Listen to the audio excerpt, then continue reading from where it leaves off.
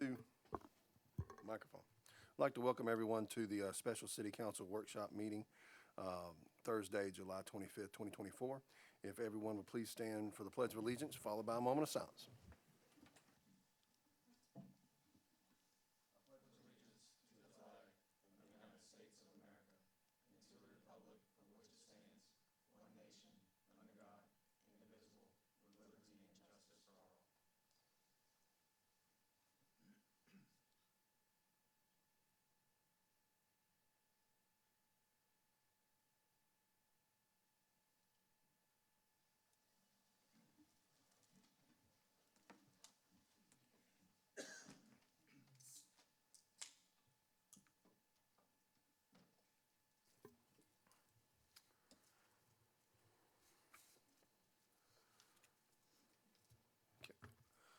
I think we're going to hear from the golf first. Where do you like us?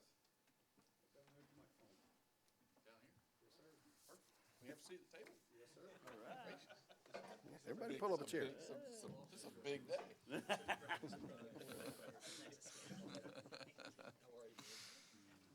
We're all good. We're all good. No, wouldn't do that. Thanks for having us. Yeah, man. Excited to be here. We were wishing for some rain a few days, weeks ago, and now we're wishing for it to stop. It usually is. So I know we're never happy unless it rains at night on Monday. So well, thanks for having us. We are excited to present and talk about the budget for the next fiscal year.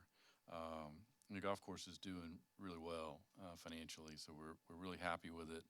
There's always a few things that we're trying to tweak and do better, but demand is staying strong, and the conditions are really good, and still a lot to do.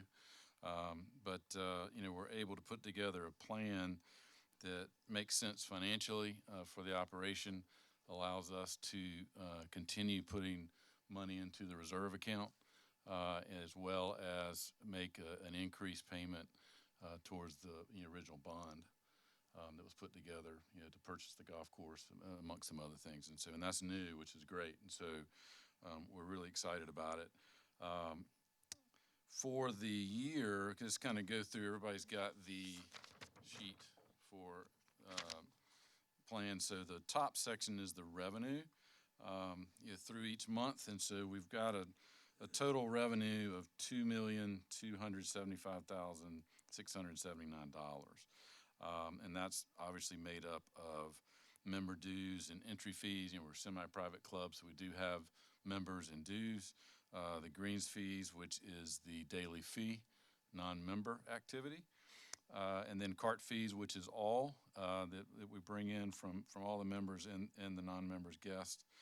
Range fees, merchandise, other golf, which is going to be equipment repair or this or that comes in the ancillary to the big line items. And then the tennis line item, which is included in that number, is their dues, court fees, guest fees, etc. So those are how we make up our revenue for those facilities. Merchandise cost is just the cost that we buy the merchandise for. So you can see we're bringing in 160 in revenue and spending 115. So good margins on, and Ty and staff do a great job on, for the most part, of selecting merchandise.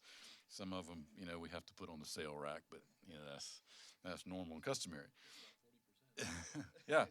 So the margins are really good there, and then obviously payroll for each department.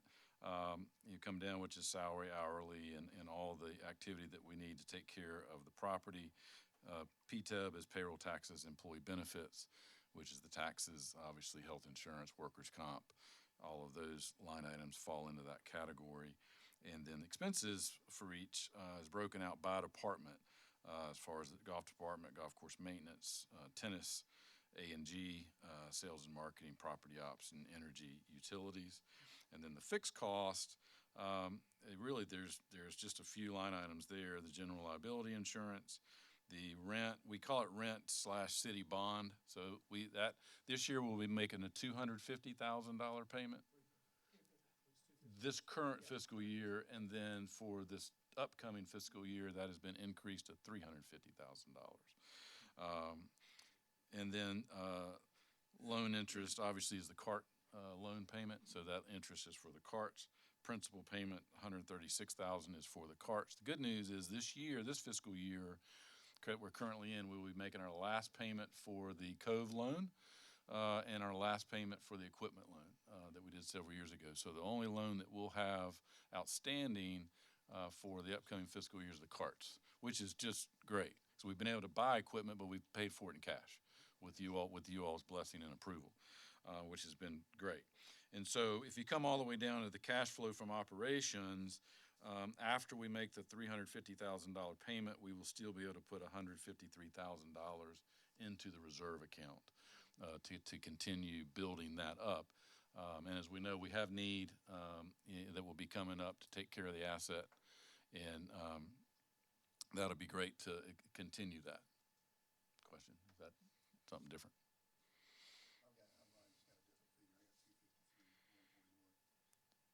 Do you have the one with the payment at $350? Good. Okay. And then rounds at the very bottom, 37,000 rounds. Again, that's a lot. That's less than we were going to do this year, but we've also factored in, weather and normalcy and all those kind of things, and just obviously trying to be conservative. And we like to keep those rounds in that 37 to 38,000 rounds. And then revenue per round at $61.50.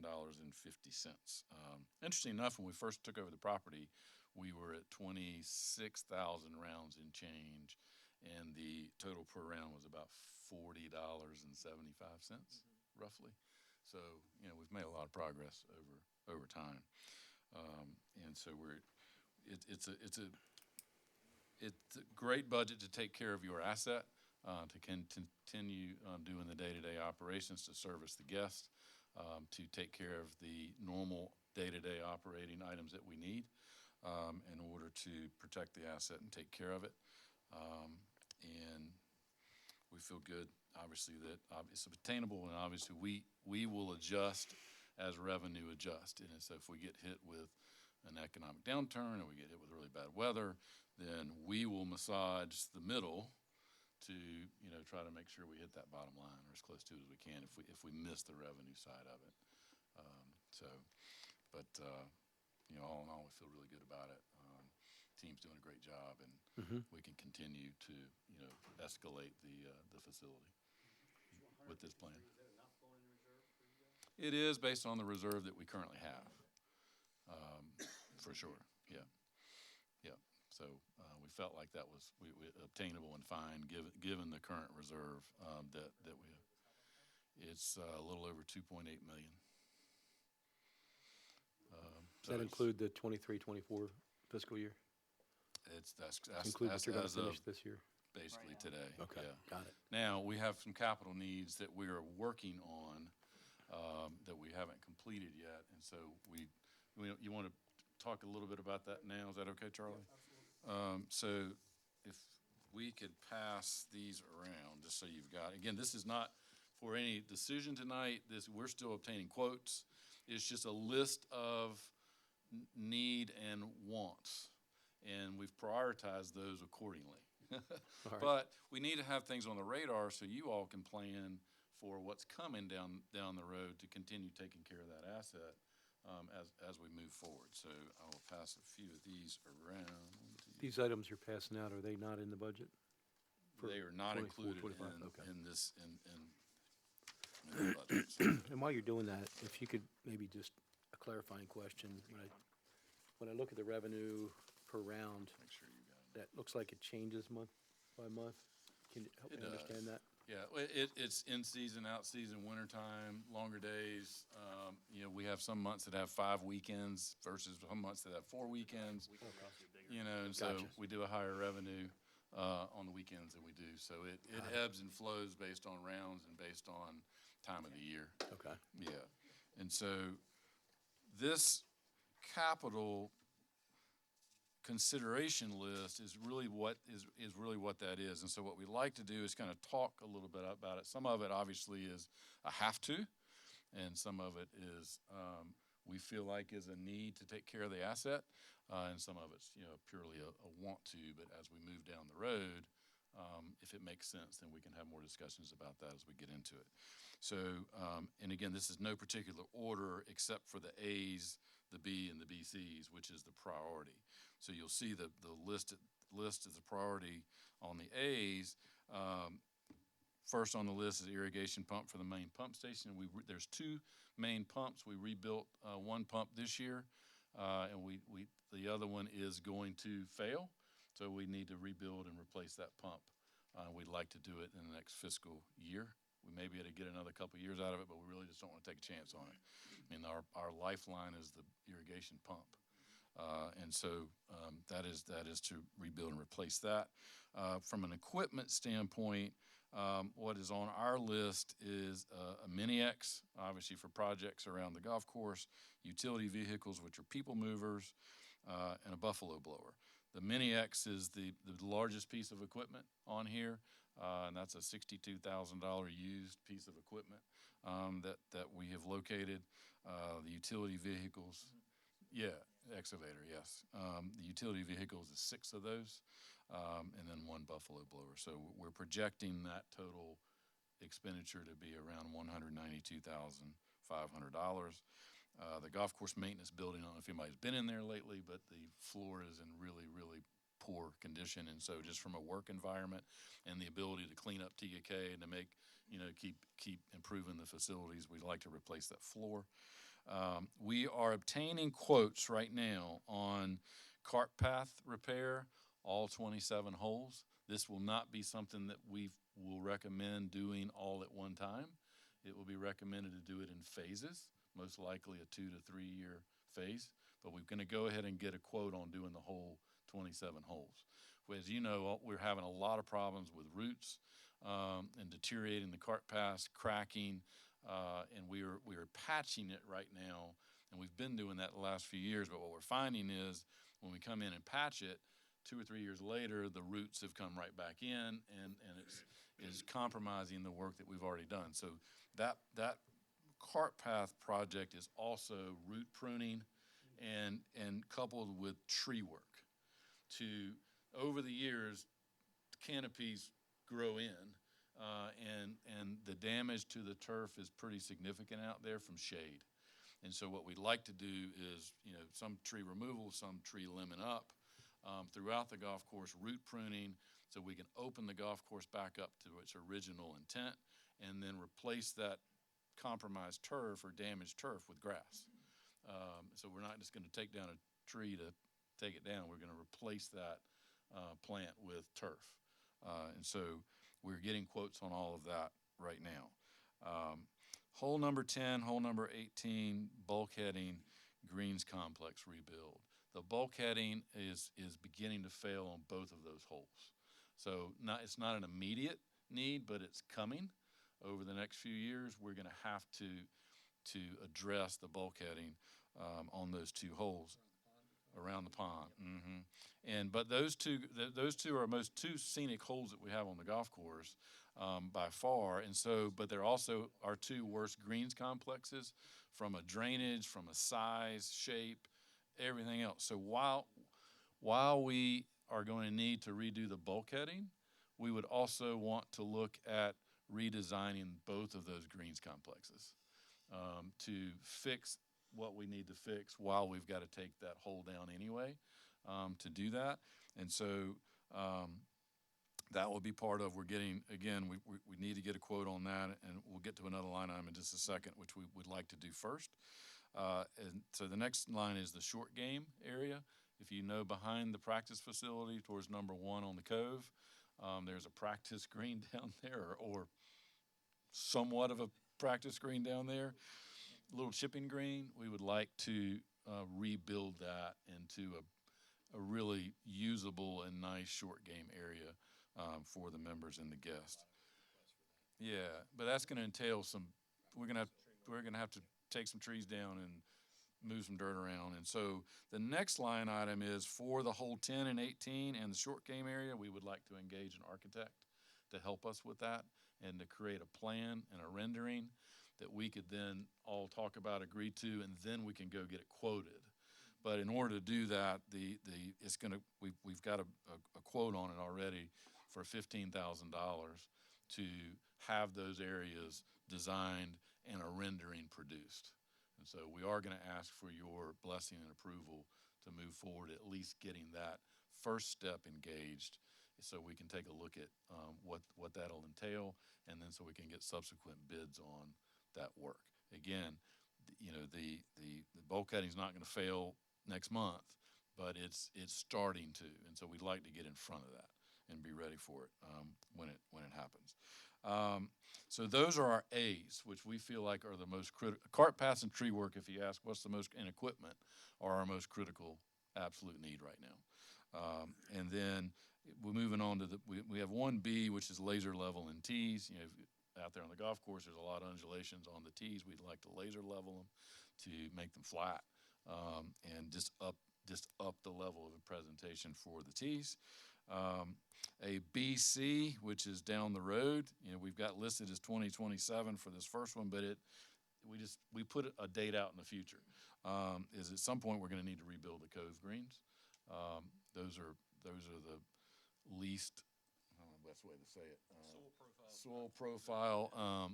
The subsurface of those greens are not to the level that we would like. It's fine, but we would like, as we continue upgrading that 9 holes, now that we've done the irrigation and the quality of the turf's gotten better, we'd like to eventually rebuild those greens, which is not total rebuild. It's really just carving out the cavity and putting the subsurface and the grass right back on top to bring the level quality back up to the other 18 holes. Eventually, we've talked about this, we would love to consider moving the golf shop out to the pavilion possibly down the road. From a tennis standpoint, courts 1 and 2 were resurfaced several years ago. Those are going to need to be resurfaced again in the next few years, as well as the lights fail at tennis, we'd like to replace those with LED lights. Right now, the lights work, and so we don't feel like it's a need right now, but as those fail, it would make sense to put LED back in there. Mayor, correct me if I'm wrong, because I think this kind of falls in your bailiwick, but what are we, about 3 years away before you're not going to be able to get the ballast and things for those metal halides anymore? Aren't they phasing those out? The ballasts themselves, they've already discontinued Okay. the production of those ballasts. However, there is a healthy stock of them around the area. Got it. And the light bulbs as well. Yep. There's a healthy stock of those around the area, but there will come a time to where we will Yeah. not be able to get those anymore. Yeah. Yeah, right. That's what we heard when we were doing Catawba Park, which is why we went with the LEDs out there, so that we didn't have to worry about it later, but yeah. Okay. So we put 20,000 for each of those. Again, when it comes time, we'll have to, but that's kind of. Yeah. Everything's going up. Yeah. When there's limited supply in 2024. Yeah. So by that time, we feel it'll be that amount, or more come then. So what the big items we're really working on for projections and cost, obviously, are our highest priorities, which is the cart paths and the trees. We've had contractors, they've all come out and looked, and we're just waiting on those. And I told Charlie earlier that we are impatiently waiting, but getting bids from people it's been very difficult. But they've come to look, they've measured it, so we'll have those sooner than later of what that cost will be. Again, we don't anticipate doing all of it at one time. We'll look at it and see how much it costs, and if it's something we want to try at one time, we can look at it. But we are factoring in, our thoughts are to make it a multi-year project, depending on what we think. But we do feel like all the A's, just from a guesstimate, and this is what this purely is right now, we'll wait till the quotes come back, all the A's are probably going to fall between $1 million and $1.5 million to do it all. So are you gonna roll in the cost for the root machine into into that line item? Yeah. Tree work, cart path, okay. Correct. Okay. So, from a reserve stand, and this is just guidance, because it sounds like we've got a lot of money in the bank, but we could add up all of these, and it could add up to what you've got in reserve today. So, these aren't cheap and inexpensive line items. In reserve, 2.8. 2.8. They could all add up to 2.8, maybe, if we added them all up together. But we think all the A's will fall somewhere between 1 million and 1.5 million. And so it just depends on how much, we want to utilize of that reserve at one time. Again, we feel pretty strongly that you need $1 million plus in reserve at all times for this asset. Things can go wrong, and things can go wrong in a hurry on that golf course. And so, but it's doing well, and we're able to continue to build that reserve. And so when we get everything in, then we'll need to sit down and really talk through what our options are. Council, as they get these things put together and are ready to pull the trigger, if you will, then we'll put those on those future agendas for y'all to have those conversations at that particular time. That way David and Dale and the team can explain, all right, here's the actual cost, this is what it's gonna be, and here's how we'll pay for it through the golf funds. So that way is any of these capital items, again, as they're ready to move forward on those type things, then we'll just put it on that upcoming council agenda for y'all to be able to approve those as they go through, especially given the amounts that are listed there. And again, we're recommending to do some of these larger items. One is we have a sizable reserve now, but they're needed. I mean, golf courses over time have to be, especially tree canopies, cart paths, those big items need to be addressed. Or we end up kind of where we are now, where we're closing in on ourselves from these canopies. And so we understand, the topic of trees, but at the same time, protecting this asset. The canopies right now are doing damage to the course into the turf, and so we're trying to restore that through the work that we're proposing. So, and we can talk about it, obviously, more down the road. But the good news is that we're in a really good place to talk about these things versus needing to do them and not having the capital in reserve. And we're adding to the reserve every month right now. So when we get to the point of needing to pull the trigger, we'll have more in reserve than we currently do now. So, and the city's been great working with Charlie and with Bob, putting these, and you all's recommendations to put the reserves in money market accounts. And so currently, and this is a interesting number, I can find it, and then we can move on. So far, this year, we have earned $57,000 in interest on the reserve account. That's pretty cool, considering where we've been and where we started. That's Bob's happy, we're happy. Let's put it that way.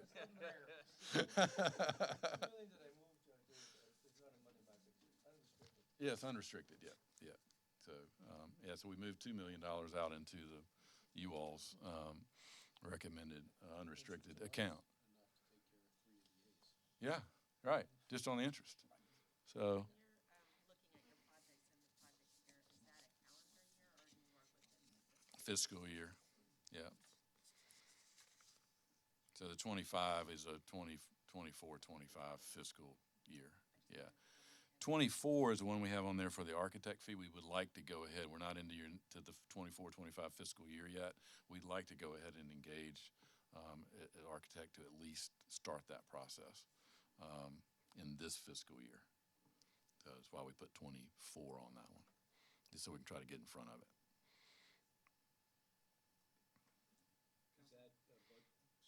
Is that 15,000 for the architect, is that a budgeted item for this? It's a current fiscal year? non-budgeted item for the current fiscal year, yes. The current fiscal year, good news is that we are $800,000 ahead of plan through June. Do we need to vote on that? We could put it on your August agenda August agenda. for council to vote on, to formally approve it, yes, sir. That's above the $10,000 threshold, so we would want to get in front of you all sooner than later. So Is that gonna require 2 votes? No, sir, it'll just be one vote at the August Okay. meeting, yes, sir. that's all we have. Did the tractor finally come in? Not yet. Had a couple flat tires on the way. I mean, it's Engine been, fell out the bottom of it. been a lot of, you know, accidents and rainstorms on the way over here, so slow it down a little bit. Do Counsel, they have a- do Any they have other a project- questions for golf? Do they have a projected delivery time? I mean, Any day now. It's, Any yeah, day, yeah. I was crossing my fingers that you were gonna say yes. Surprise, surprise. Well run though, guys. That's really good asset. You guys are doing a good job with it. The It's a numbers show tremendous for it. asset for you all in the city and the residents, and it's it's been fun to watch it grow, and, you know, we're just trying every day to make it better. Yeah. And, you know, that's our task, and most days we handle that without any issues. Some days we have some issues, but that's Right. part of it. Is there anything that you can think of that would help improve that for you, like from the city perspective? Not really, you know, we're really doing well, and the residents are very supportive. The non-residents, which is, you know, are very supportive, you know, from a market standpoint, we're in a really good place. Yeah. You know, we really are. Just to continue the positive energy about it, and, you know, and talking, you know, positively about it within the community about what a great asset it is. A lot of residents might not realize, you know, if they don't participate in golf, what that actually does to the value of the homes around it, to the value of the community, to the attraction of The whole TUK, community. of the right. whole community. Yeah, right. It's a big piece of that pie of attraction, That's right. for sure. You mentioned the area outside. I don't golf, so I don't. The pavilion. If you were to turn that into where the merchandise and all that is, what does that look like for you? What? Basically taking the same existing frame of the building, but just framing it in. And we need to add, you know, a little bit more turnhouse equipment from a food and beverage standpoint. But having the golf centralized out of there, it's right in front of the putting green, it's right in front of the range, so going to the first tees, to be able to monitor the golf course and just separate it out would be a huge advantage. And then what it would allow to be done in the clubhouse where the current golf shop is. Expand the bar. Expand the bar, expand the ability for the residents to come up there as a destination. It'd be huge, absolutely huge. And you're just gonna put one window in it if we expand it out to the pavilion, right? Yeah, yeah. Just All we one. need- All we need is one, yeah. Just one window? So Because there's not one now. that wouldn't eliminate the pavilion. It would just take a piece of it. Is that right? It would take, instead of the space underneath, which, you know, we would add around it a veranda, if you will, kind of to be able to do some outside events at the pavilion. So, but we would be taking the space that currently the tables and chairs are, that is utilized, but it's not utilized really to the level that it would take if we were to convert that.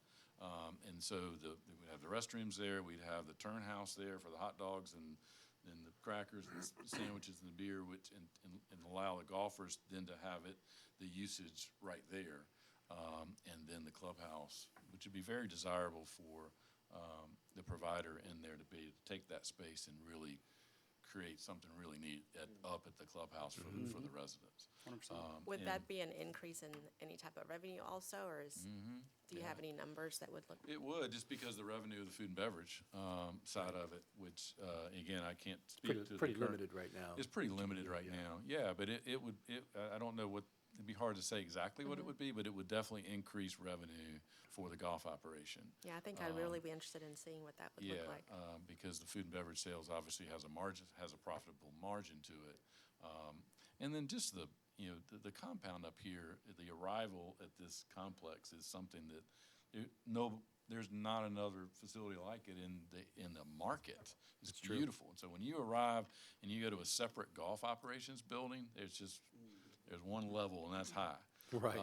And so it would be a great presentation, but from an operations standpoint, to be able to function out of, right now, we're in the golf shop that doesn't have a window.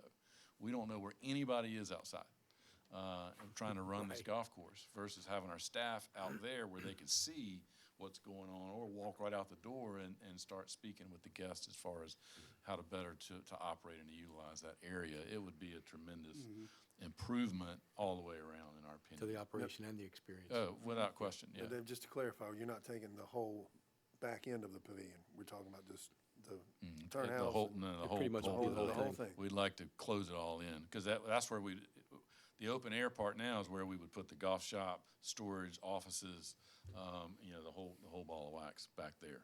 And then we'd expand the food and beverage area a little bit. Again, we don't need a lot because the golfers are just looking for the turn menu. So we're not, Grab a sandwich we're not and looking go. to compete with the clubhouse at all. It's just a better hanging experience for out the there. golfers, and we can control that. And then obviously we would be controlling the get in beverage trouble. card and all those kind of things. And it would be a big improvement. Yeah, for sure. Yeah. So we put it on the list just to, again, not for Placeholder. not for this next fiscal year, but, but we're at the level now where we should start talking about those type of improvements for the city and for the facility for everybody, because the golfers will have a better experience, but the residents will have a better experience at the clubhouse too, because of what you could convert that into. Just our opinion. Any other questions for David or his team? Okay. No, Thank you, Dave. thank you all for all your help and support. Thank you, guys. You got it. Thank you all. All right. Sorry to run out, but,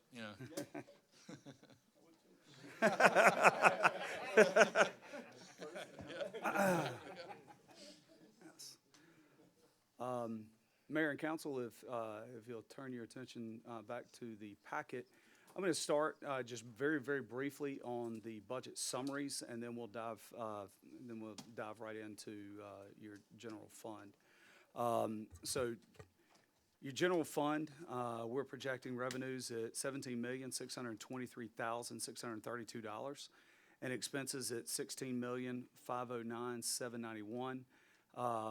Which would leave, before any, some of the capital conversations and things like that we'll have through the next little bit as we go through the budget. Without any of that in there, that leads you to a positive revenue balance of $1,113,841. Your beach and swim center, revenues projected at $180,747. Expenses at $161,157, leaves you a positive balance of $19,590.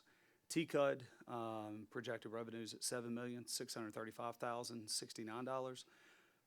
Expenditures at $7,482,808, for a positive balance of $152,261. Excuse me. Stormwater, projected revenues at $1,224,000. And balancing that out on the expenditure side, same with events and H-Tax, balancing those numbers, with events at $226,700, and H-Tax at $418,000. So total across all your funds for revenues is $27,308,148, with expenses of $26,022,456, with a positive revenues projected at $1,285,692. Not going to jump down through all of these as far as broken down by departments, just for the sake of time for this evening. We also provided what the debt schedule is and some maturity dates in there for you on our bonds. We still got a few capital leases remaining, and you can see when those will mature and come off the books. And with all that being said, I'd like to go ahead and, if it's okay with council, go ahead and move into general fund revenues. There we go. Let me get this where I can actually read it. There we are. So your total on tax revenues is projected at $8,935,766. That's approximately a 4% positive increase there. And you can see the breakdowns on those as far as your auto tax revenue, your delinquent tax revenue, your property taxes, and then a minor penalty revenues that we receive. And we get these figures from York County, from the tax assessor's office on an annual basis on what their projections are. As you look at your license fines and fees, that includes your franchise fees, which in franchise fees, you've got Comporium, Duke Energy, York Electric, TCUD, and a minor one there from Google. And then you've got your court fines and fees, your building inspection fees, business license revenue, and your impact fees your impact fees related to general fund expenses. And your total on your license fines and fees is projected at $5,083,056, and that's about a 6% increase over this current fiscal year. State share revenue, we get that report in from the State Department. The General Assembly is funding that at the statutory levels again for the coming year, and that's at $351,056, which equates to about a 7% increase. Your recreation revenue, which includes our tournament revenues, our sports revenues, allocation from York County, sponsorships, park rentals, and concession revenues, and those total up to $979,563, or about 11% increase, with your two biggest changes obviously coming from your rec revenue with tournaments and registration, and the new allocation from the county. Thank you to. Does that include the Charlotte Independence? Yes, sir. That's in there? That's in that rec revenue, in that first line item, yes, sir. Your other revenues, these are just miscellaneous things, so to speak. But you can see your interest earnings. We've got that in at $550,000. Bob, this year we're projected to finish at how much in interest earnings? Close to, 720? close to $700,000. Yeah, so that's where we're projected now. So that's a very conservative number. As we build the budgets each year, we try to go very conservative on the revenues, and then work to make and then bring those expenditures in. That 550 could be light, could be spot on. Really will depend on those interest rates. We don't anticipate them fluctuating a whole lot and taking a nosedive, but they could come down. Right now we're at 5.44. Yes. 5.44% is what it's earning right now. So, Unrestricted. yep. But we'll see what happens. Your I'm glad you're conservative on it, though, because election year. nobody knows. Yep. It is definitely somewhat of an unknown, if you will. Your trash fees at $1,058,605. There will be a small increase on the trash fees beginning in January of 3%. Let's see, your transfer from the beach club, and that's to cover its portion of the landscaping, cutting the grass and things like that with the contractor that we use. That's the beach club's portion of that. Transfer from hospitality tax for Catawba Park at $83,883 to go towards that bond payment. Transfer from golf, as you just heard from our golf team, at $350,000. Right now, it's not showing a transfer from the reserve fund, but I think that'll be a topic of conversation as we get through the general fund. Other revenues is just miscellaneous things at $7,500. Waste management fees, when we're taking stuff out, people pay for brown goods, white goods for us, our public works to come get. It's very modest. We don't get a whole lot of it. So year to date through June, we're at $100, so we budgeted at $100 for the coming fiscal year. Do what? Whopping $500. We decreased that one. Your cell tower rental, that has a 4% increase every year per contract, so that'll go up to $57,450. Your Glennis Center rentals, excuse me, some modest $1,200.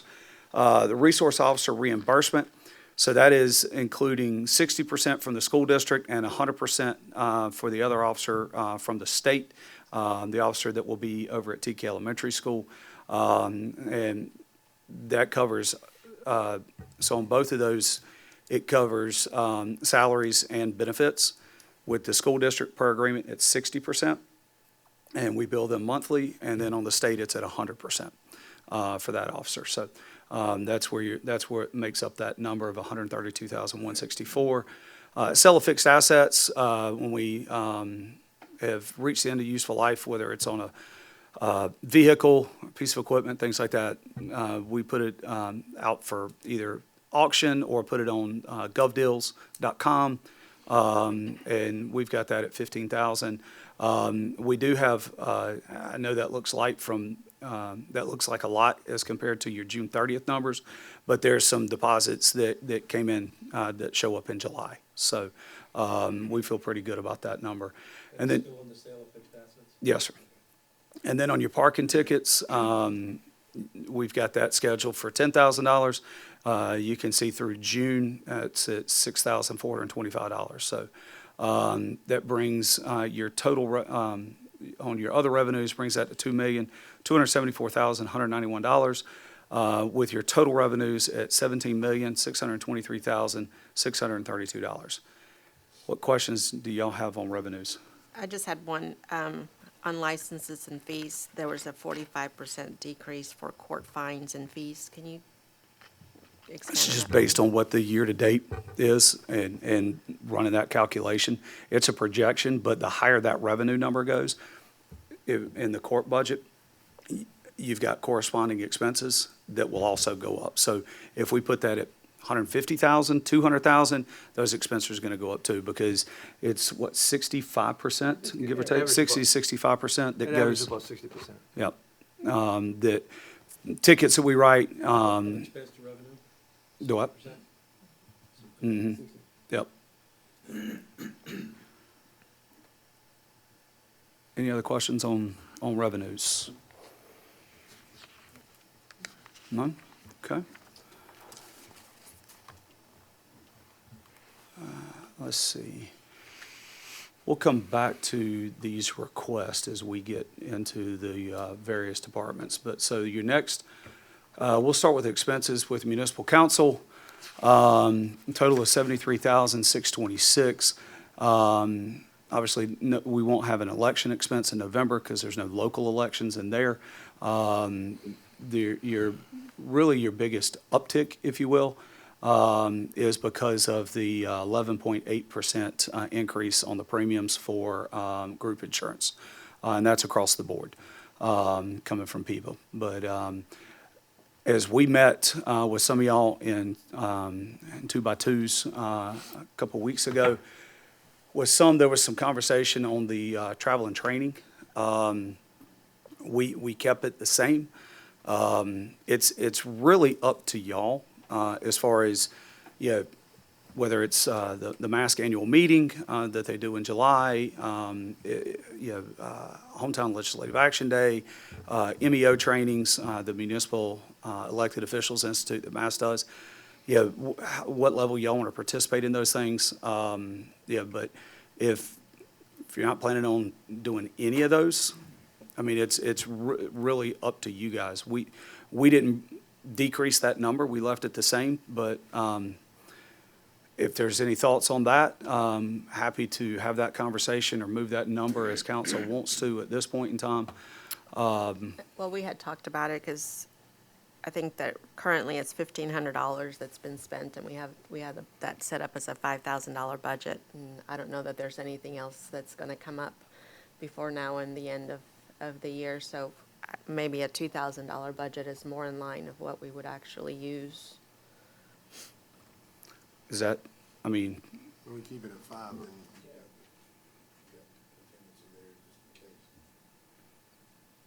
Well, the 3 will go to reserves. mm-hmm. I'm with Councilman Miller. I don't think we're gonna use it, but I'm okay keeping it that way as long as we don't use it for something else. Right. Okay. Okay. Any other questions on the council expenses? Just Poking this a little bit, we're approaching, I guess we're probably on pace. I'm just trying to do the math. We're at 63,000 for the year on a $71,000 budget. We're probably going to be pretty flat then. Mm-hmm. Okay. Yeah. The council budget will be over a little bit at the end of the year Because of because PIVA? of the group insurance. Right. Yep. Can we explain the flowers? Yeah, it's when dignitary, something like that, passes away, the city will send flowers on behalf of city council. Yeah, like a former council member, former mayor, something like that.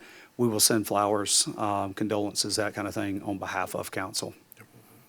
Just wanted to get that explained out loud. so everybody- That's what that is. Yes, sir. Well, Yes, it's sir. not us buying flowers for No, our sir. spouses. Right. The good news is we've only spent $259 out of a $500 budget. so Correct. Yes, sir. Everybody's still 6 feet up. Everybody's, Right, yeah. Everybody still- keep breathing. everybody's still on this side of the earth. Yes, sir. Any other questions on council? Okay. Court. You got total expenses of $335,362 in there. The reimbursement, so you're talking about the court fines and fees. When you look at that reimbursement to other governmental units, and your victims' assistance, that's where those fall, especially that reimbursement to other governmental units. So any, uniform traffic ticket, things like that. And those funds go to the state and helps fund goes towards funding the Criminal Justice Academy. So as they get deposited into the court fund, Judge, I know your knee's sore, so if you want to come on up. That's totally up to you.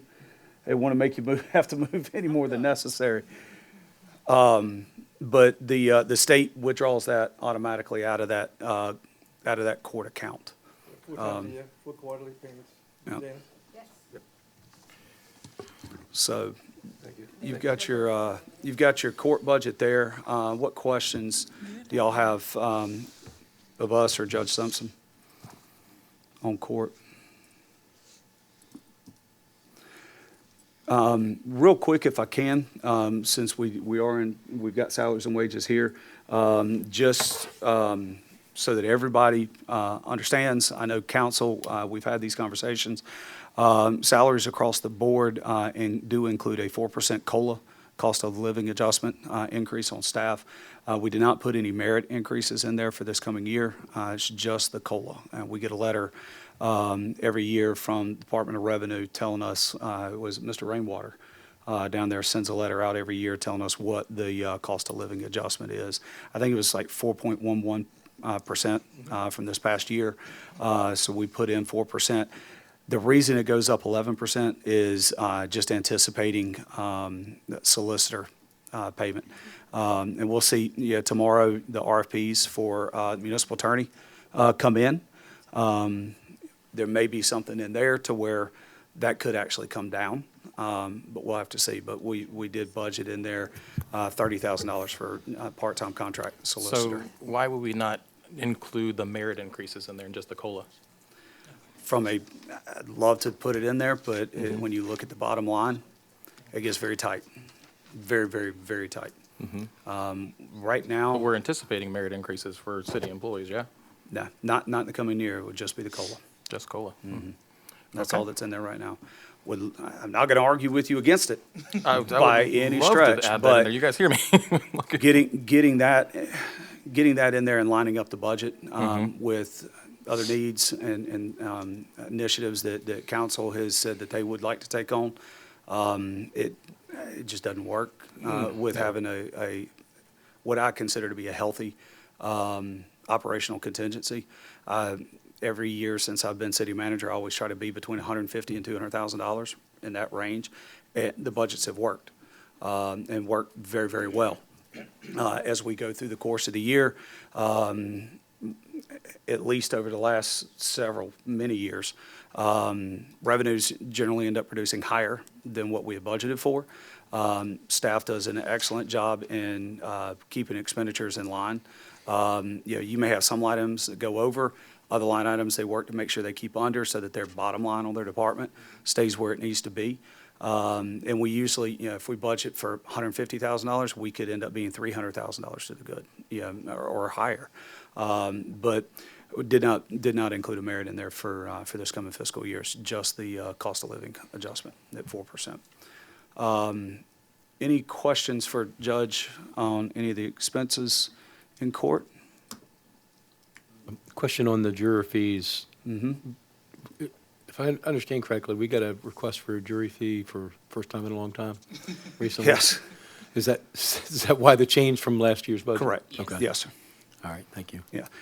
Judge had to explain to me the calculation on what goes into it to create that juror fee, what we have to pay them if they serve. Did not realize that it was that much in it. I thought it was like, oh, you get $20, but it's not what it is. So she and I had a nice conversation on that. But yeah, that's because we now have those folks that are requesting jury trials Okay. and things like that. Can you share with me on workers' compensation? Because I notice in some departments that's substantially higher and some of them is lower. What Bob? goes into that? It's an allocation I get every year from from Mask Okay. and Schmidt. And it changes, and each year I get better at it in regard to how to allocate it between all the people that work in the departments. It's based on salaries and a percentage rate. And the percentage rate changes every year too. Okay. So. Is that a premium? Yes. Yes, That's it is. that's what the cost of a Yeah. premium? Yes, And then the you divide Smith- that premium over the departments based on the risk, I guess? Is that how Yeah, that works? and Okay. every department has a different percentage for risk. Okay. Police, You need to follow different up with that fire, et training, cetera, et that's cetera. And it changes every year too. It Yeah. changes. So, and is that the same thing for when you're calculating like the FICA and retirement? Because Those are set those- percentages. Those are set percentages? And, And it's different for public safety than it is everybody else okay. on retirement. So is that percentage, like, for example, this is an 11%, and this is just from me learning, not because I'm questioning Yeah, yeah. that it's wrong. You have an 11% increase in salaries, but then you have a -7 in FICA, and then an 11% in retirement. I'm just wondering if I'm looking at this for other departments, is there a pattern that makes sense? So your FICA is a .0765. .0765 or a 7.65% of any the 10. wages, Okay. right? So if a department has salaries and overtime, you add those up, multiply that times .0765, and that becomes your FICA number. For retirement, you're at 18.41%. On regular. When you get into public safety, it's a different number. 20 points. Stuart? Yep, 20.84% for police and fire, because they're in a separate retirement system than what all of the other general employees and council members and things like that. Okay. Any other questions on court? Bob, just to clarify, but if salaries go up, shouldn't the FICA go up? Well, that 183 is 30,000, the FICA's not Yeah. considered in the solicitor. And, yeah, so you've got, yes, you've got your contract solicitor and another, a third judge, magistrate from the county, Judge Sexton, who helps us out. More times than not, it's really on bond hearings and stuff, for anybody that we have to take over to the Moss. So that goes in salaries, not other expenses or Correct. outside services or That's anything correct. like that? Okay. For the victims assistance line, you've got it went down $8,000. Is it just because you're Correct. not using it? So- Where, based on where we're at through June, and then calculating that on what that ends up with after a 12-month period, that's why we put it at 5,000, just based on where it is. Yes, ma'am. And then, just for curiosity, the video conferencing is 3,720, but we've only done $1,000 throughout the year, and there's nothing budgeted for the next year? Correct. So Yep. we're gonna just call it a day, okay? Yep. Was that for someone then Bond hearings incarcerated? and things like that. It was if I needed to do a bond hearing at the actual PD. This system sometimes worked more not than it did, so at the point, we were just throwing away money, so I Fair enough. decided Correct. not to. Thank you. No problem. Anything else for the judge? All right, cool. Thank you. Thank you, Judge. All right, I will hobble back to my seat. All right, admin, you've got total expenses of $1,005,742. In your salaries and wages, that does include one additional headcount with a HR assistant. And happy to talk about what that need is there. Ms. Dora has provided me with some good info there, justifying what that need is, especially considering where we are total employees across the board. Everything else is pretty minor movements, so instead of going line by line, I'll stop talking and be happy to, between Bob, I, and whatnot, we'll be happy to answer what questions y'all may have. I got two, and it kind of goes to Public Works as well down the road, but how come the extra employees aren't annotated like they are in the other sections? To be quite honest, I left it the way it was because there seemed to be a lot of discussion early on about PD and the additional officers, so I left those sitting to the side. But yeah, you've got, once we get to Public Works, there's, those salaries and wages do include 2 additional maintenance personnel. And then you've got the one here. And in PD, it does include 1 additional dispatcher already.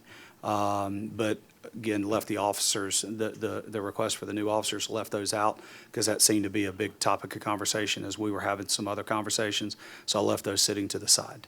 So that 10% that's on this salary, that includes That HR, yes, ma'am. HR person as That's it correct. was already approved. Correct. And also for, just so I know, so HR, 2 maintenance, 1 dispatcher. they're in the budget. They're in the draft budget right now, yes.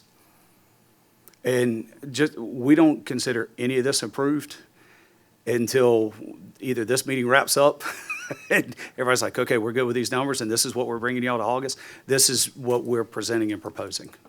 I think that for me to, because I didn't know where that 10% was, and I didn't know that those additional Gotcha. people were already rolled into this. Okay. It would have been, just like there's the background Mhm. information on the second page. Gotcha.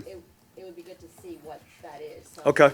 Assuming that 10% is an increase over, Right. 6% over the 4%. Right. Why is that? Yep, yes, ma'am, understood. Understand, we can, and we will definitely make that adjustment as we go into the next fiscal process. So I 100%. don't know No if I problem. missed this, but that 10% increase in salaries includes the 4% And then 1 new headcount. and the new headcount? That is Okay. correct. Charlie, can you elaborate a little bit for me on the data processing service? Bob? That is time and attendance. Payroll. Payroll service, Mm-hmm. That's our payroll services. and that fee has gone up. Mhm. It's explained in the synopsis behind it, the sentence behind it. So that's just what the services increase their fees by straight. And plus, we have, Plus, we added on the module of doing time and attendance, being able to do clock in, clock out electronically instead of paper timesheets. And then Dora having to manually do everything. So that includes that expense on the machines for the clock in, clock out? Well, there's no actual machines. It's all done through the web, through Yeah, web they access. log So in. they can actually do it through an app, do it on a computer, that kind of thing. And we have it geo-fenced to where there's a certain radius before it'll allow them to do that kind of thing. So it was something that was implemented as part of this fiscal year. We're finally able to roll it out mid-January, mid to late January.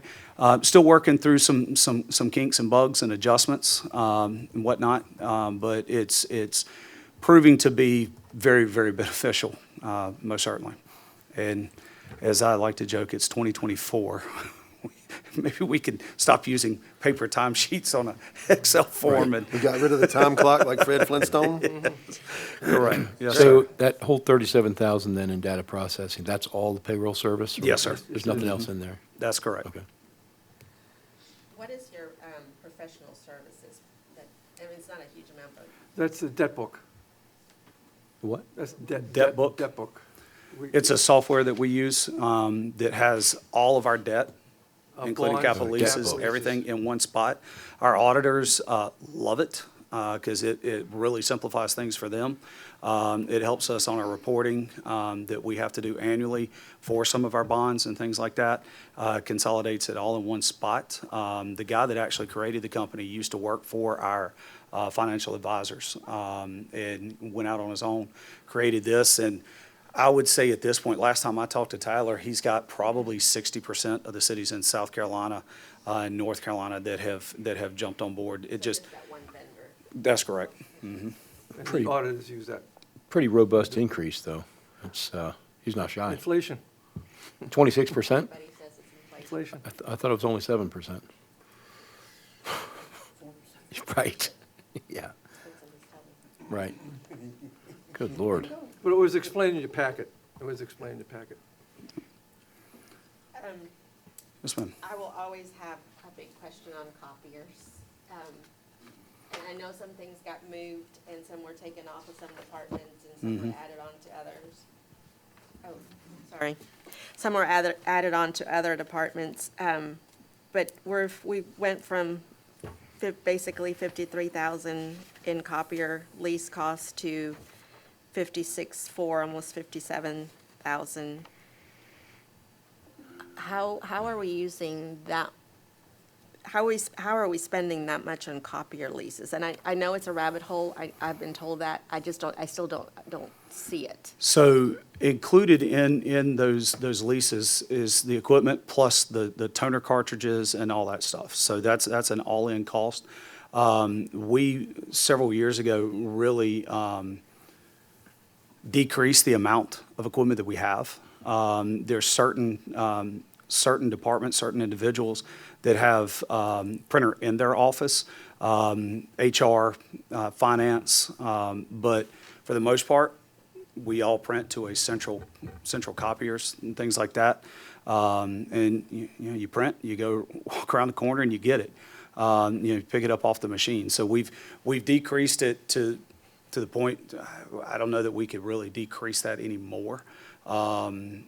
Dana, any clue as to how long that contract is? I believe it was 5 years and we're 2 or 3 years in. All right, so I mean, it'll be something that we revisit after the contract, or as we're preparing for that contract to end.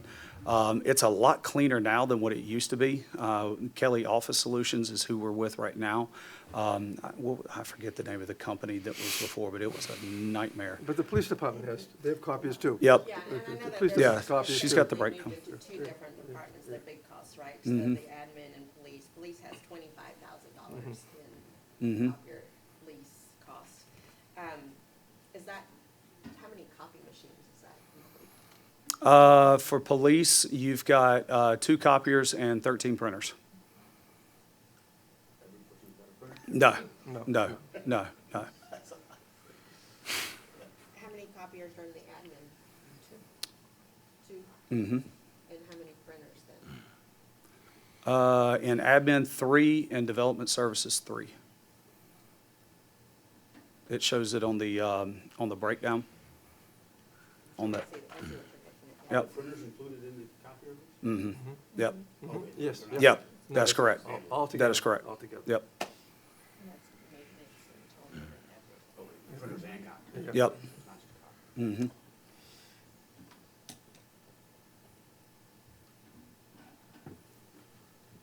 We've been through this before. Buying copiers separately, is very costly. Yeah, Yeah, you don't want to do that. No. No. no. Not advised to do that.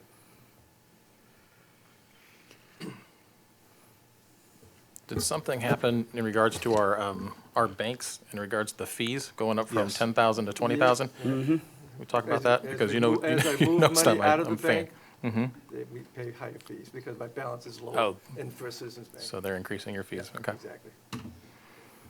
I gained here, I lost a little bit here. Yeah. Brian, did you say you're not a fan of banks? He loves credit unions. Credit unions all It's day. banks. And then eventually, In Brian's best regulations will interest, change, we might wanna and then we delete can that open from the up accounts record. over at the credit union, so we'll Yes. get there. Okay. But they're working on it. And then you save 20,000. That'd be a misprint in the transcript. And I'm definitely not complaining, but you have a decrease in IT expenses and a decrease in HR training and development. That's pretty substantial for both. Mm-hmm, A decrease in travel and training. mm-hmm. So we've cut out any of the national conferences that several of us attend. We've cut those out for this coming fiscal year, and are just focused on the state and local trainings. For those that have required CEUs, we still have all that, so that they're able to keep up with their certifications and their trainings, which is especially critical for, I'll say, police and fire, as much as anybody.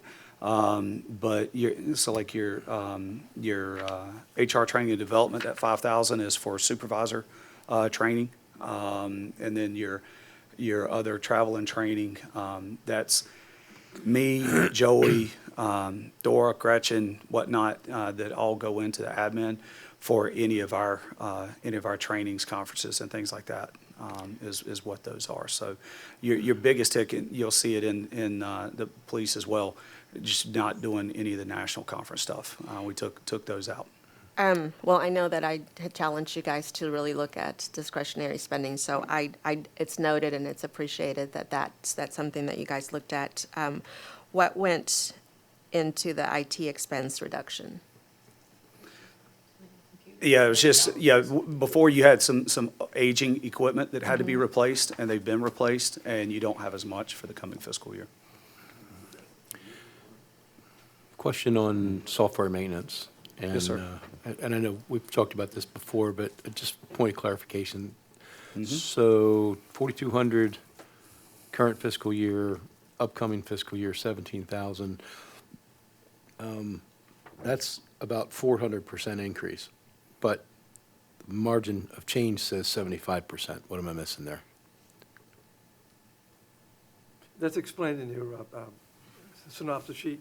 There was an increase in the software maintenance due to moving subscriptions from other line items to this line item, like Canva, Adobe, Sprout Social. So they'll go down elsewhere? So is there a There were- decrease somewhere else then? There were, We're trying- for the most part, yes. So you had those that, you had some here, some there, and it was just consolidating it all into that one line item. So Canva, I'm assuming we got one license. So, yeah, $100. so you've got Canva, Adobe, Sprout Social, there's a few other things in there too, right, Dana? QS1. Yep, which is our financial software. Where were they for the current fiscal year? Where do we see that they came out? The little things like Sprout and Canva and all those came out of admin supplies. They were really overdoing it. I think those spread it with IT expenses, et cetera, previously. We're trying to combine. Yeah, I know that's good for you guys, it's great, I appreciate it, but for us, it's hard to follow when stuff's Understand. moving every Yeah, year. Yep. And you're like, well, Yeah, we we get paid it. for Adobe 2 years ago in this line item, we paid for Adobe this year in this line item, we paid for over there, and you're like, well, where does this go from? Well, and that's where we're trying to, where they were in, maybe historically in IT expenses, like Bob said, but it's really just a software fee that's gonna reoccur every year. So we're trying to get what we worked on this year was getting IT expenses to really more of your physical, I gotta purchase hardware, and keeping the software in a software maintenance line item. If you look at software maintenance in IT, you can see it went down overall. The difference went down. I get it, no, it's just looking at it. Yeah, we get it. 100%, get it. And some of the changes that we make really just comes through the course of a fiscal year, from an accounting standpoint. What can simplify this process to where we don't have, if there's an ability to not have, 10 extra line items to parse things out to, and we can put it in one line item and it makes sense, we try to do that as well, where we can. Yep. So I think that's wise. I guess follow-up question on that, sticking with the software maintenance line, that increase that we're seeing from the current to the upcoming fiscal year, it shows a 75% increase, but it's much more than that. So why does that say 75% when it's really close to 400%? Probably is 400, probably 402%. It's a formula, cell form. Yeah, we'll have to look at that It's formula. just the cell formula. Correct, that's all. 101 The cell is off. F. Well, that'll change to 8% somewhat. Mm-hmm. E to C. Yeah, so this is $12,800 increase. This is that divided by.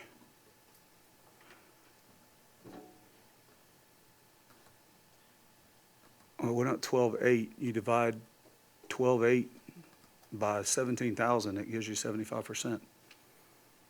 $12,800 is the difference between your 17,000 and your 4,200. Yeah, it's- Percentage change. Yeah, It's a farm. yeah, it's just a formula Farm error change. on the spreadsheet. That's still 300%. 4,200 to 12,800 is 300%, not 75%. Mm-hmm.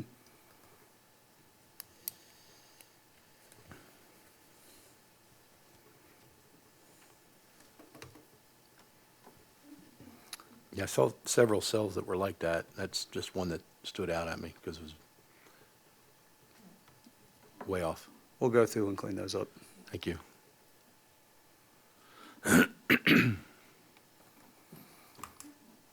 But that 78,000 is still 8%. That column, the change is 78,000 for the year, it's still 8%. 8% of the 926? Yeah, Okay. yeah. Because the bottom numbers didn't change. So, all right.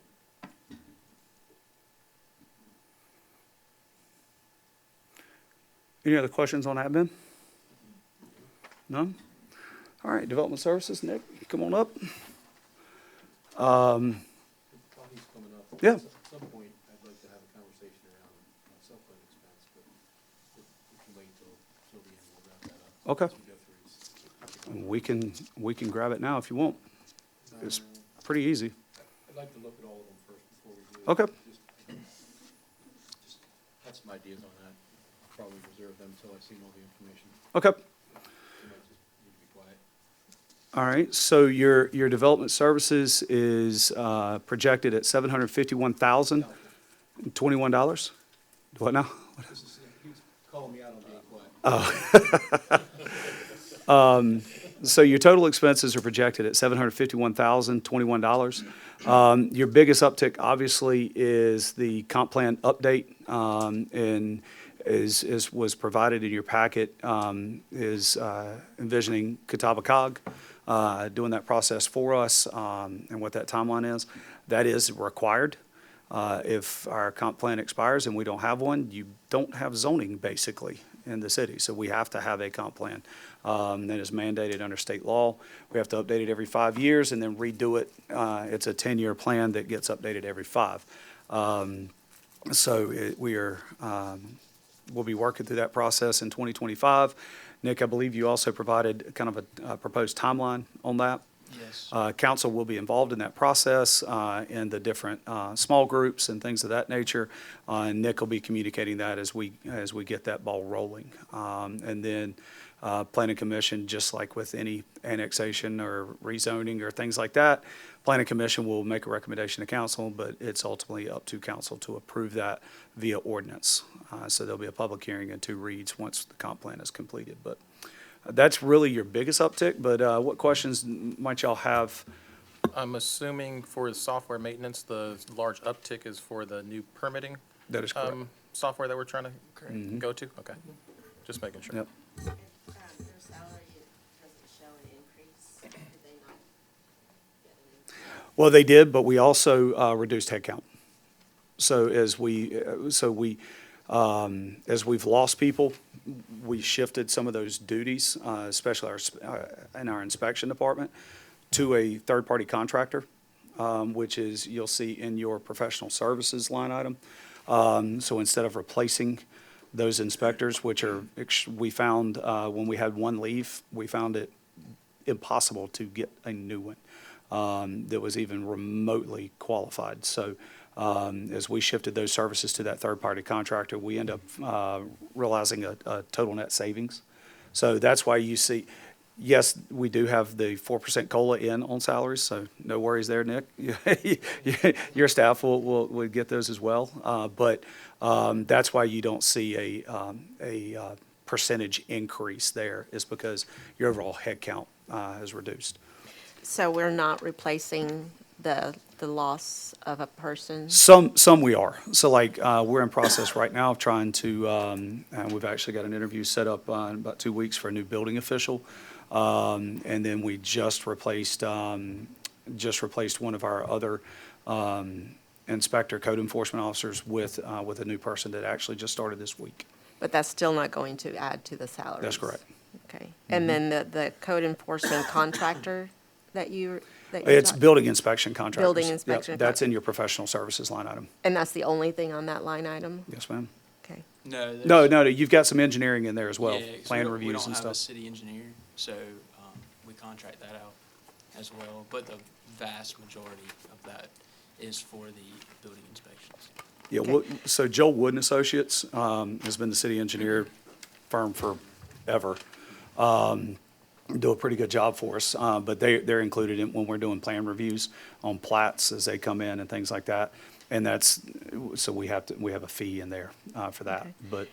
And there's- that went down, actually. Your professional services went down 31%? We over budgeted for this current fiscal year on CCNI, which is our third-party building inspector.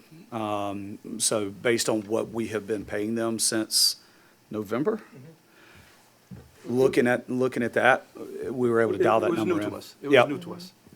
Now we tuned in, we fine-tuned it. Yeah, we've never gone outside. Yeah, this year's the first year we've used a third party there, and yeah, little bumps in the road to begin with, but doing a fantastic job for us right now. You can see the department expense went down. If you take the two line items out, software maintenance and the comp plan, the expense went down. That software maintenance, now, we paid for that initial one already. We just did that, right? No, y'all approved it. We don't pay for it till October. Oh, and that's what that is? That is correct. Okay, that's Yep. what I was trying to remember. It's in process, that conversion, and everything that is in process so that we can be up and running in October. And then we'll have that paid out to them. Yep. That's the payment for the old one. No, that's so we don't have to pay for the one that we have right now, because that payment will come due in October. So we're able to go ahead and notify them that we're not going to be renewing, and then we'll be ready to go come October. Nick, what you get down for 58% on your supplies? That was, we had budgeted for a scanner, but we realized that, basically, it's my understanding, we're requesting everything digital now. And we were able to get a lot of our historical documents scanned for cheaper than the scanner was going to cost. So we saw no need. Right. And that was for one of those big plat scanners, Yeah. one of those big I massive think I ones. remember that conversation when you had this last year. Or- It was gonna be very staff intensive to even try to tackle those historical documents, so we felt it Okay. was best to. and Yeah, then actually, Joel Wood's firm actually just scanned all of our historical plats and everything. We now have those digitized, and we're good to go. One thing that I would ask as we go forward with the new software that you're having installed, I really like the way you presented it to us in the council meeting, and it's a big ask, but it also sounds like it's going to be a big benefit. As that's being installed, I think we might have talked about this before, but I'm asking for you to do what you can to create some measurability around that on how is the city staff and city residents really going to benefit? It's a big expense. We want to see a big result, obviously. So if they can help build some measurability into that system as it's installed, that'd be really helpful to know. Okay. Yeah, I think we had said that at the council meeting. Yep. We wanted measurables. Yeah, I think one of our biggest measurables is how long it's taking us to do permits now versus how long it's going to take to process those permits after. The other, it's going to be hard to measure, if you will, but the increase in customer service levels, that would be able to provide. Yeah, I think those seem to be the two biggest things, is efficiency for staff and response times for I think we'll residents. be able to measure that by the number of calls we don't get. There you go. Right. There you go. Absolutely. Yep. Anything else for Nick? All right. Thanks, Nick. Public Works, Joey is going to handle this since Tim's running the AV for us. But your total projected expenses at $1,231,643. And as was discussed previously, your salaries and wages line item does anticipate 2 new maintenance personnel being added. And your salaries and wages for Public Works and stormwater, it's 65-35? Correct. 65% of their salaries in Public Works, 35% are shown in the stormwater budget.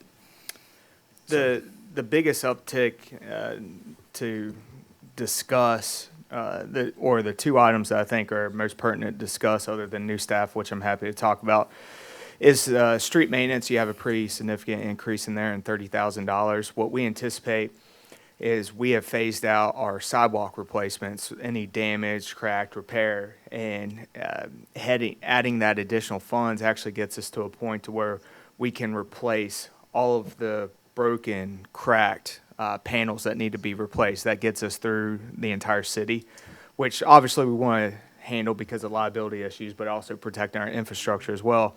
Another big chunk that comes out of that as well will be the shaving of the sidewalks that gives us more life to them, the ones that's kind of uneven as you're walking through, but doesn't necessarily require the entire panel to be replaced.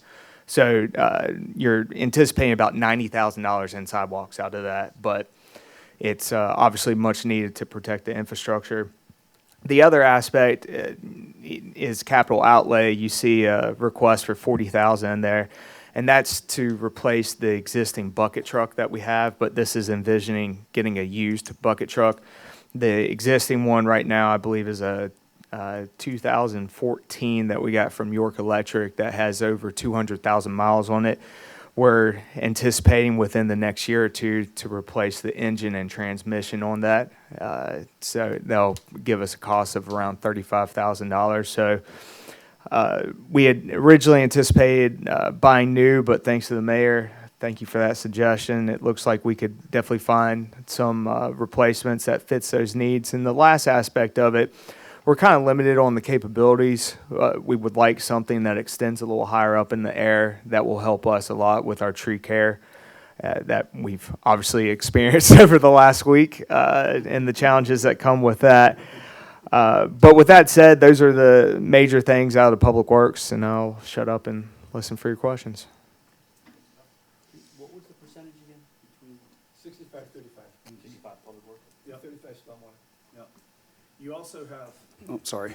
You also have in there a portion of Ben Buchanan's salary is in stormwater. He is our stormwater manager, so to speak. I think his official title is zoning and environmental compliance officer, but he serves as our stormwater manager. You've also got small percentages of me, Joey, Bob, Dana, Dora, across all the funds, because we mess with and are working in those funds, but you're talking small percentages. The bulk of those salaries are your public works maintenance guys from Tim all the way down, and it's a 65-35 split between public works and stormwater. What do you have in professional services? Is it one thing only also? It's with our city engineer. So they pay for a portion of, Just anything that's contracted with them to look at from a public works standpoint. You also see it in the stormwater budget as well. okay.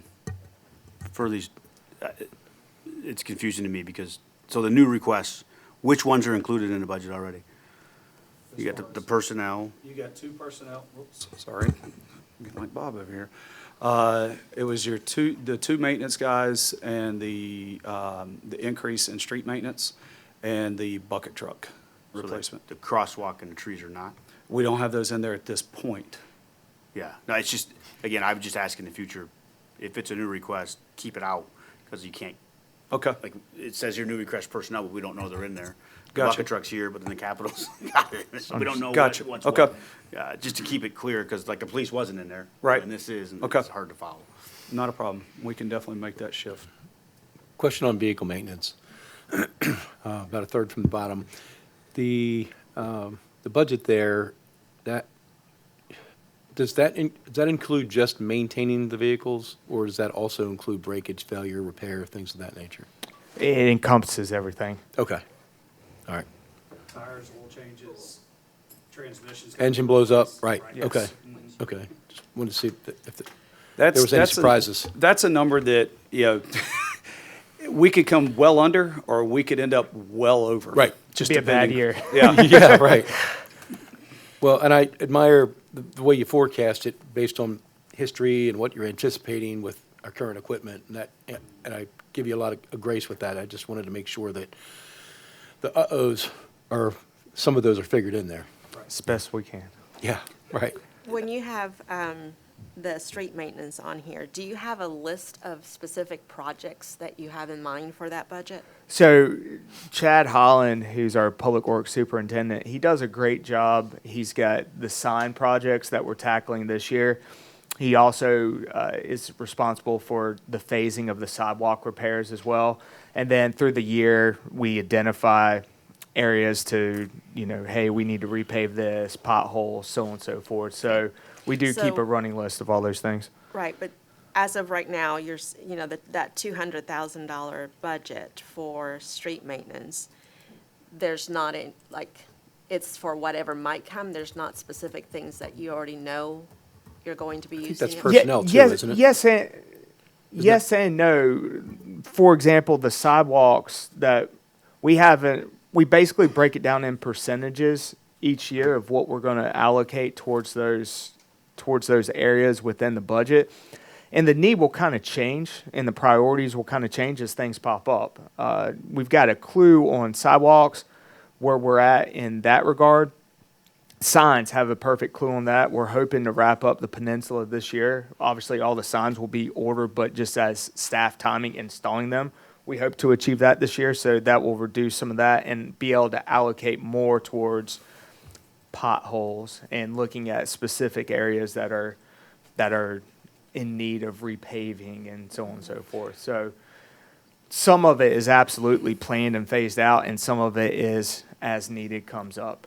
I think that for me, and I don't know about anybody else, but for me, just like the golf presentation had a priority list of things that they know that they want to do and kind of a thought process of what the costs might be. So we That do have a road rating, if you will, on every street in the city that is updated annually. We take the worst ones, and those get submitted to the county for our C-Fund request. As those get approved, then that's where you see your full street resurfacing. Where you're pulling out of street maintenance is really more of your big patching, where we have to contract that out. We just did Windward some this year. was an example. Right. Yeah. Yeah, those type things. So, yeah. It's just the way that my thought process works is that if I'm looking at $200,000, I'd want to have an idea of this is our priority list that is going to get hit by this $200,000. I can absolutely provide you the sidewalk plan, and then I'll touch base with Tim and Chad to get the street stuff for you before your next meeting so that you have that in front of you. Thank you. You're I really welcome. appreciate that. Charlie, you talked about the crosswalk maintenance and how those are they need to be redone because they're starting to crumble and the paint's wearing. That's what you're talking about here, right? You're talking about repatching the areas that are bad and then restriping all of them because they're bad to actually replace all the crosswalks, to remove the stamping in them and do new. You're looking at over $300,000 throughout the city to hit all of those crosswalks. Isn't that what you had Isn't mentioned? that something we could possibly run through RFATs to help us out with that? Well, it's a DOT road in the first place, Right. so sounds like a, So but yeah, DOT that's will where not restamp by Oh, any means. we don't want them restamp Right. it. That was a bad idea in the Right. first place. To get them to remove the stamping and go with fresh asphalt, I mean, it's obviously a conversation we can have.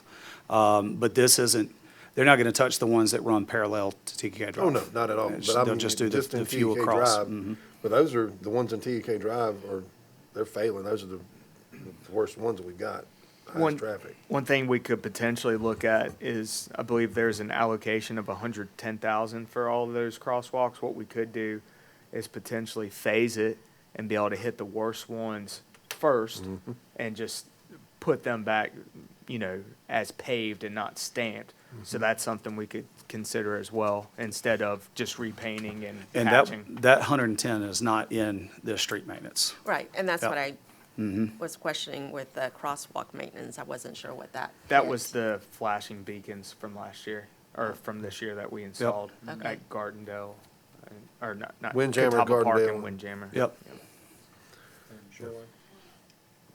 That was included in the Shoreline was previous one. Year before, yep. Which they work well. In the mornings, you can actually see somebody standing there gonna cross the road. And people stop. It's a good thing. But I'll look into seeing about getting us more money from RFATs this year for that as well, so. I tell you what, hats off to everybody that was involved in that, 'cause that line curve at Windjammer, that's been very helpful. That was- For trying to cross there. That was mayor, Yeah, 100% mayor, I mean, that's Frogger trying to cross the road. 100%. Good Well description. Just, if you can, if you know, I'm trying to, because when we met, we had a big list of new requests. And now, again, half of them are in here, and I don't know which ones and what the costs are. Do you know the costs? Can you break them out, the ones that are in here, like the human resources person, 2 public works? I know the bucket truck's 40K, and then we have a dispatcher, and as we go, I'm trying to keep track of them now. 'Cause I thought we were gonna do the budget and then look at extra requests, but Gotcha. half of them are in there, I don't know what's in there. Do you know the? From a personnel standpoint, yes. Give me 1 second, I'm trying to pull that up now. So your additional cost on, I'll say the 2 new maintenance members. Yeah. Not counting FICA retirement, and group insurance, you're,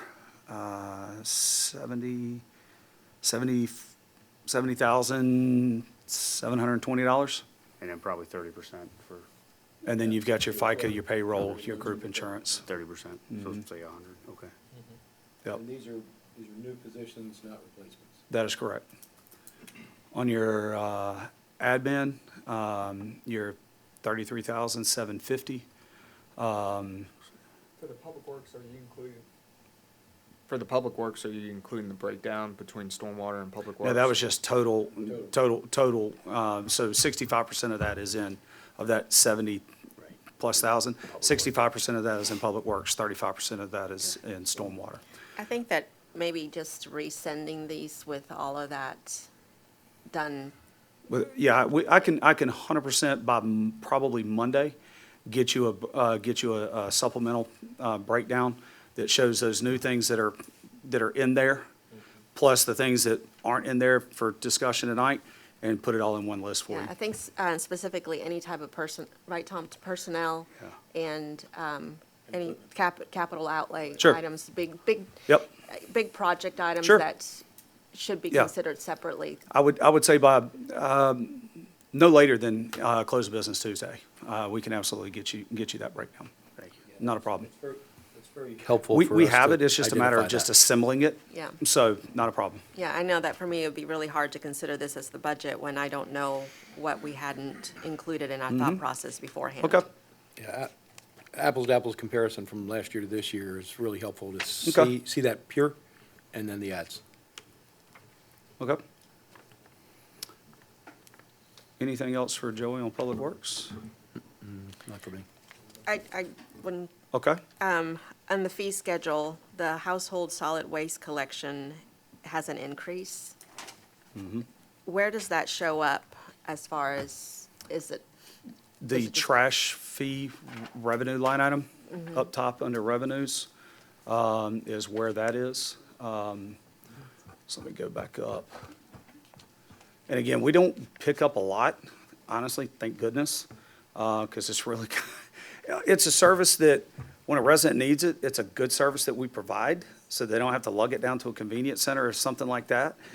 But for us, it's really kind of a pain, because we got to haul it all out to the landfill. So we store it out at where our chipping facility is until we have full loads. And then we'll try to reduce our trips out there. But if you, up under your revenues, waste management fees, and we actually decreased that down to $100. Like I said, we don't get very much.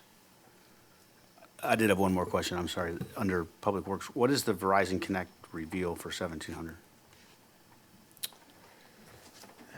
Oh, that's GPS locator stuff in our vehicles. Okay.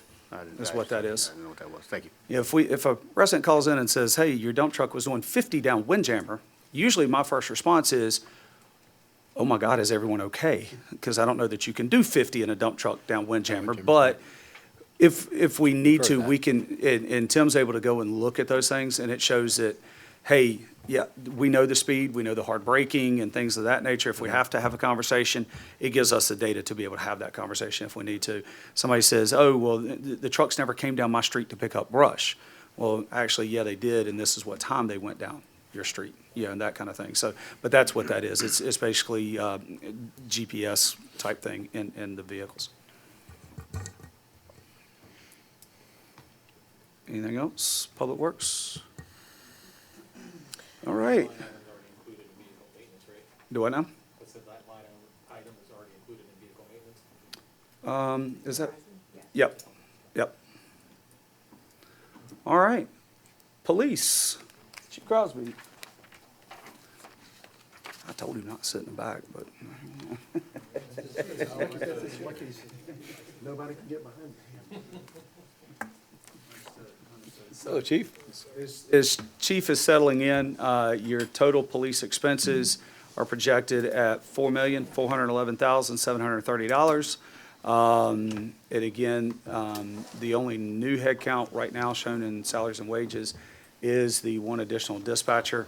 And with that, Chief, I'm going to turn it over to you, my friend. Thank you, sir. I'm sorry, Council, give me just 1 second. Take your time.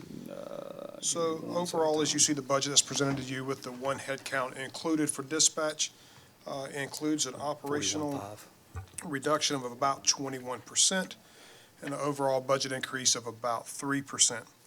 You'll notice in supplies that we have about $3,000 for some new equipment for the Stalker traffic equipment. Bless you, sir. That equipment is to assist us with our traffic complaint issues that we have. It is a stealth traffic complaint system, so therefore it's not the speed measuring sign that you see that will flash to your speed at you. This one allows us to get a true accurate assess of the behavior that is happening on our roadways. The driver will not see it unless they're just absolutely looking for it. And so we're able to see what kind of behaviors we're having on the roadway and then able to deploy our equipment accordingly.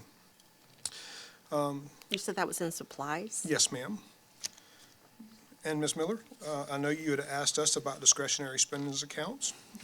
So in supplies, things that we use this supply account for is for cones, signs that we utilize for special events, drug testing kit, range supplies, that includes our hearing and eye protection, our backings for all of our targets at the range, any gun supply kits that we need to use at the range.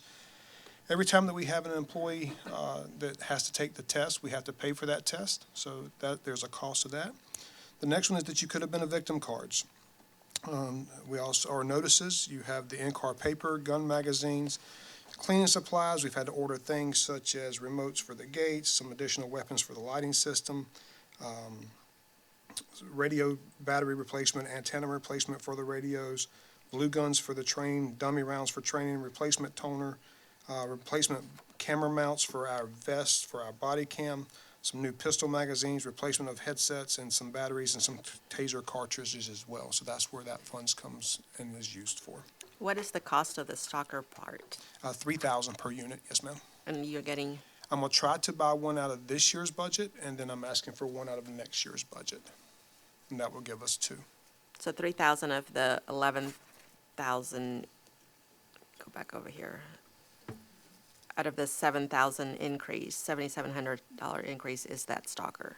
Yes, ma'am. $3,000 is for the Stalker equipment. It is, yes, sir.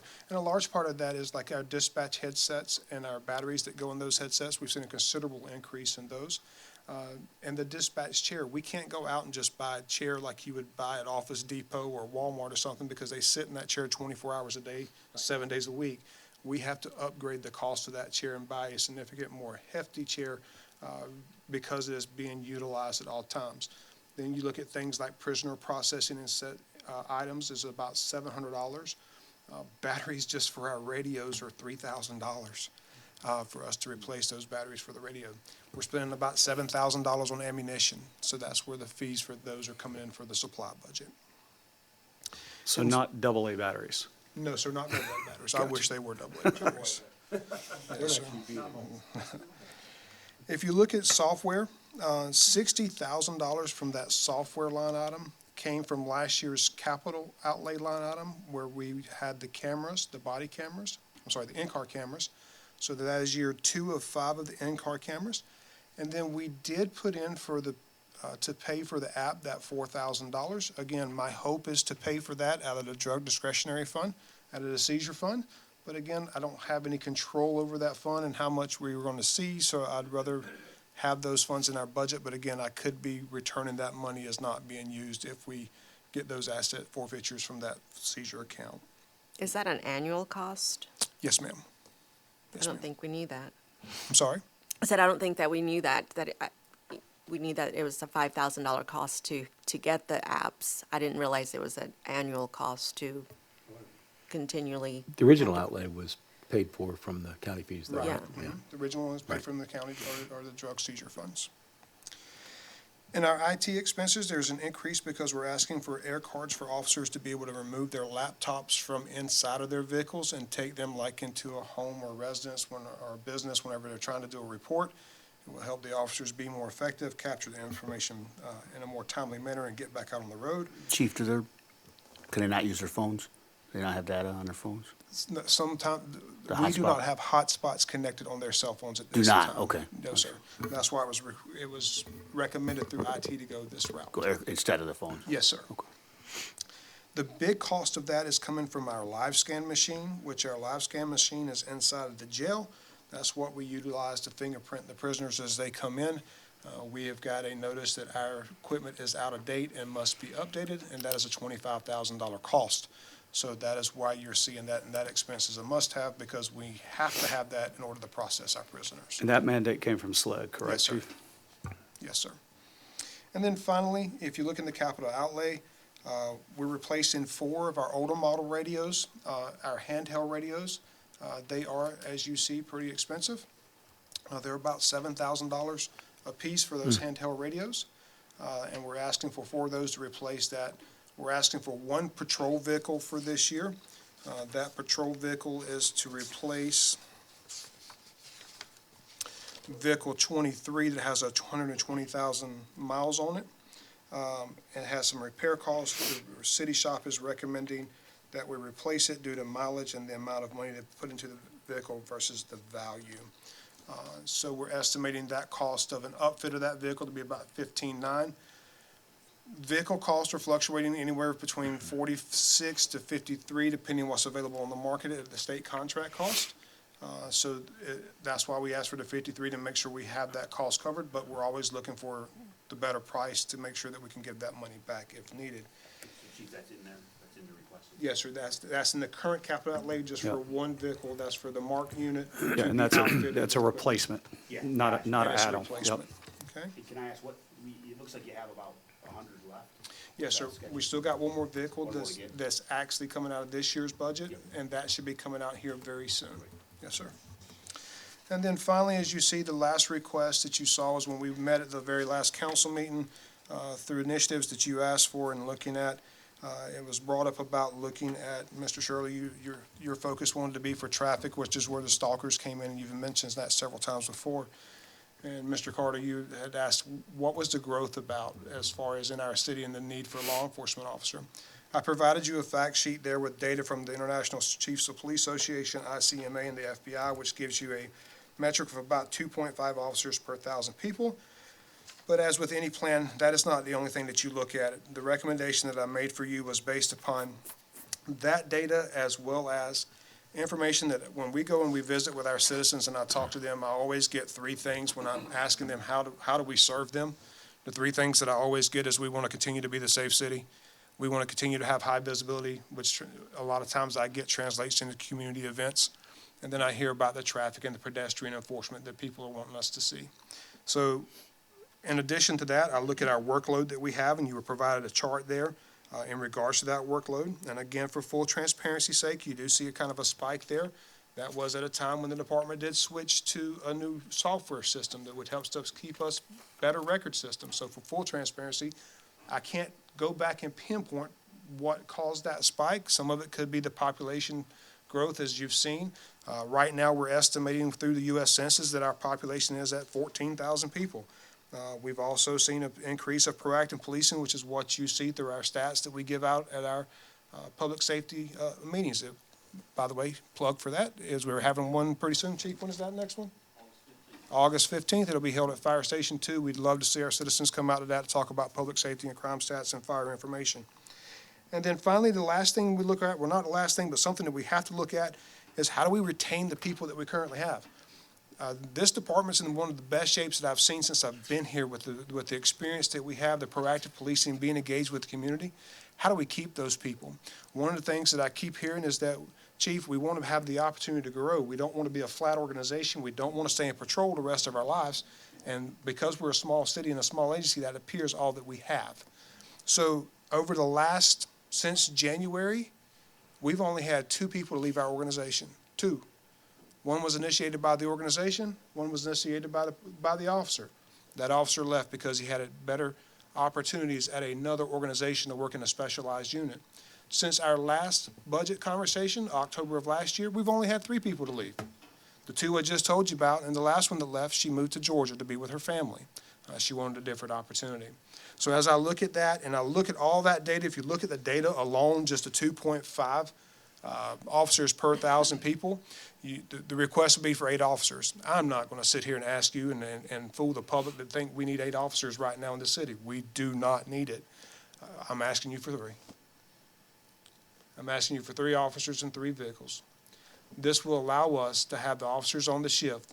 I don't know if you know this or not, our officers are on call every other week just about. So when we have a major incident, they get called in.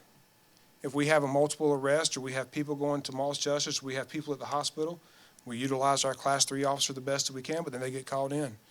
When we had the drowning incident a couple of weeks ago, we had to call in night shift 2 hours early to help cover for day shift because everybody was tied up on the drowning.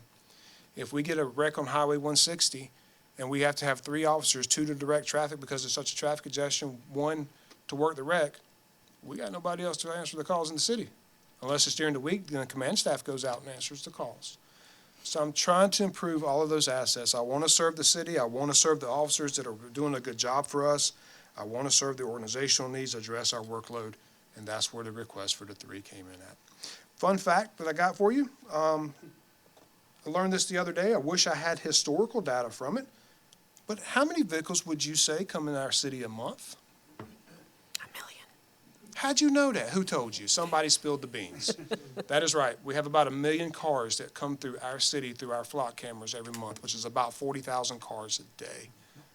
So not just our population of 14,000 people, but we have 40,000 cars. And that doesn't impact me as the police department. That impacts the fire department, public works, our parks and recs. It impacts everybody. So what questions do you have for me that I can answer?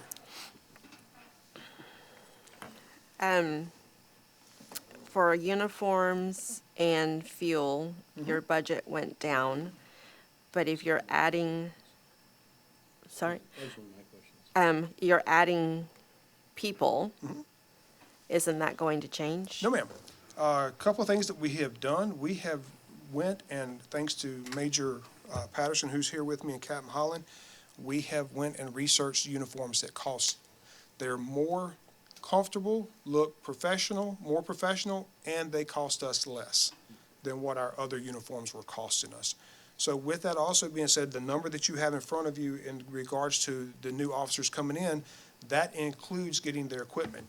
Another fact, it cost us $20,922 to buy a new officer every single piece of new equipment that they need. And that price is included in what you got. Now that's let's say we try to keep some things in stock, like belt keepers, traffic vests, things like that, small items. But that is if we had to buy every single thing that an officer wears, brand new, that's what it would cost. So that cost is built into the figures that you have. Your question was for the fuel as well? Yeah. And I'm sorry, the 36,000 that you have here for uniforms, that includes your new people uniform? No. No, ma'am. That's Okay. in the figures. That's in the second, you're saying that's on the second yep. one? Yes, Okay. correct. Gotcha. Yes, sir. Yes, sir. Includes the dispatcher, but not the other 3 items. That's correct. And so the other cost you asked me about The too fuel. was the fuel costs. The fuel cost went down because the price of fuel that we figured was a higher amount last year. This year, that price has dropped. $3.10 a gallon is what we came to utilize as our fuel cost. Okay. So that's why that came down. And obviously, if that price at the pump continues to go down, then It's an we election recognize a year. little bit of savings, so.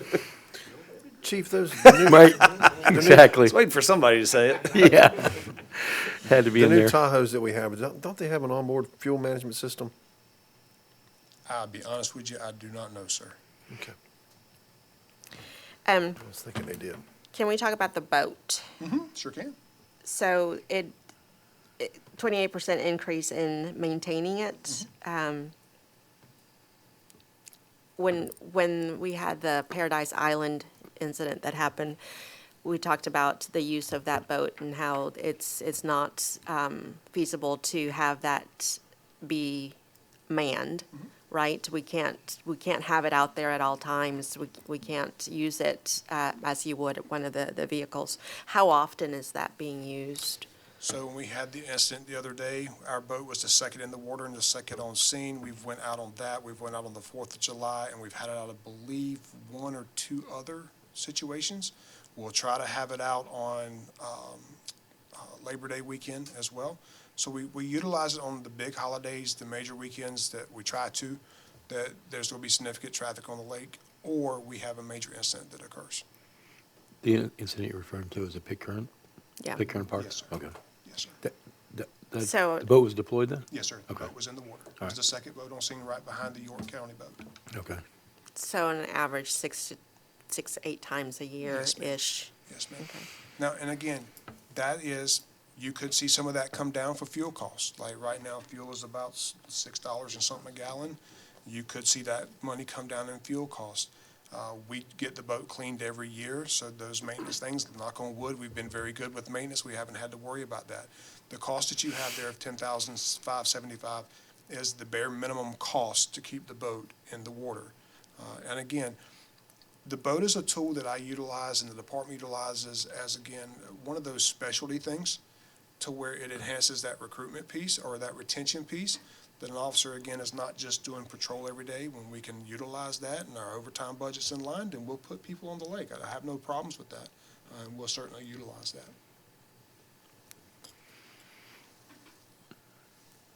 Tell me about the vehicle maintenance expense, Chief. Yes, sir. Tires are getting expensive. that- So when you talk Don't I about know it? tires, oil change, things such as that, that's what that line item is used for. And so we have seen things like the tires specifically getting a little bit of expenses. We've had a couple that's had brake problems that we've had to replace the brakes with them. So again, that's just for normal inflation prices of things going up. For clarification in regards to salaries and wages, Yes, sir. $178,000 increase, and I know that we've talked about having a dispatcher included in that salary. What are the other items that go into that? Is that COLA. additional? So you Double have COLA. the 4% plus the. Right. Sorry. You have the 4% plus the dispatcher is what's shown right there. And that Oh, that's 2,450,000. 4% and the Yeah, that's the 45 COLA dispatcher. increase, yeah. Yep. Oh, okay. Cost of living. Wow. Tell me about your overtime on that. You've got $75,000 in overtime. Is that going to change if you're going to have those additional 3 people? No, ma'am, we're not anticipating it to change a lot. We really watch and officers do a great job with their overtime. And again, if approved with the 3 people coming in, that overtime may actually be cut down because we shouldn't have to be calling people back in off of work when they're off. When we do training, we're able to not do it on a day off, but yet try and do it on a day that's working so that we're reducing that cost. So you think that there's an opportunity for that to, There is an opportunity, yes, ma'am. but it's not. Barring any major and significant repeated events happening, because that's where we do accrue a lot of our overtime cost at. Okay. What's the medical expense line? So when we have pre-employment physicals, we have drug screens, EAP, fit for duty tests, and other things like that, that's what happens. That's what this line item that it comes out of. Is that the same for all of the departments, Charlie, that have medical expense on them? More with, there's more in for PD and fire. Fire has annual physicals that they do. But for the most part, in generalities, if you will, it's for those pre-employment physical drug screens. Yeah, when I say new hire, I don't mean new headcount. We're always going to be short, lose somebody, right? For whatever reason in any department. And that's just to cover those expenses. And right now, knock on happens. wood, we have a conditional offer out and we're back full again. The only reason that we were not full was because we took that full-time officer and moved her into that SRO role. And then hopefully, we're anticipating our letter to come back from the state, I hope, this week. This week, I'm hoping, to where that second SRO spot that we had, the state put a hold on that because of their budget concerns and the release of their approved budget. So this week, we should have that freeze lifted to where we could move forward and still fill that spot.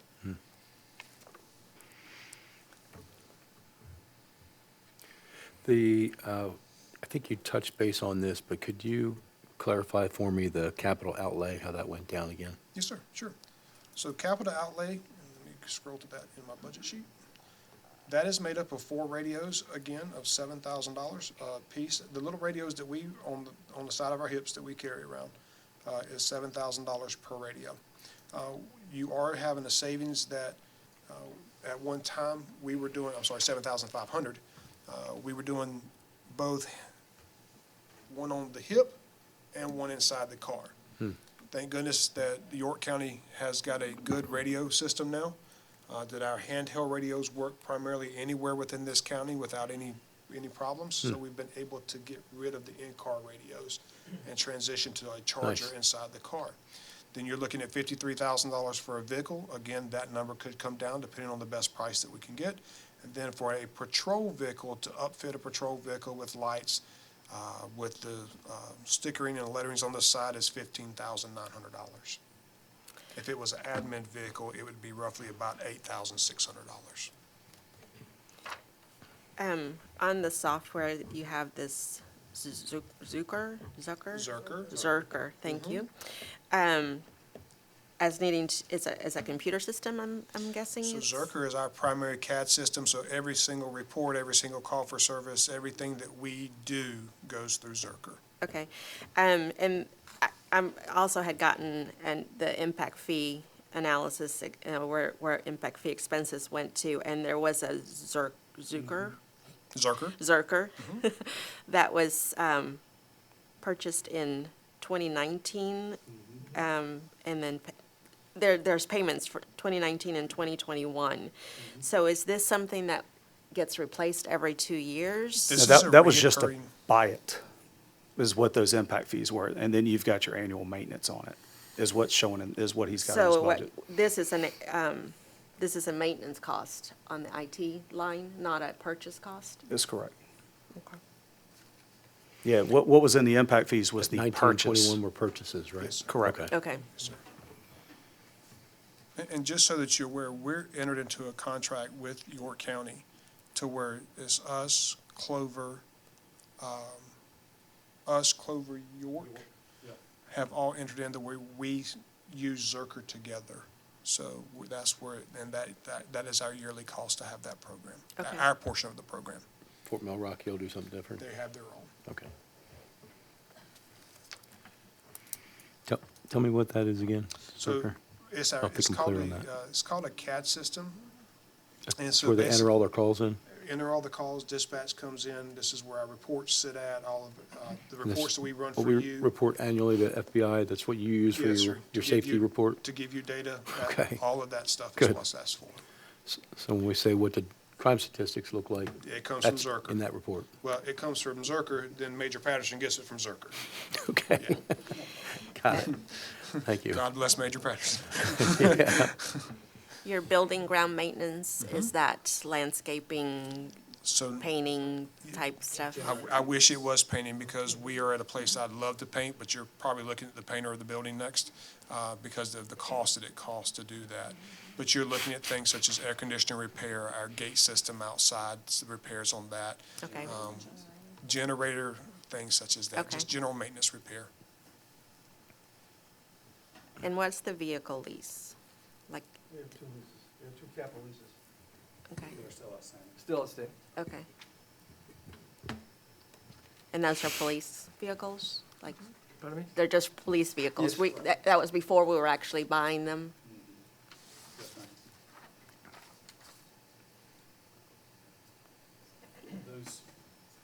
on your debt schedule, those are included in that. I believe that's the Truist capital lease is where those are. And that gets paid off December of next year. So that'll be the final payment on those in this coming fiscal year. And then that lease goes away. But that'll probably get replaced with a purchase. We're always going to have to buy new cars, especially in PD. As much as they're driven and the nature of which they're driven, I mean, honestly, I look at it more of an operational cost, even though it is a capital expense. But under this council's direction of not doing any future leases, we have been purchasing them outright. We usually are able to keep a patrol car for how long, Chief? Right about 6, 7 years. 6, 7 years. Yeah. And then we keep it longer.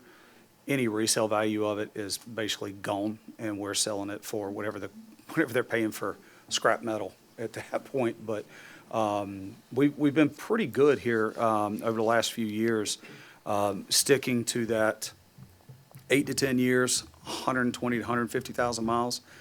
The resale value at auction or online, we're getting anywhere between $5,000 and $10,000 for a vehicle, where it used to cost us $2,000 to haul it to auction, and then we might get $1,000 for it. So and it keeps our officers on the road in a usable vehicle. We started that process probably 5, 6 years ago, and it's worked very, very well. But you're probably always, especially in PD, you're probably always going to see 2 to 3 that is, we got to cycle out the old ones and to bring in replacements. And we just sold 3. Like, Joey, we just sold them Yes, sir. for $15,000. Yes, sir. And it's anticipated, the one that we're asking to replace, vehicle 23, is estimated we'll get about $4,000 to $5,000 for that one.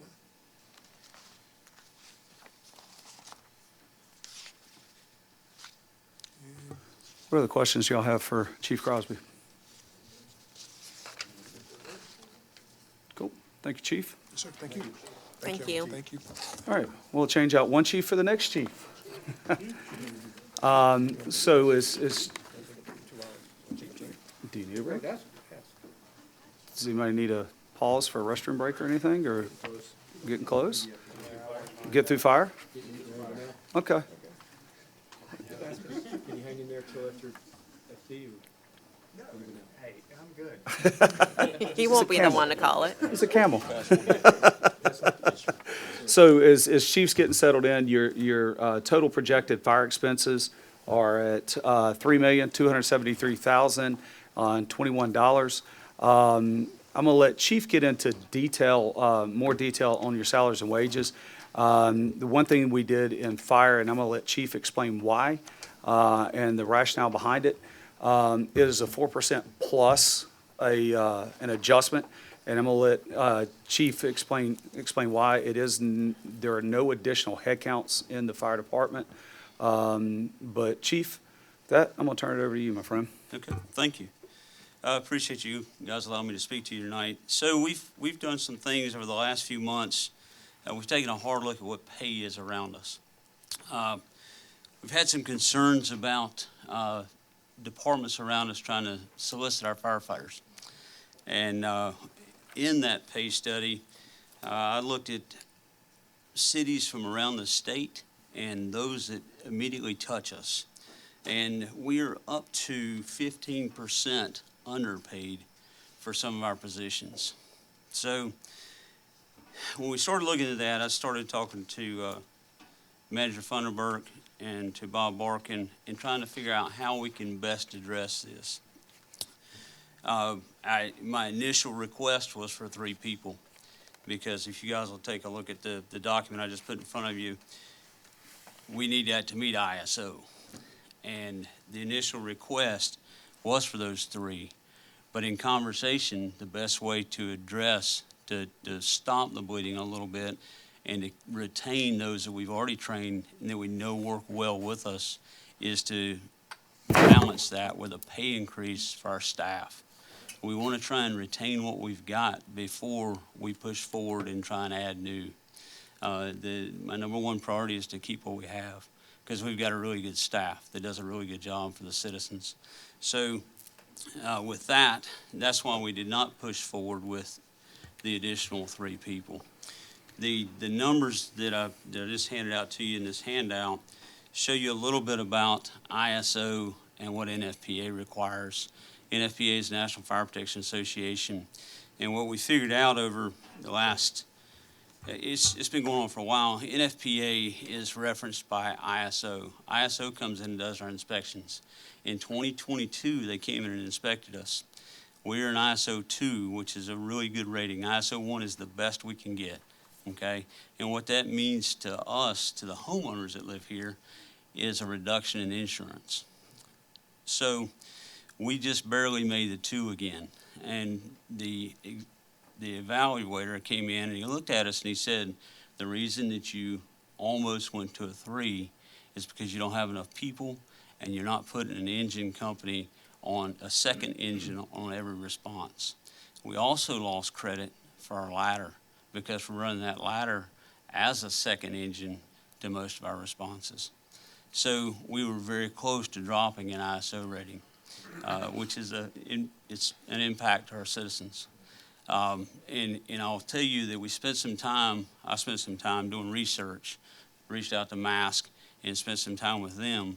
They couldn't give me a definitive number. So what I did is I reached out to my insurance agent. What we found out was that every residence, every person is a different impact as far as insurance. But for me, if we were to drop in rating, in our house, we got an average house. The average house in this area is $437,000. An average home is going to see an impact of about $80.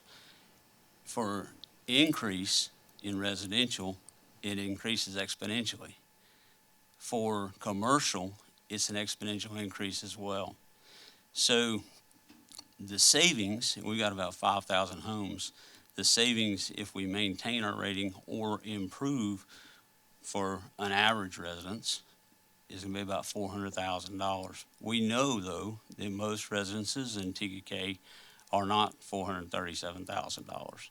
So it's an exponential increase or savings to the resident if we add people and add this other truck, put the other truck on the road.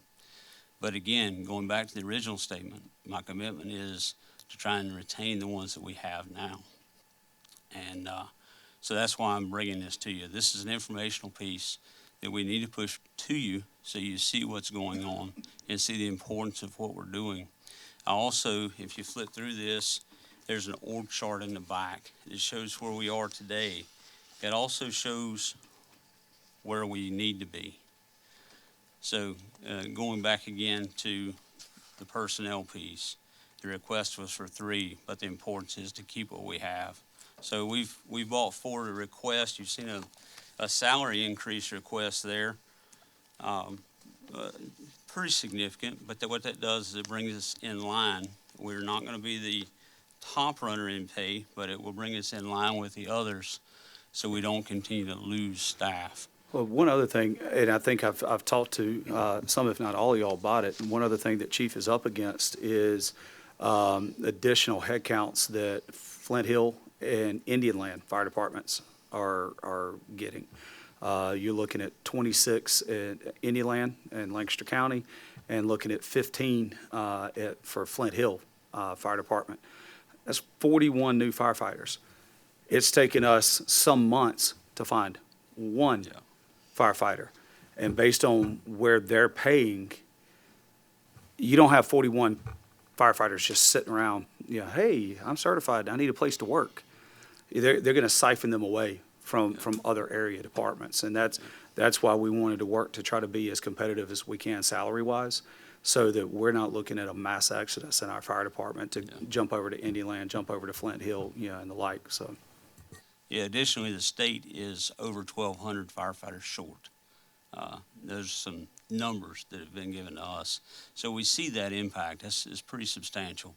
So we've withdrawn some capital expense requests that we had, and the additional personnel to try and help balance and increase the pay for the firefighters that we've got. So. Yes, sir.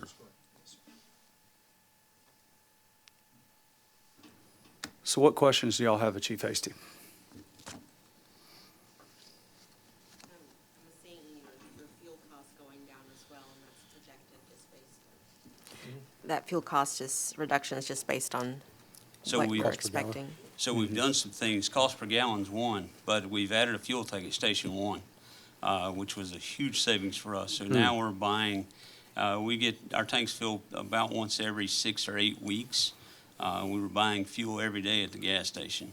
And, we saw that fluctuation in cost. Now we're pretty flat, and we've seen a reduction in fuel cost because we're buying at a low and a consistent price. Now, if it peaks, then we obviously see that peak, but we're buying at a much lower, consistent level. And then we can run for about 6 weeks, 4 to 6 weeks, without that truck coming to refill that tank for us. So we have seen some savings there. So good. it's been a good thing. And we do have the significant. first payment on the ladder truck is in the equipment lease. Chief, you got some good news the other day from Yeah. Senator Graham's office, if you want to share that. Yeah, I did. So we see the first payment. We knew it was coming due. We've reached out. We tried to get some House appropriations money, and it didn't happen. It didn't come through. So I turned right around and submitted to Senator Graham's office. And they have indicated to us that that it's passed the Appropriations Committee. Now they're waiting on funding.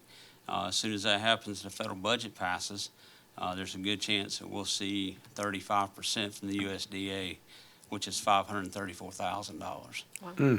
So we're hopeful, fingers crossed, and we're And we'll- moving in a good we'll- direction. I will absolutely with Chief Hasty, as he helped me this year. And I've had at least one conversation with Senator Johnson about another, going after the state for an appropriation again in January.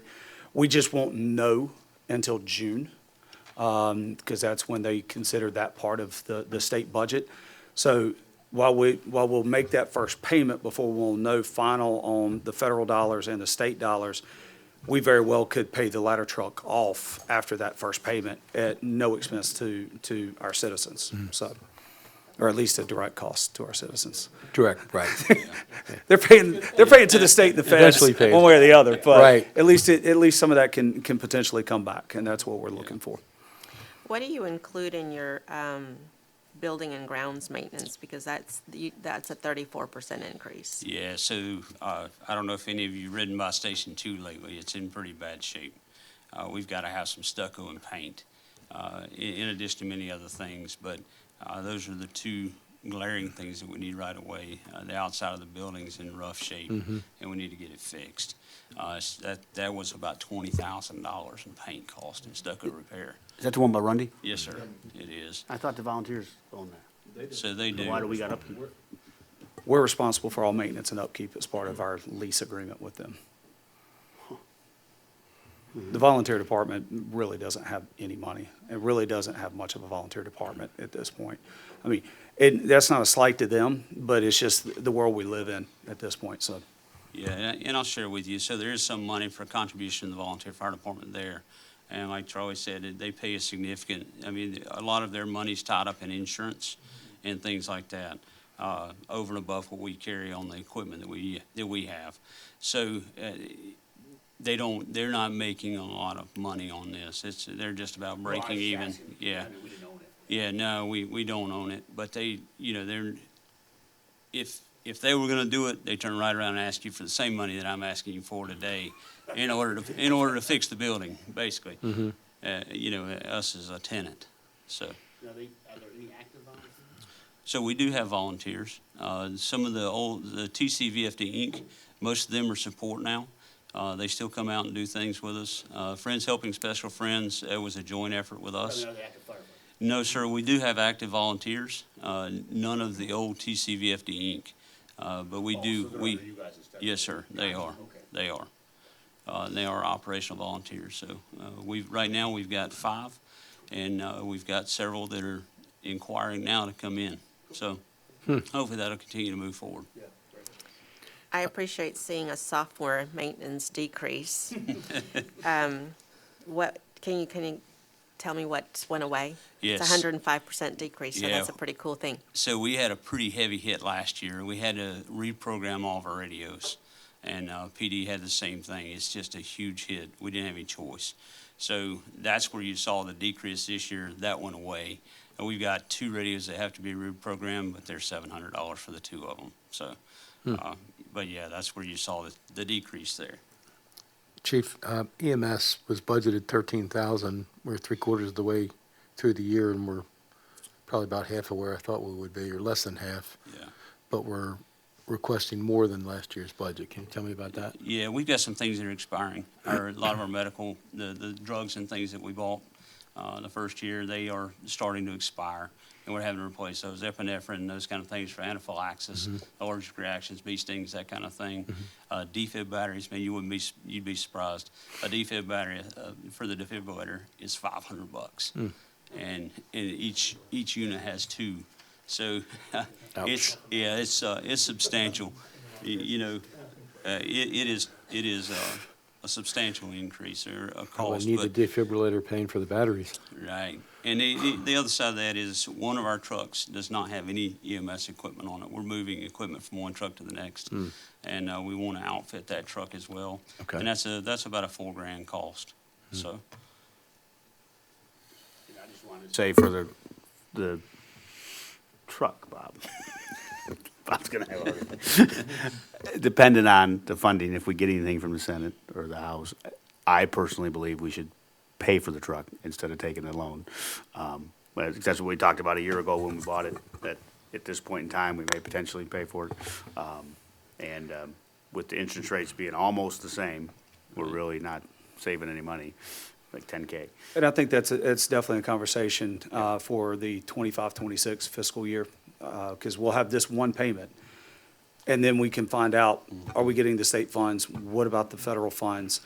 And if those come to fruition, then the truck's paid for. If they don't, then as part of the next year's fiscal or budget process, then I think that's when we have the conversation about, do we just go ahead This is and an pay it annual outright? payment? This or is not? just one annual Can we payment? take the loan and still get the appropriation? Or does it have to be before we take? As long as we can get the appropriations before we take delivery on the truck, Yeah. and we're good. And when's that? August, September. Timeframe Yeah. next year, September, October. Yeah. Okay. Yeah, you'll know before then, So then, right? our Yes. pre-bid conference is January, and they're saying about 9 months to build the truck. Okay. And to answer your question a little further, when I spoke to the deputy legislative assistant, he said that we could see this pass through potentially by the late in the year this year, but he said it would take 4 or 5 months potentially to get it back through the USDA and back to us. So, like Manager Funderburk said, we're looking at, probably May or June timeframe before, we see all of that come to fruition, if it does happen. But you'll know before that whether it's appropriated, right? Yes, sir, we will. Got it. Okay. Yeah, as Thank soon you. as the federal budget's approved, at that point, we'll know that we have received the funding. And then it's got to go through the processes and go back through the USDA and come back to us. That's either Q4 this year or Q1 next year, when Right. we know, Right, and then another 4 months till we see the funds, right? Yes, sir. Okay, so I define that right? yes, sir. So Okay. best case scenario, we make one payment, we get the appropriations, truck's paid for, we don't have a payment in 25-26. Right. Right? Worst case scenario, we make the one payment in this Don't coming get the fiscal money. year, we don't get the money, and then as part of next year's budget process for 25-26, we have the conversation about, do we continue to make the payments for 10 years, or do we pull money from reserves and just pay it off? We could still solicit the state, although that's probably a little bit of a longer shot. So we did, and it didn't go anywhere. Right, right, And. We're taking and a I- little bit different path this coming year. Yeah. all right. Tom, you all right with that? Can you live with that? Okay, not asking for a vote, just. Yeah. Want to make sure we don't need to use the defibrillator on you. Chief, Batteries are low. Chief, what's the cost of the truck, the ladder truck? That's a $1.54 million. Okay. So, yeah, and, it sounds like a lot of money, and, It is. it is a lot of money. It is a lot of money. But let me preface that by saying this, and Joey and I were talking about it a little while ago. We're looking at a 20-year truck. So you spread that out over 20 years, it's $76,000 a year. Basically free. So, well, Man, and I'll say this as well. strike that too. So- Strike that one too. So our fleet's old. It's a You know, police you'll, car. you'll see the maintenance costs. Yeah. The maintenance costs continue to rise in our budget. Our fleet is old. We've got a 2015 engine company, and it's the newest piece in the fleet right now. Beyond that, everything is 06 or older. We're still riding a 1991 pumper tanker. So these are things that we've got to be aware of. The truck helps us, the new ladder will help us tremendously. And, you know, the ladder that we're currently on, hopefully will go to reserve because we spent some money on it, and it's in mechanically good shape. But, you know, so we're doing everything we can to maintain our equipment and make sure it's right, so we can continue to serve the city. And I'll tell you, the other day, we got to a point where we only had one truck in service because we blew a radiator hose on the side of the road.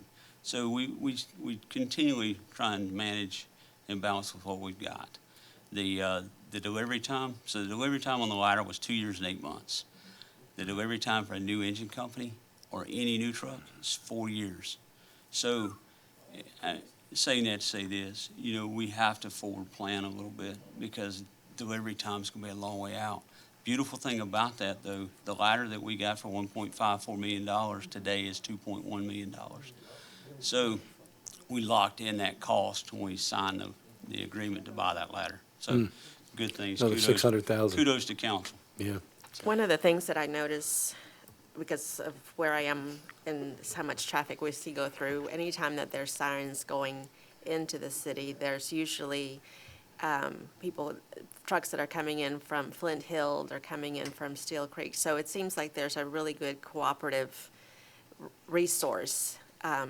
Not that we don't want to have good equipment, and not that we don't want to have the right equipment, but it seems like we do get a lot of support. Mutual aid, from, yeah. mutual aid from the surrounding cities.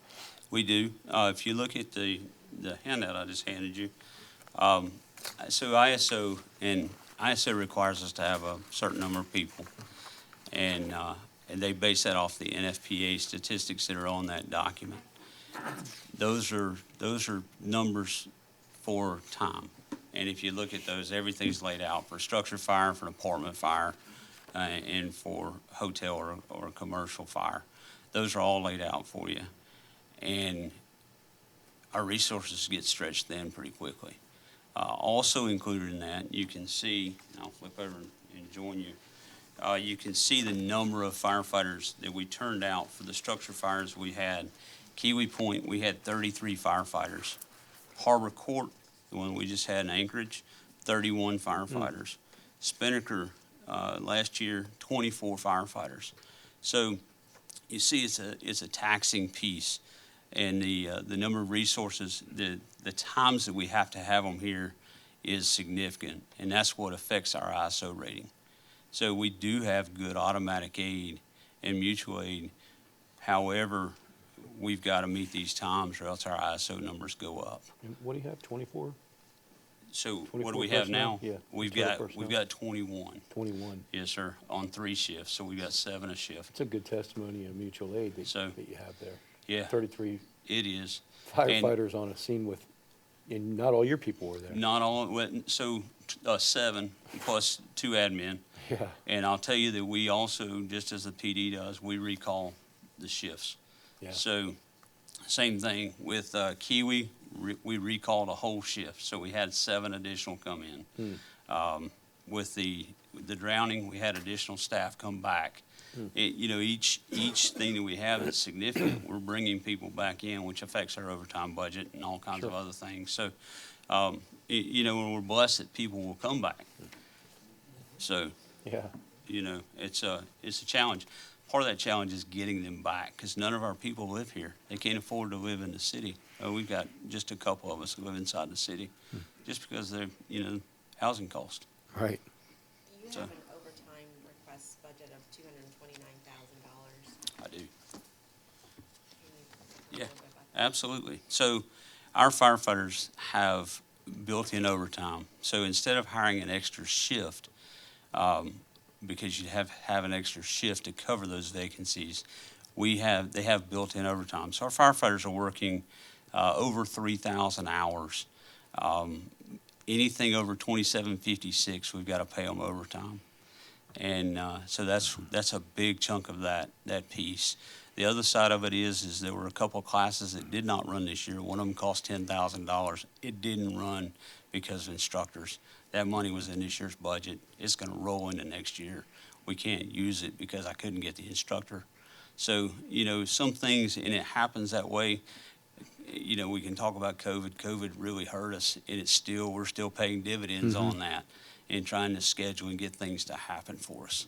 So that's what some of that cost is. And just to kind of circle back on this, you had said that you're not asking for the 3 positions. No, ma'am. So that's not on here, okay. No, ma'am. After discussion with Manager Funderburk and Bob Arkin, we want to make sure that we take care of the assets that we have and, get them where they need to be so we don't lose them to another department. So my commitment is to take care of them first and then to come back and circle back and try and get those positions at a later date. Anybody else? Thank you, Chief. Thanks, Chief. Thank you, guys. Do you want to take a 5-minute recess? Yes, please. Folks, opportunity to use the restroom, whatnot? Do we have to make Get the some water? motion?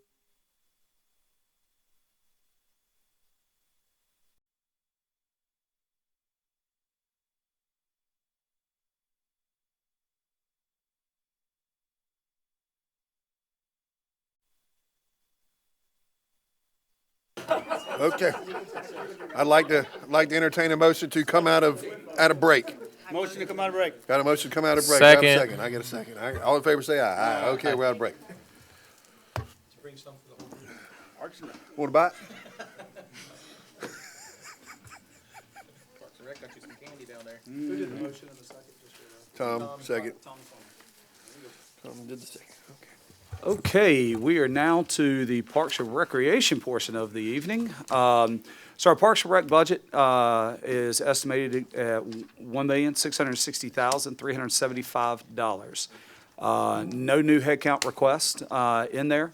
So it's just your straight 4% cost of living. And with that, I'm going to turn things over to Dustin Overton, our Parks and Rec Director, so he can talk through his budget. Dustin? All right, thank you. Council, be prepared to get to see me a lot starting now. So this is the first budget of the 3 for the night, but we'll start with Parks and Rec. Just wanted to touch on real quick so that y'all know we have no new headcount on our side. So those numbers for the salary is what you see. The one difference that you'll see is that seasonal part-time. One part of that is going to be show pros. So obviously our parking attendants at Windjammer, that's that cost for them, as well as we hired a part-timer. He is a TK resident, played in the recreation program, and now he is giving back and working part-time. So he's been a fantastic addition to the team. All the guys really love him. He jumped in and he's fit seamlessly. So that's where you're going to see that additional cost, as we do have a part-timer that plans on working throughout his 4 years of college. So just wanted to touch on that first, and then we can work down. I'll go over kind of the ones that you see may be a little bit higher on the cost, and some of the percentages as well. The first one I'll touch base on is you're going to see the sports uniforms. It is a little bit of a jump there. To kind of give you all an idea, we are reaching the end of our uniform contract with our current uniform provider. They've been fantastic for us. We've really enjoyed working with them, but it does expire, so we do plan on bidding that out at the end of this year. So based on the conversations that we've had with them, the costs of uniforms have gone up, especially some of the uniforms that we've used in the past, like our softball uniforms. They don't make some of those ones. Some of the styles that we've used in the past, there's been massive supply issues. So that's the anticipated increase with us choosing the styles that we have currently, as well as the anticipated increase in cost. So wanted to touch base on that one. There is for uniforms, that's actually our staff uniforms. You'll see it's a $2,000 increase. All that is really is Public Works used to purchase our personal protective equipment. We have since taken that over so we can track what we purchase and what we use with our staff. So that's that increase of that 25% that you see in that line item. Some of the other ones that I'll highlight is our travel and training. What you'll see there, let me jump over to my sheet real fast. That is an addition of one of our recreation programmers, Jimmy Reeves. He is in the process of finishing his Certified Youth Sports Administrator certification. So once he finishes that, he will be included in our conference that we go to do his continuing education credits. So that does include him being a part of that with the hotel stay and well as the registration fee.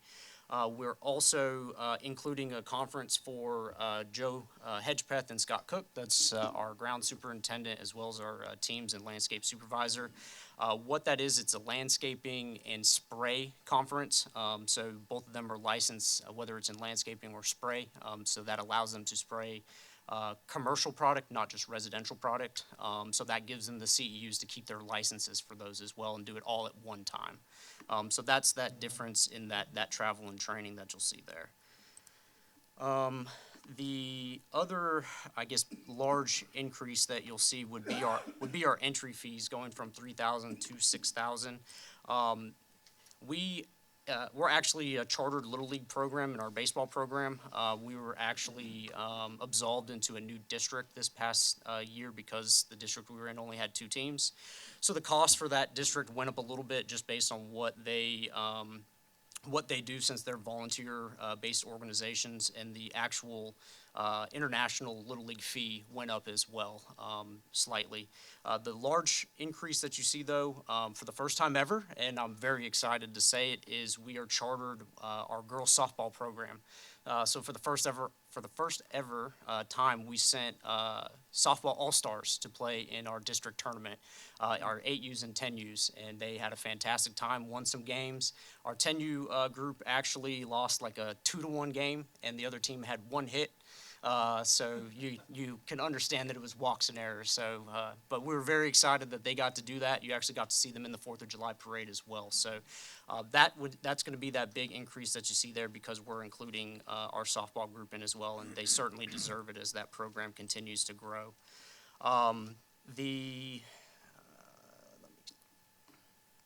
Switching over pages there.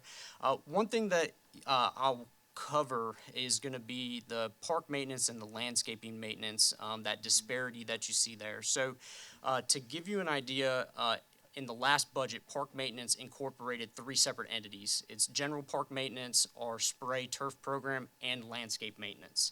So what you're seeing there is we're taking out the allocated money towards landscaping that we had in that previous amount and separating it so that we can better track our landscaping costs.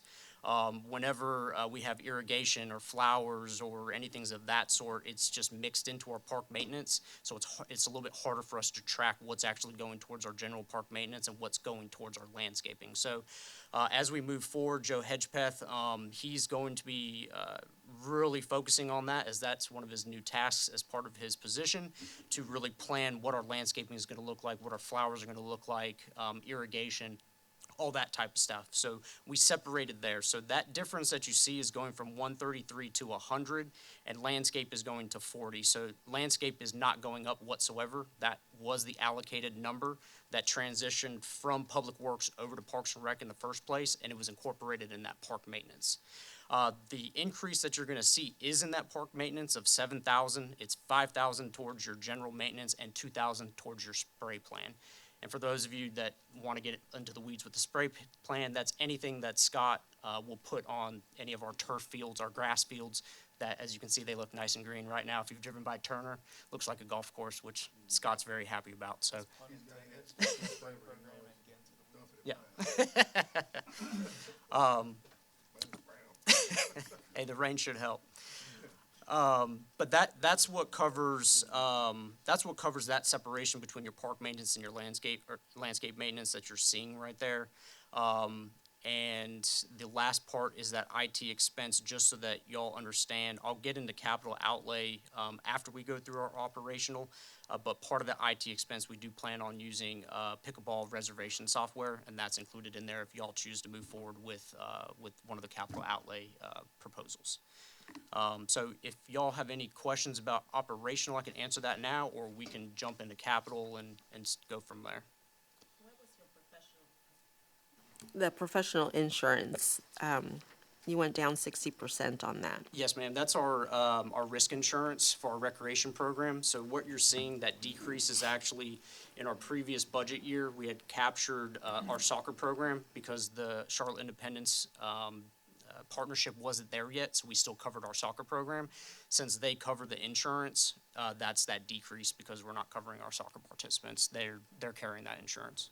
And that's just a supplemental secondary insurance correct. for our participants. And the decrease in the trail maintenance? So that was actually the Rundy Park, that trail that leads from the parking lot to the ramp up to the restrooms. That was, as opposed to being in capital, that was captured in the trail maintenance right there. So that's just a decrease of that project.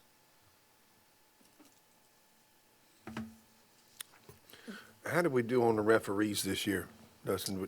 I know that last year, in years past, we've had problems in recruiting referees, keeping them, and, we had to up some pay and that kind of thing. Yeah, so, How did we track this year? I can tell you that our programmers, thank you all very, very much for allowing that increase last year, so thank you. We only had 2 no-shows the entire baseball, softball season, which is I think we had 13 or 14 the previous season, so everything that I've heard, coaches have been ecstatic with the umpires that we've had. This year, they've been great, and the person that has been booking them typically keeps the same people. So they're starting to build those relationships with our coaches, with our players. And it just so happened that the 2 no-shows happened to be in the playoffs. So we got that figured out, but it's been fantastic. So we appreciate that. Last year, there was a conversation about adding a fountain to the entry. The waterfall, yeah, Yep. sorry, the fountain was already there, the waterfall. And I know you added like a smaller version of that. It's just a return. It's a built-up return valve. So basically, would just be circulating back into the pond. Oh, it looks pretty. And thank you. Instead of piping in. It became a feature. So it's something of functionality that. Yeah, that's really makes it look smart. nice. So, and that's all credit to Joe Hedgepeth. So Yeah, that was his no, that great was job. really smart and it looks really pretty. Thank you. Are there any other projects that are that type of beautification or extra that you already have in mind with the budget that you're putting on here for, and would that go under landscape or would that go under park? In terms of as in like the full fountain capital, or just that project in Not general? not to do a fountain, but like projects like that's above and beyond what we're doing right now. So anything that would be, I guess, a large-scale project, we didn't include. They would have been in our capital. If anything, I guess larger than, normal cost would be there. Right now, we have, a lot of our projects are centered around getting our, our peninsula parks a little bit more up to date. That's part of the increase in our park maintenance. So, something that, we've talked about in the past is like park benches. Whether it's Lookout Park or the Beach Club, is being able to, redo those benches and making sure that we're upkeeping those peninsula parks as well as keeping Catawba Park in great shape as well. Picnic tables? Picnic tables, yeah. Yeah. Just an example. Okay. Any other operational questions before Dustin gets into talk about some of the capital requests that are on the personnel capital request section of your? So the blank on the capital outlay is because of what we're about to talk about? Correct. Okay. Yep. So, Dustin, the two items that Dustin had are replacing the playground equipment at Rundy and shoreline maintenance at Windjammer, phase 1 of it. Dustin, why don't you start with the Windjammer one, if you don't mind, and then we can talk about the playground. Yeah, no problem. So, this essentially isn't a project that you would say we get to, love it and enjoy it, but it's a necessary one. This project essentially is rip wrapping points of Windjammer Park, obviously to help with the current erosion of the park. So I didn't print one for everyone. I thought it was going to be on the slides, so that was my mistake. But to kind of give you an idea, we're looking at this green area here, which is the point, and then the purple area on this side. So that's the main part of the lake where the water comes through, where we see the largest amount of erosion. To give you an idea, this is a planned two-phase project to finish the entire park. It is needed to control the erosion. To give you an idea, Duke Energy allows 500 linear feet per 5 years without with a permit, and then you have to apply for the second part of it. So that would be completing 500 linear feet of the most important area of the park right there. So we would do it in a two-part phase, and then once we finish that, we would apply for that second 500 linear feet on the backside. So that's that Windjammer Park. Like I said, it's necessary. It's not something we can ooh and ah about, but it is something that we would need to do. Is that something that we're going to request, like how much it's going to cost to complete, or do we have an idea of how much it's going to actually cost? So based on the initial it's in quotes, you're 90,000. looking at the, where did I have it on there? Right there. So right now, we're requesting 90,000 for the first half, and you're looking about the same price for the second half. So it'd be about 90 and 90. Have we looked into any grants or anything from Duke Power? I haven't seen any yet. So, but if we go through with this, then obviously we would look to see. But when I spoke with Kermit a while back about the process of doing this, he didn't know of any grants currently. Do I understand the 90 is for the first 500 feet Correct. on the big water side of the park, right? Correct, yes. On the point and the backside where the beaches are. And then, did I hear you correctly that we have to wait another 5 years to apply for the other permits? So based on their permitting, you would have to wait 5 years unless you put in a request to do it. Okay. And the request, according to Duke, is not necessarily difficult. You just have to prove why you need to do it. Okay. And it's typically geared more towards like residential homes and docks and that type of stuff. So when we say that it's to prevent erosion on a park like that, typically they're going to try and preserve it. They take it into consideration a lot All more. right, good. Yeah.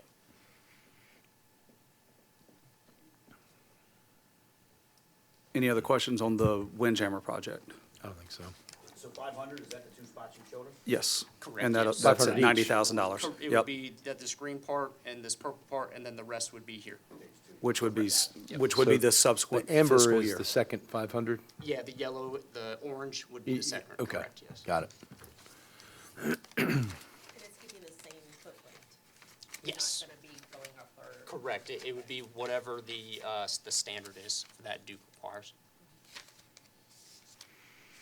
As far as the height of the riprap? Yeah, okay. So are you still having to deliver that on a barge? Correct. Yeah. Yeah, Is that that would, gonna- that would be the quote, would be via barge, That's gonna be the most efficient way to do it? correct. That's the only way they'll do it. We've done it in the past with equipment, but it was It tears safety-wise, tears and it will tear things up. Yeah, it and tears it up pretty that good. type of It's stuff. not the only way to do it, yeah. It Correct. tears it up pretty good, yeah. Okay. All right, let's talk about the playground. All right. So I said that was the one that you don't get to ooh and ah about. This is what you get to ooh and ah about. So what I'm going to give you is 2 pieces of paper. So if you don't mind, I'm back up, so if you want to put that back in your Okay, folder. Thank you for perfect. Yeah, no letting me do that. problem.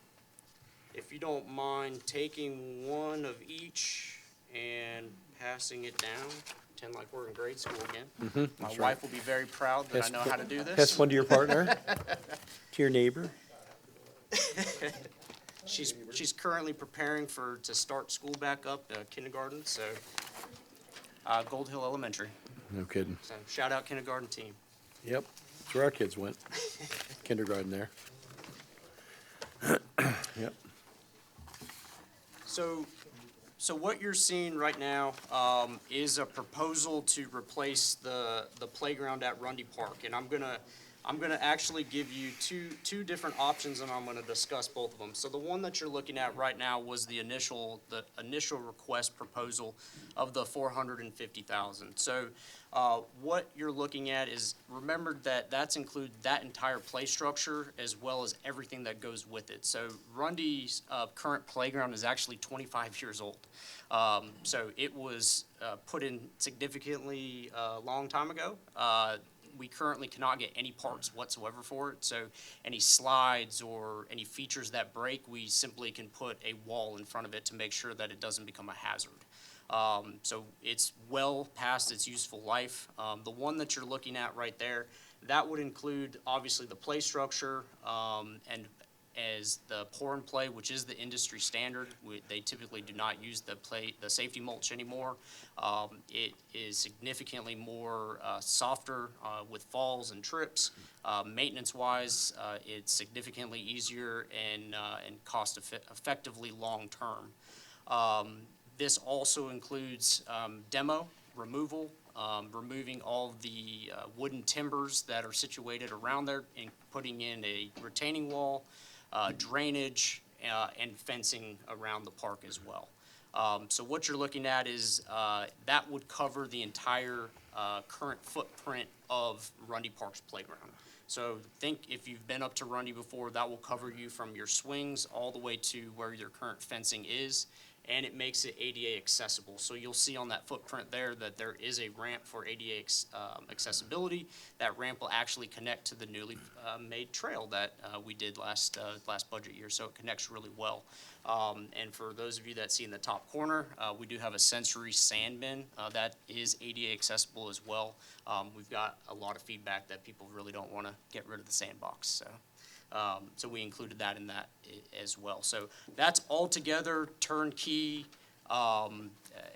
as a project right there that pretty much would rival any playground we have in the area, as Rundy continues to be probably is the top 3 playground behind Catawba Park and Trailhead. But this would add at the end of the peninsula, probably taking away some of that traffic that we currently have at Trailhead with that project. So to kind of give you an idea, that is what you're looking at, 450, what we can really do there if that's what you choose to go that route. And then I want to give you the second option as well. If you want me to choose, I would love to choose number 1, but here is your second option as well. So as we pass that down, it is very similar description in terms of that is turnkey as well. One each for you. That's going to be your pour and play One each. surfacing, your industry standard there. That's going to include your retaining wall, your curbing, the play structure, all that type of stuff. But you'll see that the footprint is smaller. They superimposed it on what the current Rundy Park footprint looks like, so you can see that it is a little bit smaller, a little bit more scaled down. But what you're looking at there, you would get for about 250,000. So it's about a little bit more than half of what, or excuse me, a little bit less than half of what the other project. So I wanted to give you 2 options to see what y'all, had the appetite for, and at least provide you some insight as to what the cost differences would be with those 2 different play structures. Rundy, while we don't use it as much for baseball games and softball games, it is still very heavily used on the weekends with our adult kickball on Friday, our practices on Saturday, women's softball on Sunday, and obviously any events or concerts that we have at the park. So it is still a very heavily used facility. So I know I'll have questions about it, so go ahead. This is great that we're looking at our older playgrounds and looking at ways of improving that. Have the other playgrounds in the city been assessed also? And do you have some type of timeline or recommendation of what we might be looking at, not just for this one, but as a whole? So right now, this has been the primary focus, since it is I would say, the most heavily used playground that hasn't been redone yet. Some of our smaller pocket parks, there's been discussions of what we can do and what we can't do with those ones.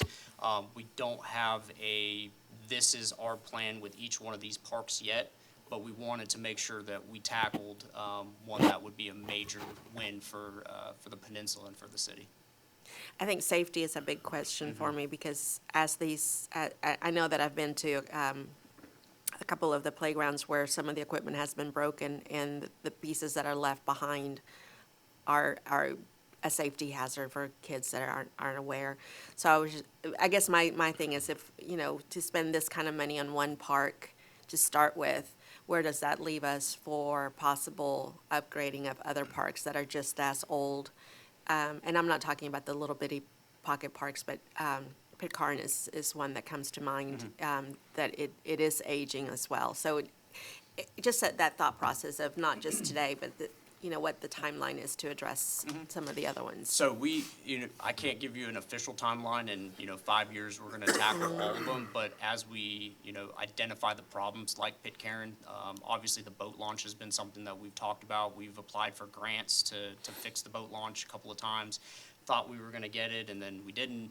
So it's been an ongoing process of what we can actually do. Like Pitcairn for itself, we do maintain the restrooms, and we try and maintain the boat launch and the dock and things of that sort. The playground is something that, we would look at and say, okay, is this the next step? We looked at Rundy and said, this is the highest traffic that we currently have of all of our parks. Yeah.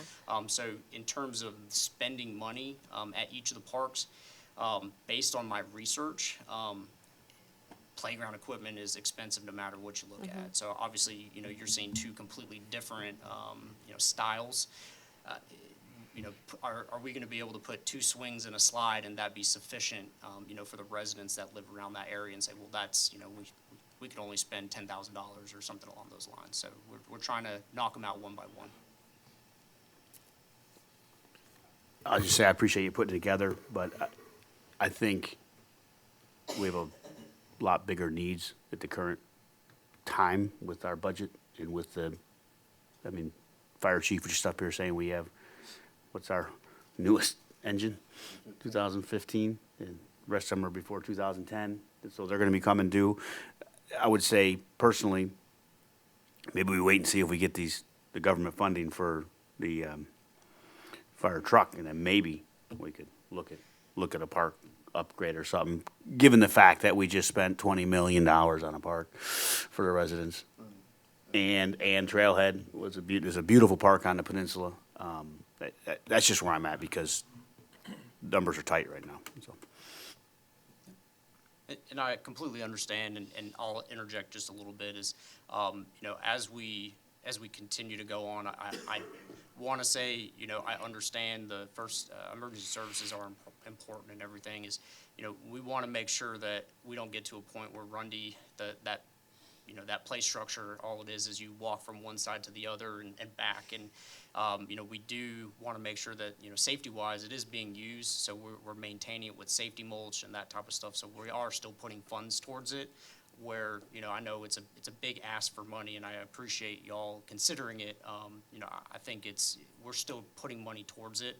So let's I'd like to upgrade it and make sure that we're not throwing money away for something not throwing money away, but, Yep. Is this our local company? It is a local company, yes. Skip Yes. Cunningham? They did our quotes for it with Omnia pricing, and he actually put in Rundy Playground 25 years ago. So they were excited to revisit this project.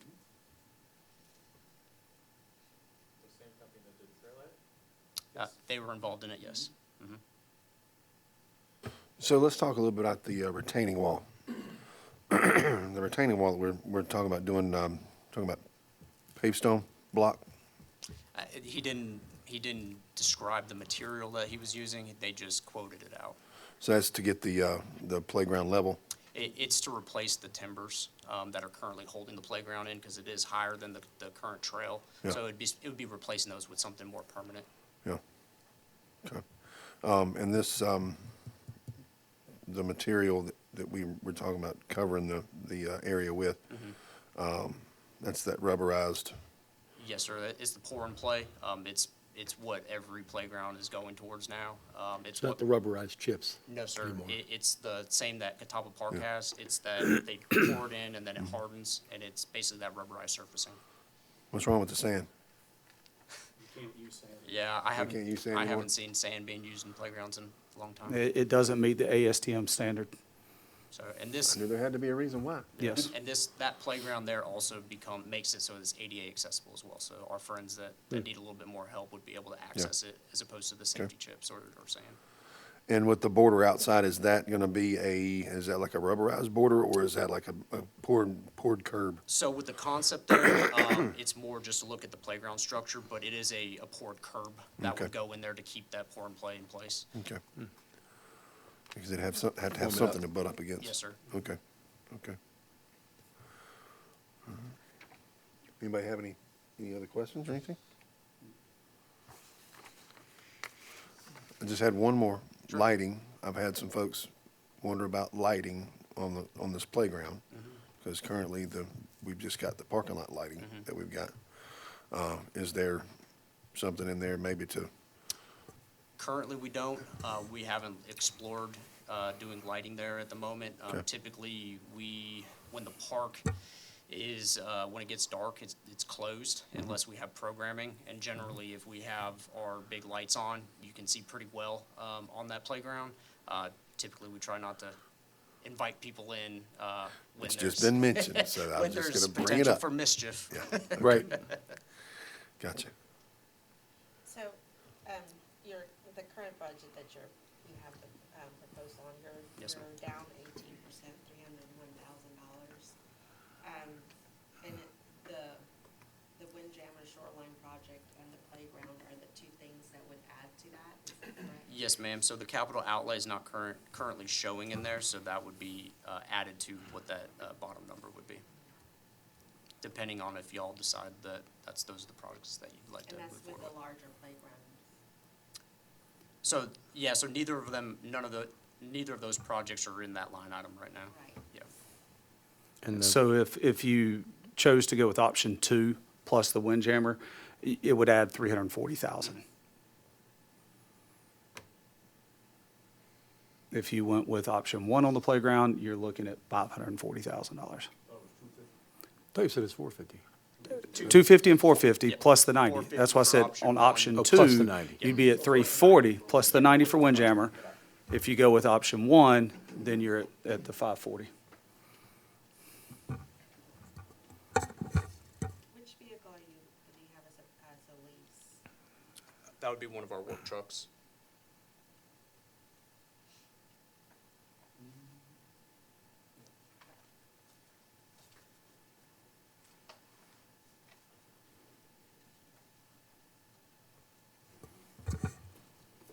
We're gonna talk about pickleball.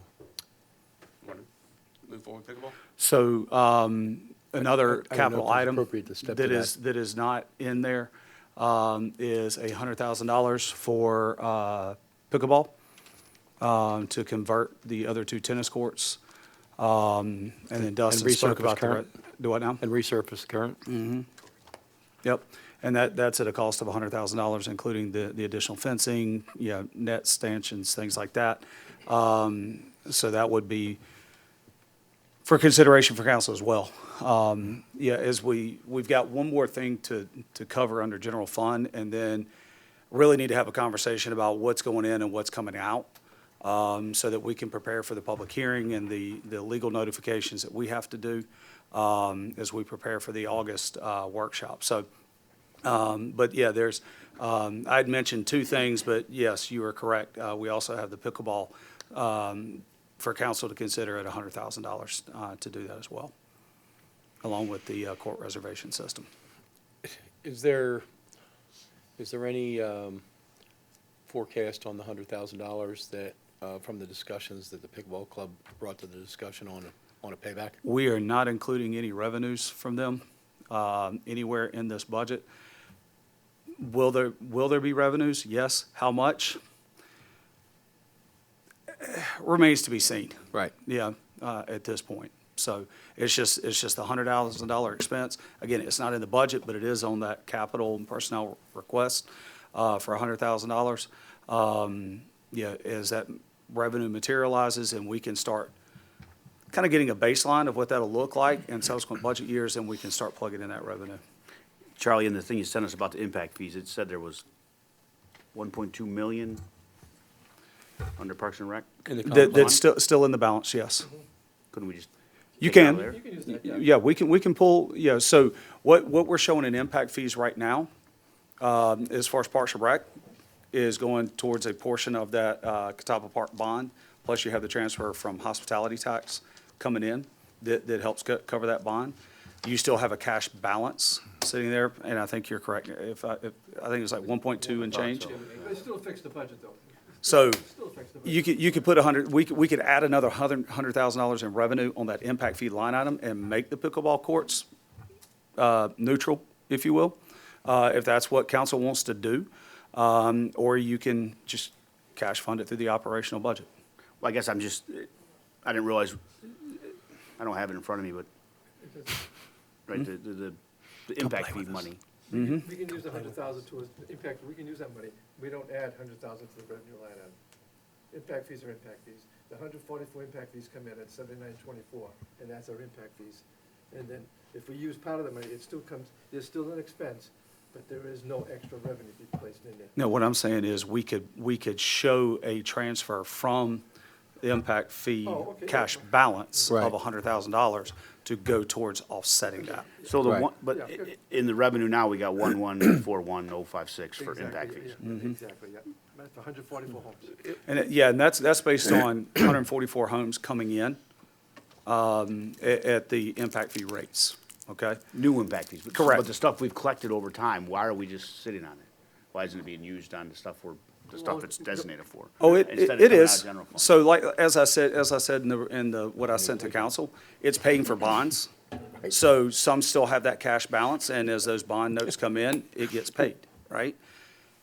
Parks and Rec's one of the larger of the impact fees, if you will. So it's accumulated, and we didn't have Catawba Park, we didn't have an expense, so it was collecting, if you will, okay? So that's why it still has that big cash balance. Now, we can keep that cash balance and just keep paying down as that bond comes in. Or, as I said, if council wants to use that for one of those other things that's in the study, we can, or we can pay for it through our operational I thought dollars. so they could only pay for a portion of the bond. I think it was 50%. Well, 55. here's the thing, it's not gonna pay for the whole bond, okay? We can use, right now, we're using it to go towards 100% of the bond, okay? But then, there's not gonna be any impact fees once building is over, but we still got bond payments. And at that point, your tax dollars are paying for that. Or, we could just keep banking money and only pay a portion of the bond with impact fees, and then you got tax dollars or other operational dollars that have to pay for it. One way or the other, operational dollars are gonna have to pay for that bond. For some of it, It's, yeah. they can either pay for it now, or they can pay for it later when the tax rolls and the tax base is larger. Right. So that's why we've been doing it the way we're doing it Hopefully our right now. commercial tax base grows by then. with Main Correct. Street and other projects, Exactly, Indian grocery store, things of that nature, and correct. we don't have to whack our residents on it. So follow-up question to what you mentioned about taking some of the impact fees, 100,000 from impact fees, pay for pickleball.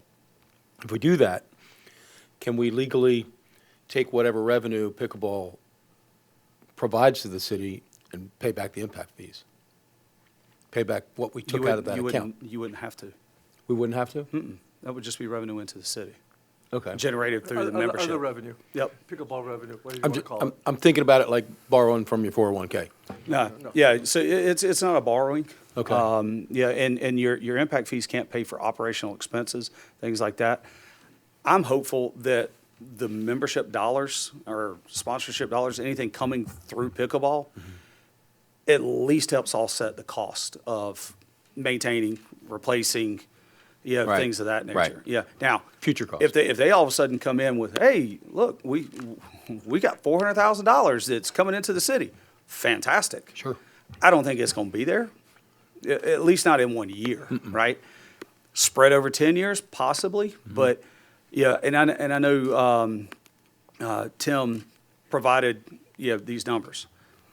That's all well and good, but in our opinion, that's theoretical numbers at this point. We need to see them materialize. Well, they and haven't see it been come there in. before, so Correct. we're not sure what it's gonna be. Right, and that's why we have it I think included. We'd like to see it be 40 grand a year or more. It'd be great.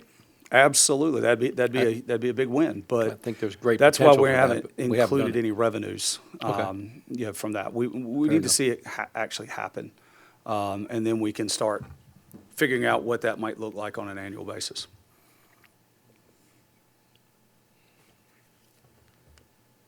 Does that make sense? Okay. You got anything else, guys? Ladies? Did we get down to the next page on the non-departmental? Not yet. Okay. That's where we're headed next. Okay. Anything else on Parks and Rec? Okay.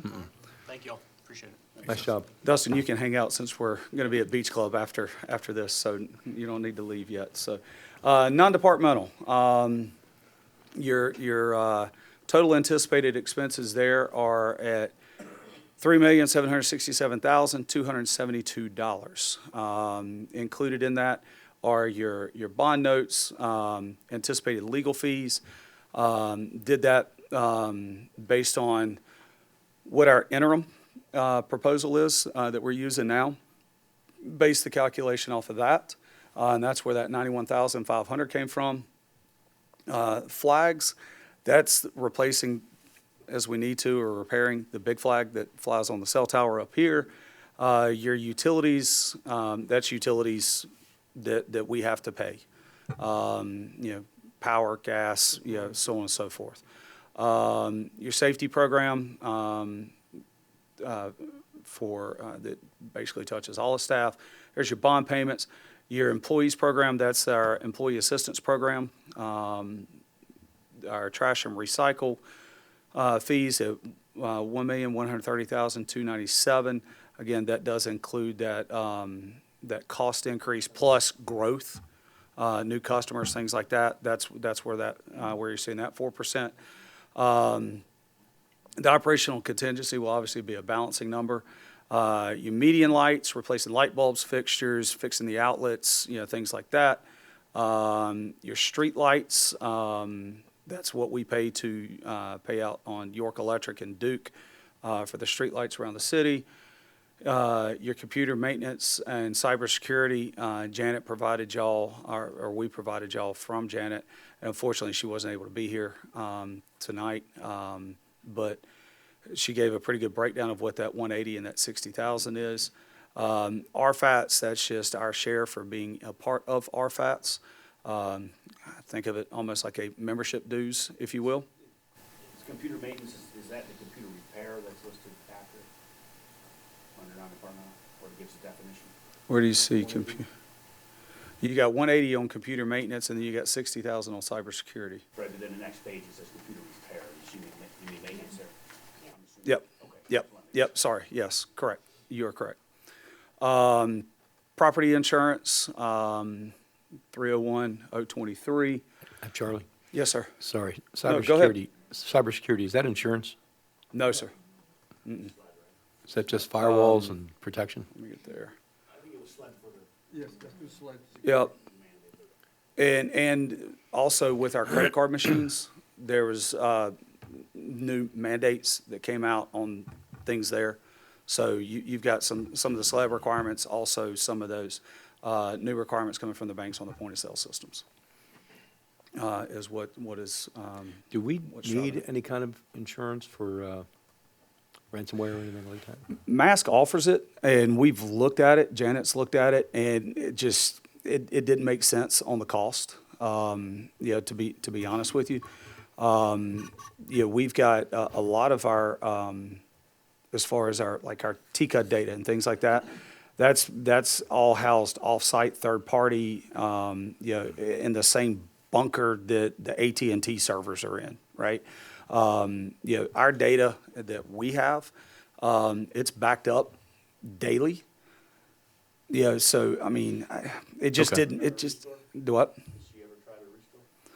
I don't know if she has or not, but yeah, Yeah. but yeah, yeah. Yeah, right.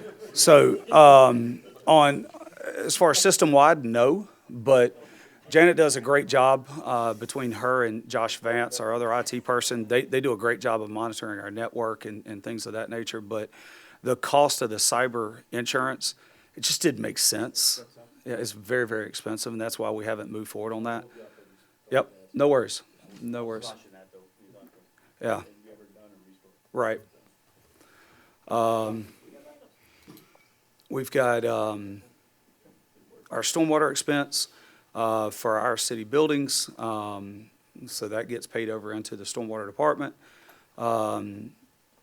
Building maintenance, at City Hall, we put that in non-departmental because we've got multiple departments that are actually housed in City Hall.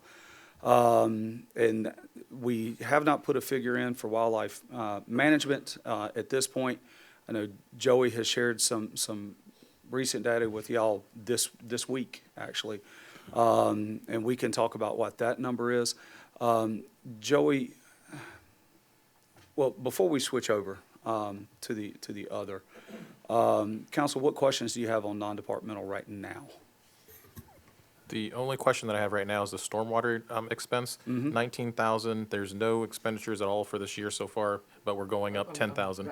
I'll be paying this month and next month. Oh, okay. We're transferring money over.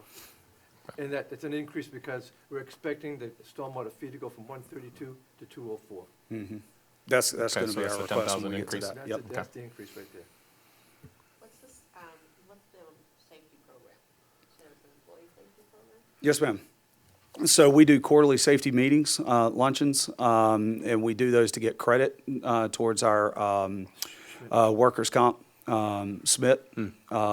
So that's to be able to facilitate those programs.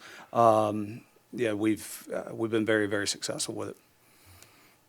The operational contingency this year, the 52,000, could you remind me what that was?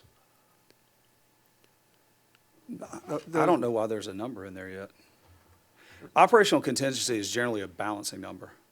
That was what we spent in that line item here. Oh, okay. Yeah, I'm Spent just out trying to of remember what it was operational that we spent it contingency. on. Dana, do you have it?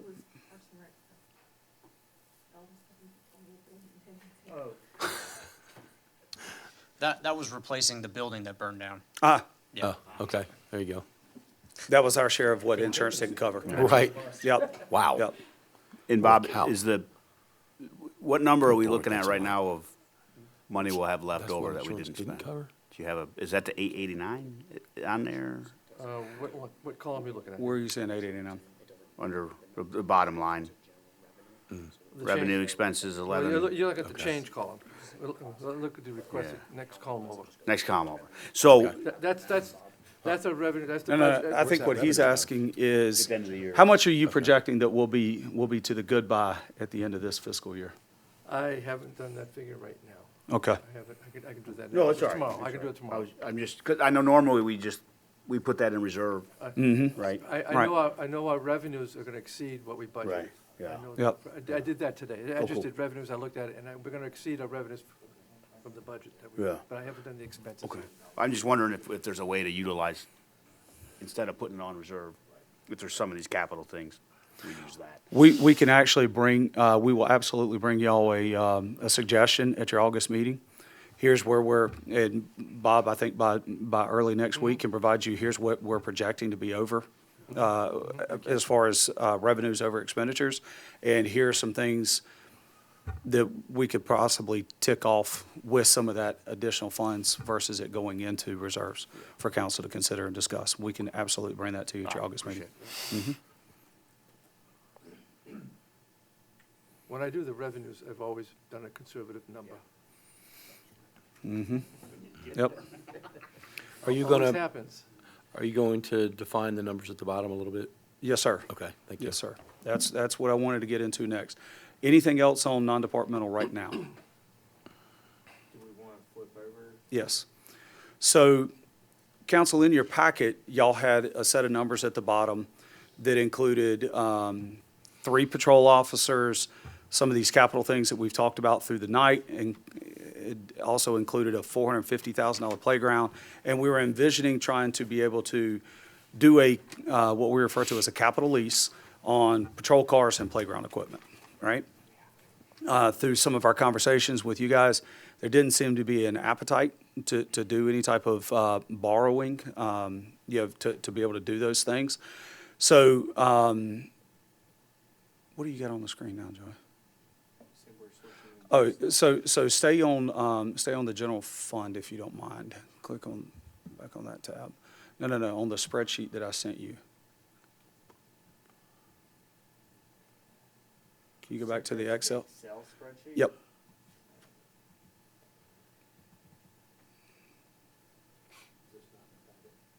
No, so, and try to push in a little bit, Joey, if you can.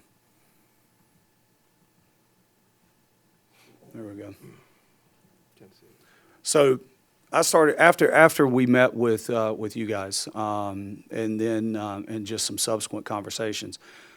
Just started tweaking things a little bit, just playing with the numbers, if you will. All right, the 329,880 takes it from 2 police officers, or it takes it from 3 patrol officers and the subsequent equipment and patrol cars down to 2. All right. Cash funding the projects. So everything except for, using the second quote that Dustin got at $250 for the playground. So in those projects, you've got the crosswalk repairs at $110,000 that Joey talked about during Public Works, the Windjammer Shoreline project at $90,000, Rundy Playground at $250, tree removal on Windward because of the root damage causing to the road at $15,000, and pickleball at $100,000.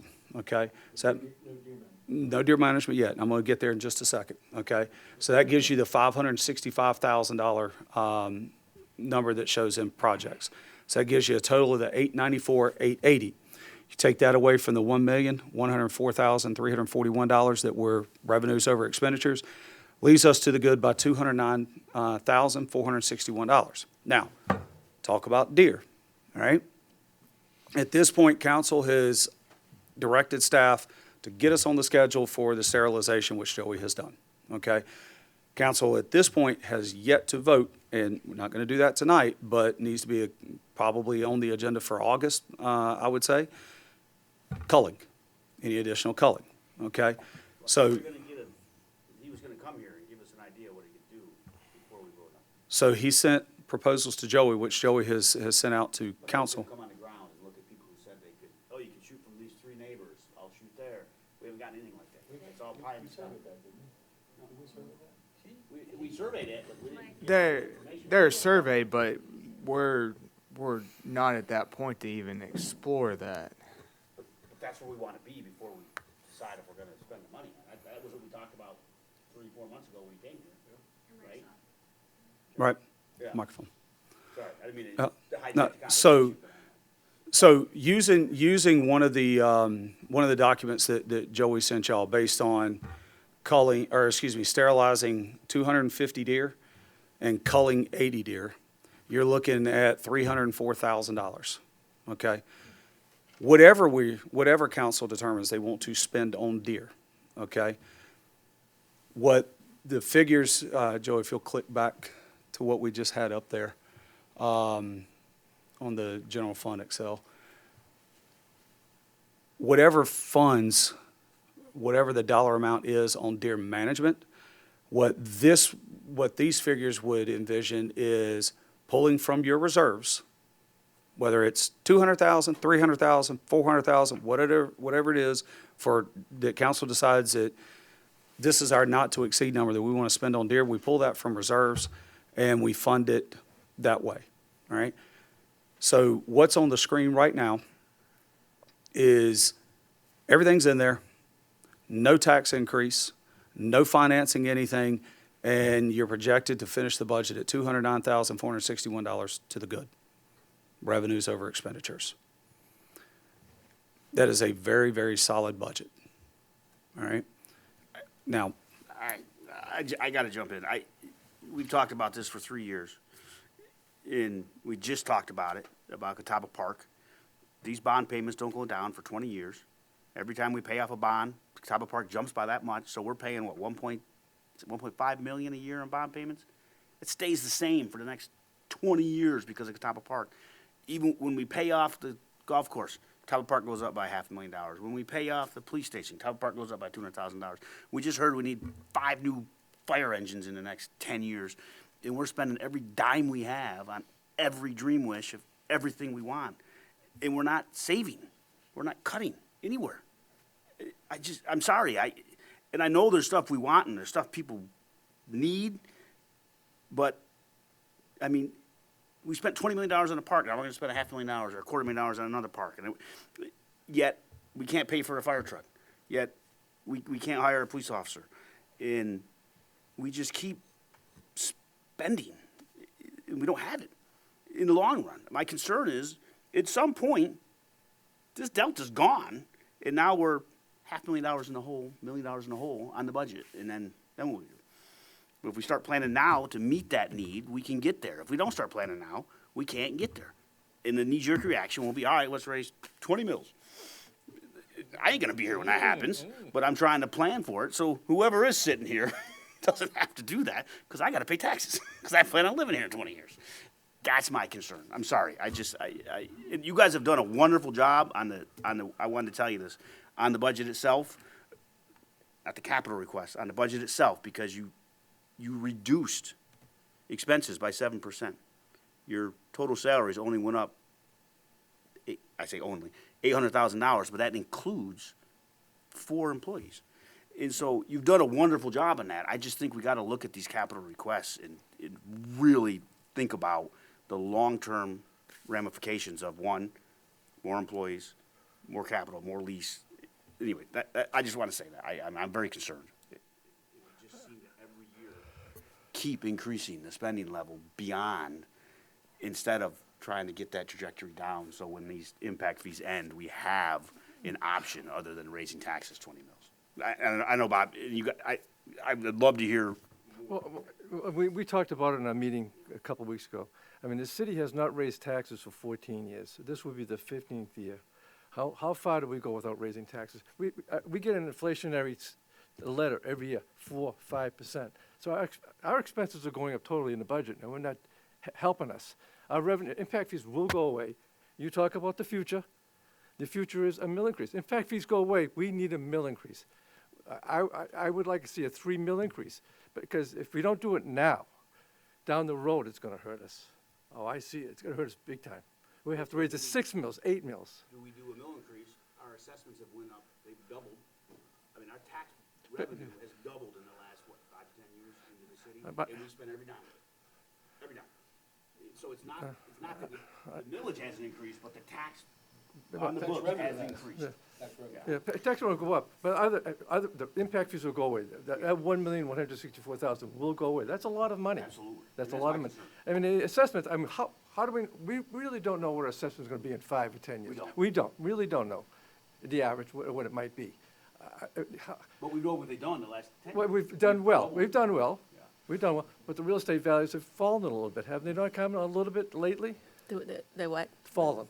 Oh, I heard that in Baxter, they've fallen a little bit. It slowed up, et cetera. well, if they've fallen, they've fallen from that bubble Yeah, that exactly, got the created, bubble, right? exactly. So it's But we don't know in not, 5 years what the assessment's gonna be. How high can they go? We don't know. But you can't go 20 years without a mill increase.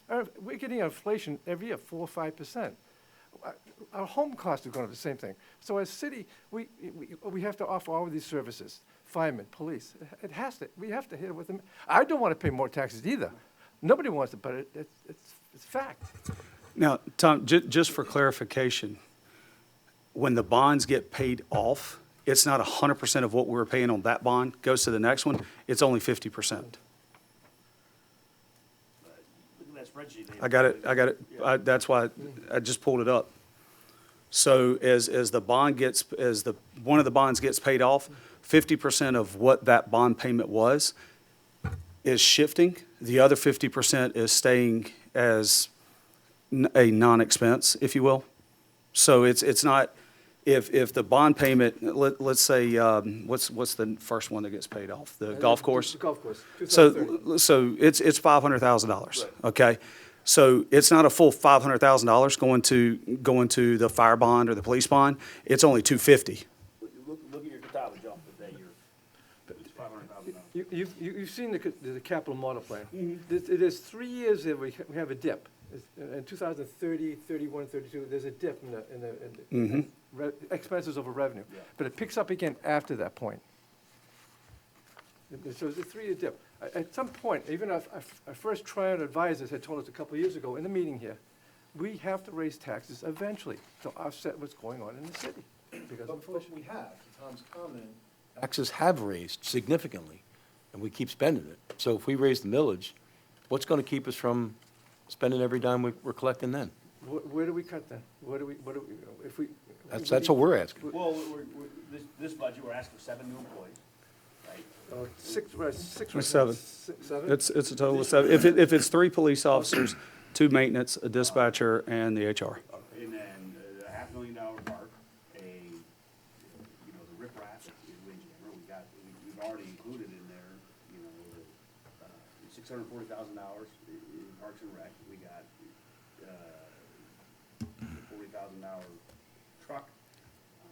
We haven't even talked, I didn't even see it in here, the barn we didn't build this year. That's not in here.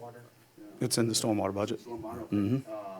But my point is, and again, I get your point, Tom. you guys did a great job with the expenses. Supposed to I be. was really concerned about when we add something that is a reoccurring expense. Because that never goes away. Okay, so let's talk about Charlie, does it matter that the feed went down? the what now? The live feed's down? Oh, I don't know if we're still recording. it's back up. It is? Yep, and it's still recording. Right? Yeah, sorry. So, Oz is working. so let's talk about the $565,000. I'm getting okay. text messages from people. That's your, if you go to your, I think it was one of the first couple pages, in your packet, okay?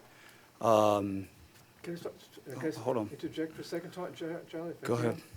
Is dam management in that cost? No, Okay. no, Yeah, it's not even thinking about security. right.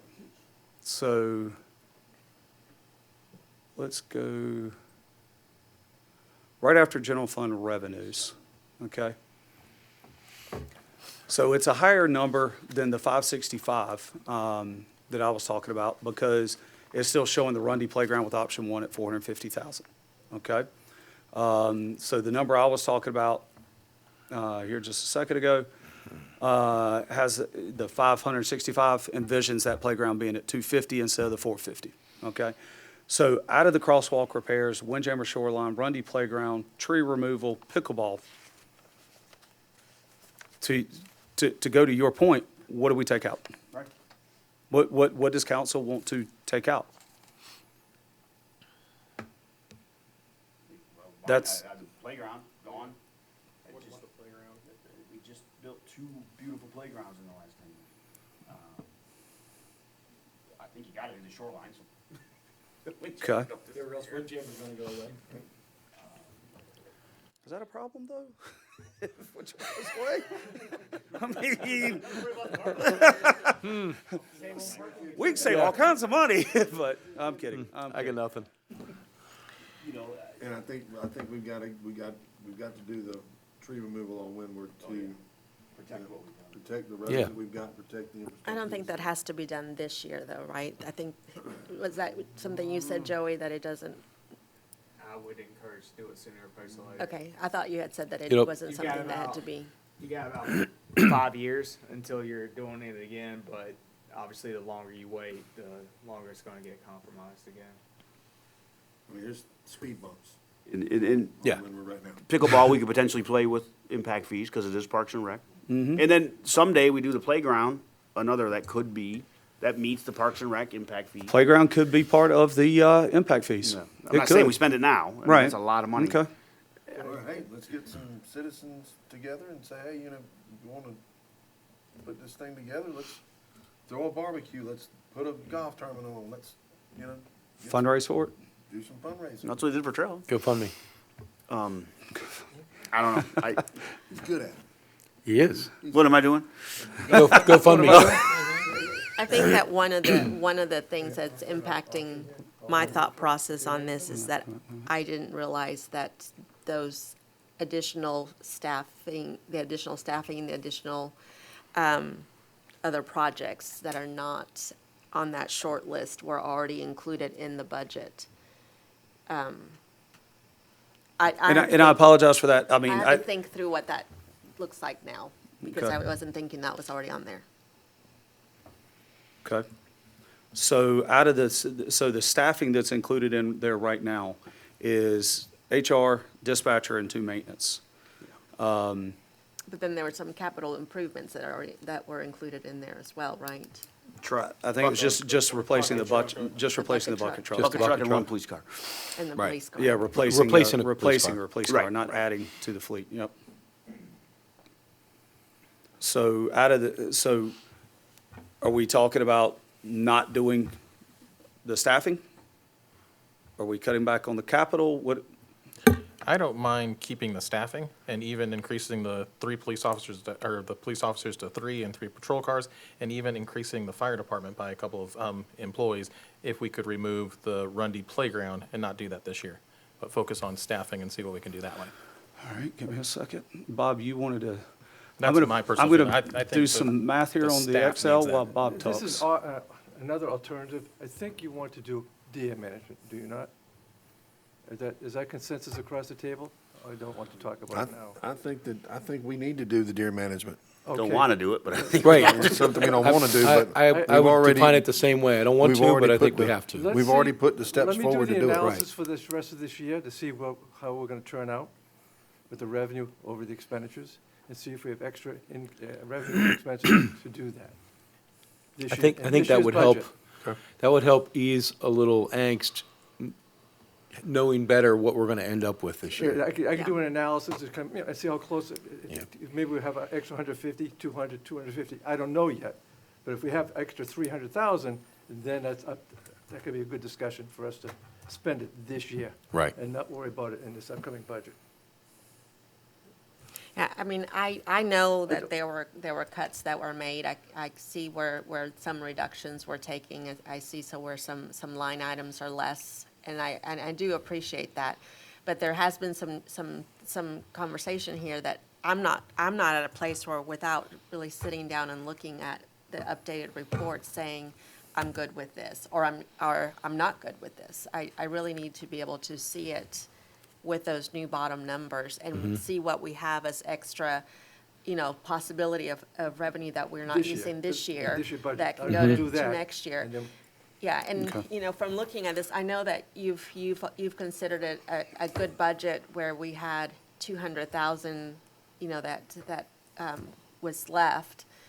I think we need to increase that thought process and say it needs to be 500,000 that's left before we feel I that would we have a caution good you to has be been. budget. very careful on that, because under government accounting, we're supposed to do a zero balance budget. Okay? You get to the point where you're putting $500,000 aside on an annual basis, my gut tells me you're gonna have residents asking, why is the tax millage still 89 mills we're and not overtaxed. 85 mills or Right. 80 mills or that Well, kind Why of thing? why aren't we doing Underst- that with the state? Well, the Surplus we have every year with them. I get it. Yeah. I get it. I'm just, so real quickly, and I didn't do fire numbers, okay, as far as personnel, but putting 3 police officers and removing the Grundy playground, still not financing anything, still don't have a deer number in there, okay? You're to the good by 294, 521. Yeah, see, and I'm not sure that ignoring an asset to the city is what I would consider a good option. Yeah. Ignoring Right. Rundy? Yeah, Yeah. I mean, I those I are want to spend things- $500,000 on it, but I also don't want to throw it out Yeah, without the right I information. think that those are the things that give value to where we live, and those are the Right. things that the residents value as well. I mean, we all value all of the things, right? We value our police officers, we value our fire department, we value the fact that we're a safe city. It's all important, so at some point, some things have to give a little bit more than others. And a $450,000 playground may not be what we can do at Rundy, but we also can't just let it go. That's part of what defines our lifestyle here. Right. So it, I would even interject that everything in this budget is to continue the lifestyle, if you will, the quality of life that we as staff hear from the residents all the time that they're basically demanding, right? They want the service level here, right? They don't want it here. They want it up here, and we're trying to keep up with that. We're trying to meet what we hear from them, okay? I think that message is clear. I think our residents see that. If they watch this broadcast, I think they're going to see that that's the effort that was put in by Well, and every they see the department head. employees Yeah. working hard, doing a great job. I Right. mean, I don't think there's It's any very argument about visible. that. I don't think anybody would deny that. So Right. I don't want anybody to take away something different. So, I guess what I'm looking for is some direction as it relates to general fund. Where do we need to move the needle? Yeah, I mean, it sounds like we don't want to pull, and I'm trying to get a good understanding, so Tom, earlier, we were talking about the fire truck, and you've been very adamant from the jump when we started talking about ladder truck. I want to pull that money from reserves, and I just want to pay for it in cash, so I don't have that debt down the road, okay? But we're also talking about we need to keep building up reserves and building up reserves and building up reserves to keep from having, to stave off future tax increases and things like that. So I'm trying to figure out, where do we go? How do we get there? Well, we got to lower the delta. We got to pay off debt or stop spending. Okay, so what do we stop spending on? Well, to Carmen's point, she said get it at 500,000 instead of 200,000. You said, well, you can't do that, but you can if you use that 500,000 to pay off debt. You can prepay bonds, get rid of it, and then instead of being broke in 20 years, in 10 years, we won't have to raise the mills because the bonds are all paid.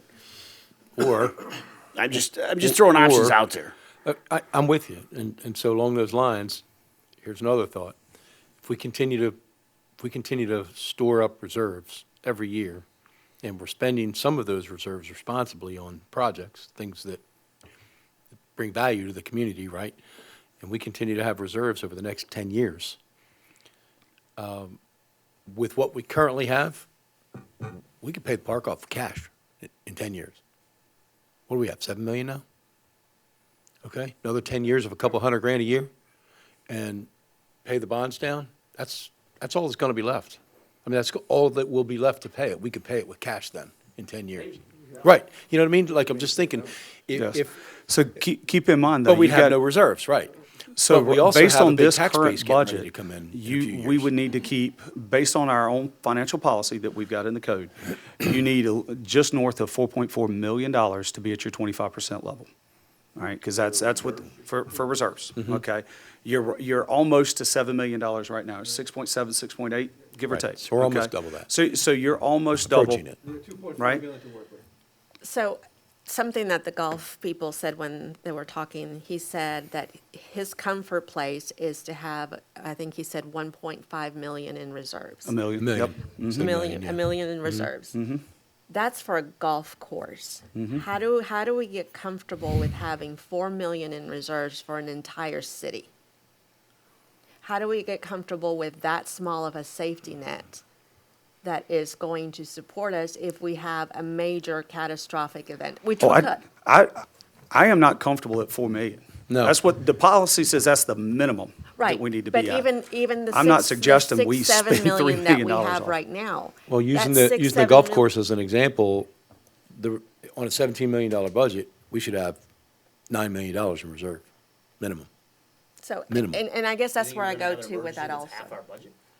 That's half the general fund. Well, that's what he said, he's got a $2 million budget, Right, right?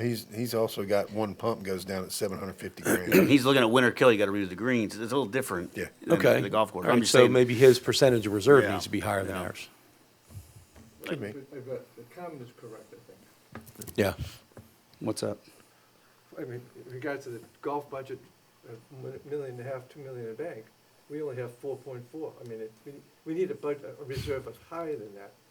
You're at 7. Well, I don't disagree. I don't disagree at all. Yeah, but we got a that's- good Well, reserve. it's just, we could spend the 2.5 million, but we go down to 4.4, and then what happens after that? Oh, I'm not suggesting we take anything out of reserves.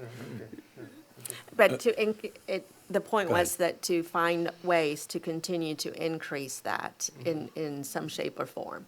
Because as a city, if 7 million is all that we have right now, right? A fire truck is $1 million plus, right? Anything that we have to replace, you're talking 100,000 plus to replace that. So we just don't have the ability to, I think if there was a catastrophic event, we would be in real trouble to replace a lot of the things that we have, that we would need to do. Yeah, I will say recover yes from it. and no. Yeah. Okay. We had a catastrophic event several years ago. We lost all 18 greens at one time. Yep. Right? And I realize that borrowing is a nasty word, right? Nobody on council wants to borrow money. At our 8% debt limit, we're what, 4 million? Yeah, we can borrow $8 million. 8 million? Yeah. $8 million. Where through a GO bond, council can, $8 million for that. And that's what GO bonds should be used for. Right. Those catastrophic, oh my gosh. Yeah, Hurricane Hugo blows down TKK Drive, right? Like it did in '89, and you couldn't move around the city. I was in high school, but regardless, right? So you do have the ability to access a lot more than what your reserves are. It's great to be able to pay cash for it, 100%, and I get that. But where I'm struggling to, and maybe I'm just not articulating it correctly. We want to take, so let's go off the change number of $294,000 that we would be to the good by, right? Less whatever we're going to spend on deer or however we want to pay for that, right? $294,000, we want to almost double that to try to get to $500,000. And we need to cut things. But you've already said we've already reduced our operational spending by, what'd you say, 7%? Well, That's with yeah. no capital outlays. Right, That's a without any- comparison of capital outlays last year of over $1 million. So Yeah. it's not apples and oranges. Okay. So I'm trying to figure out what is important to council and what does council want to see? So we have now, over the last 3 hours, almost 4, this is what staff thinks that we need to operate the city at a high level, keep the quality of life where the residents, us, think that it should be. So what do we need to remove? What do we need to cut back on? So that we could try to get to that. I don't know how we get another, call it $300,000 or $200,000. I don't know where I get that from So just, and still be able to operate and do all the things that need to be done. just a Right. quick one for some of the folks that are kind of new to this. Okay? Last year, how much money did we put in the bank? How much we finished to the good by, Bob? Look at my financial statements. It was like 578 is what it was, I think it was, somewhere in there. What was our projected budget last year, revenue minus expenses? For this current year is 224,054. What was it last year? We were somewhere right in the same ballpark. I want to say it was like 175, 178. Give or take, Well, yeah. we're always in the $200,000 area. We try to stay within that range. So we damn near doubled it. Yeah, we did. We did. Last I think more. Every year. We damn near double what we do on the budget every year. We come out to the good. This year, there's a lot of moving pieces Yeah, that right. could be, if they come to fruition, they could be windfalls for us. So this year, that's the bottom number that we're looking at if things just don't go to hell in a handbasket. Well, it's no deer, It's no deer, so we're in the Let's hole get if it. we do deer. but we've also got $1.7 million if it comes in with the grants and all that good stuff for the fire engine. That we're gonna have that $189,000 we're gonna have to pay next year. If we get all of it.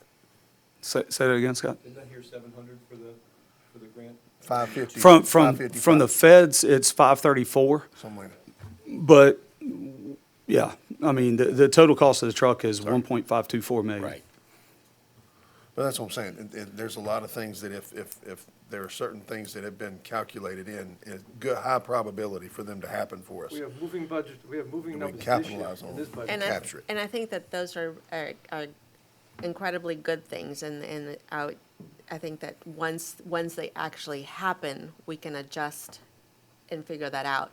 But to make a decision based on what could happen, I can't get comfortable with that. You know, if that grant comes in and we have that, then we can always come back and figure out where we can adjust and do something that we said no to, right? But to spend it with the thought that it's going to happen is the same place that we've gotten ourselves into, where we're spending it with the thought that, you know, we're going to have impact fees that are going to cover. And they start to cover things run more out. than once, They run out. right? You know, we're looking at it as a possibility to use, and now we're having, because we don't have it in any other place, we're having to look at that as a possibility for the pickleball, but yet that was it was intended for that from the beginning. So that should have been a conversation that we knew from the beginning. These are impact fees, and this is what they're allocated for, and this is how we're going to use them. We're going to do it now, but it feels like we're taking something that we shouldn't be, when it should have been allocated for that from the beginning. They can be spent on those things. They don't have to be spent specific to the park amenities. You don't have to go build 4 new baseball fields. You don't have to go build 5 new sports Right, turf but fields and we had no things like that. conversation on that. We thought we had to come up with where that park was gonna hit a line item on the budget and come up with it from somewhere. Whereas it really is already built in there through those impact fees, right? So I think that's just knowledge conversation of how that budget is set up. I want to be able to see that report that you shared with us, you know, that shows where those impact fees are being used, because I think it puts a different perspective in my head as to how that money is being allocated. It's not all going into one fund. These are specific things that we already know that we can spend money on. I'm with Tom on this, is that there's a lot here that I didn't know was already part of this. I need to be able to kind of step back and look at it. So I don't have a recommendation for you, because I need to be able to look at it again. Okay. I'll say this, the budget as a body of work, I'm pretty comfortable with. The additional expense items that we're talking about, I'm probably where Carmen is, that I'm not comfortable to say, let's spend money on this, but not on that. You know, I don't know that I'm at a place where I could recommend to my fellow council members, this is where I think we should spend our money. I think there are some great suggestions that we've talked about, but I probably need to digest it a little bit more until I feel comfortable voting on it. And I want to hear from Bob on what he thinks the projection would be on year end. I'm doing analysis Yeah. this year. And, you know, if you say it's 200 and it comes in 180, no one's going to beat you up for that. We just want to have a pretty close idea of what we're working with, so we know what to do with that money. And to Tom's point, I would say that, yeah, I want us to reduce debt too. I'm 100% with you there. And we can either use the funds that we have to begin reducing the debt, or we can continue to build our savings in the event of a more catastrophic emergency that comes out, or build interest on that and then continue to use that down the road towards payments when we don't have impact fees. Well, and that was something else that we talked about.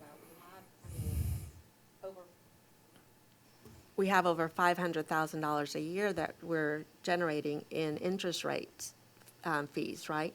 So instead of looking at that as putting it into the general fund and then figuring out where it's going to come out in the wash with expenses, dedicating what that is going to cover. Is it going to cover an additional payment towards Catawba Park every single year while we're incurring that? Might put that money to work. Or is it going to go into something else that maybe it's looking at, you know, the parks that need to have Put the nice one need to in. have work. I think allocating those funds up front, and what I said to you before, you know, what are the needs that you see in the next 5-10 years? Having a vision plan or a layout of what those expenses are going to look like in the next 5-10 years, I think that gives me a sense of a security blanket of knowing that if I'm saying yes to this today, that's because we've already planned out what the rest of it's going to look like in the next 2, 3, 4, 5 years. And we know that this money is going to come from there. That $500,000 interest rate fee is a really good nest egg to take care of the things that we want to do and we need to do, but we don't feel like we can just spend it straight out of a general fund. It's dedicated money for that. I don't know if that made any sense, but it just. It did to me. So the interest that we're developing on that investment that you made, are we just continuing to allow that to accrue and build more interest? So it's just compounding, basically? Okay, good. So my 2 cents, if I can throw mine in there for a minute, I would say, safety-wise, with the officers that were requested, and the patrol cars, I don't see, because I know I ran on it, so did you, and so did you, about TK being safe, and safety's first, because if you don't have a safe city, then people don't want to come live there. So if we, we need 2 more officers to get us there for this year.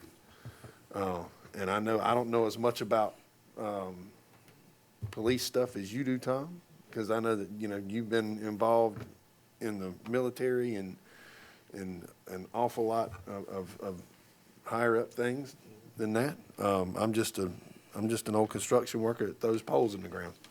But, I do know you have to have a safe city in order to keep your property values up. You got to have a safe city for your kids to encourage people to move in. And if we don't have that, and I trust Chief Crosby, he's an expert in this field. And if Chief tells me something, then I'm pretty inept to go with that. It's kind of like if somebody asked me a construction question. I'm pretty good at construction, so you can pretty much count on what I'm going to tell you is it to be right. So my 2 cents is if we're going with anything on this capital outlay, it's at least going to be the police officers and the patrol cars. And to your point, and that's one of the reasons that having these other new hires already included in the budget skews it for us a little, because if we're looking at 7 new hires overall and we got to pick and choose, okay, what do we do? Here's staff's recommendations. What are we going to do? Is it more important to hire 2 public works employees or 2 police officers? Or is it more important to have, and this would come down to chief's dispatcher versus a police officer, or a human resources assistant versus, a new fireman, or whatever the case may be. And so, I mean, again, it's, I had always anticipated as the city was going to grow that we need more police officers. I know Chief and I had a great conversation the other day about it. I was thinking it would be in a couple of years when Main Street comes on and we get the rest of the developments going. We talked about the potential of we do 1 or 2 and then another one in a year or 2 or over time instead of all at once. So no, I'm not disagreeing. I'm just trying to figure out, again, if we keep adding headcounts, that is it's not a one-time cost. No, it's That's not. gonna keep going forever. Right. And 7 headcounts in 1 year is a lot. I mean, that's almost, how many employees we got total? 130? So it's 5%? 130. 6%? It's a 6% increase in 1 year, Right. right? And that continues to be there. Forever. Right. That doesn't go Yeah, away. Yeah, and so, and we did just get, now, we're not paying for them, 2 new school resource officers, but again, that's grant funded. If the state doesn't fund that, what do we do now? What happens if the state stops funding it? Do we pick them up, or do we gotta fire 2 officers? Call the news. They ain't gonna pay the bills, right? Call the news and we I say, gotta pay hey, somebody's salary. So meet me in Columbia. Again, I got again. something to talk to you about. One thing that I want to share is we run very lean from a staffing standpoint and from a budgeting standpoint. While we may have, and I'm just going to use Public Works, for instance. All right, so Public Works and Stormwater, we have 3, not counting the 2 new requested. Okay, you've got 13 employees, including Tim as your department head. right? Is that enough to maintain the city? Yeah, if everybody's here, nobody's out sick, nobody's on vacation. Yeah, that also includes 2 mechanics to maintain the fleet, includes 1 guy that cleans the city buildings, including the lower level down here, right? We don't have extra staff. PD, you've got 4 per shift, but realistically, that translates to you've got 3 that are working, right? Because you're going to have somebody that's either out sick, on vacation, having to do training, different things like that. We don't have extra staff. We just really don't, right? We also have, I'm going to try to think of the best way to say this. We have some tenured staff, right? Where we've got to start planning for the future there as well. And that's succession planning, if you will, right? We can't wait until that person leaves and they're the only person that does the thing, whatever the thing is, right? We've got to have that backup, that other person, so that it's a smooth transition, similar to what just occurred in T-Cut. Philip retired, but he worked with Antonio over the last few years to make sure that Antonio was ready and he was prepared so that it was a seamless transition, right? I've heard it for years, okay? Charlie wants to add staff so Charlie can have more people. Charlie doesn't want more people. If I could get everything done with half the amount of staff that I got right now, done.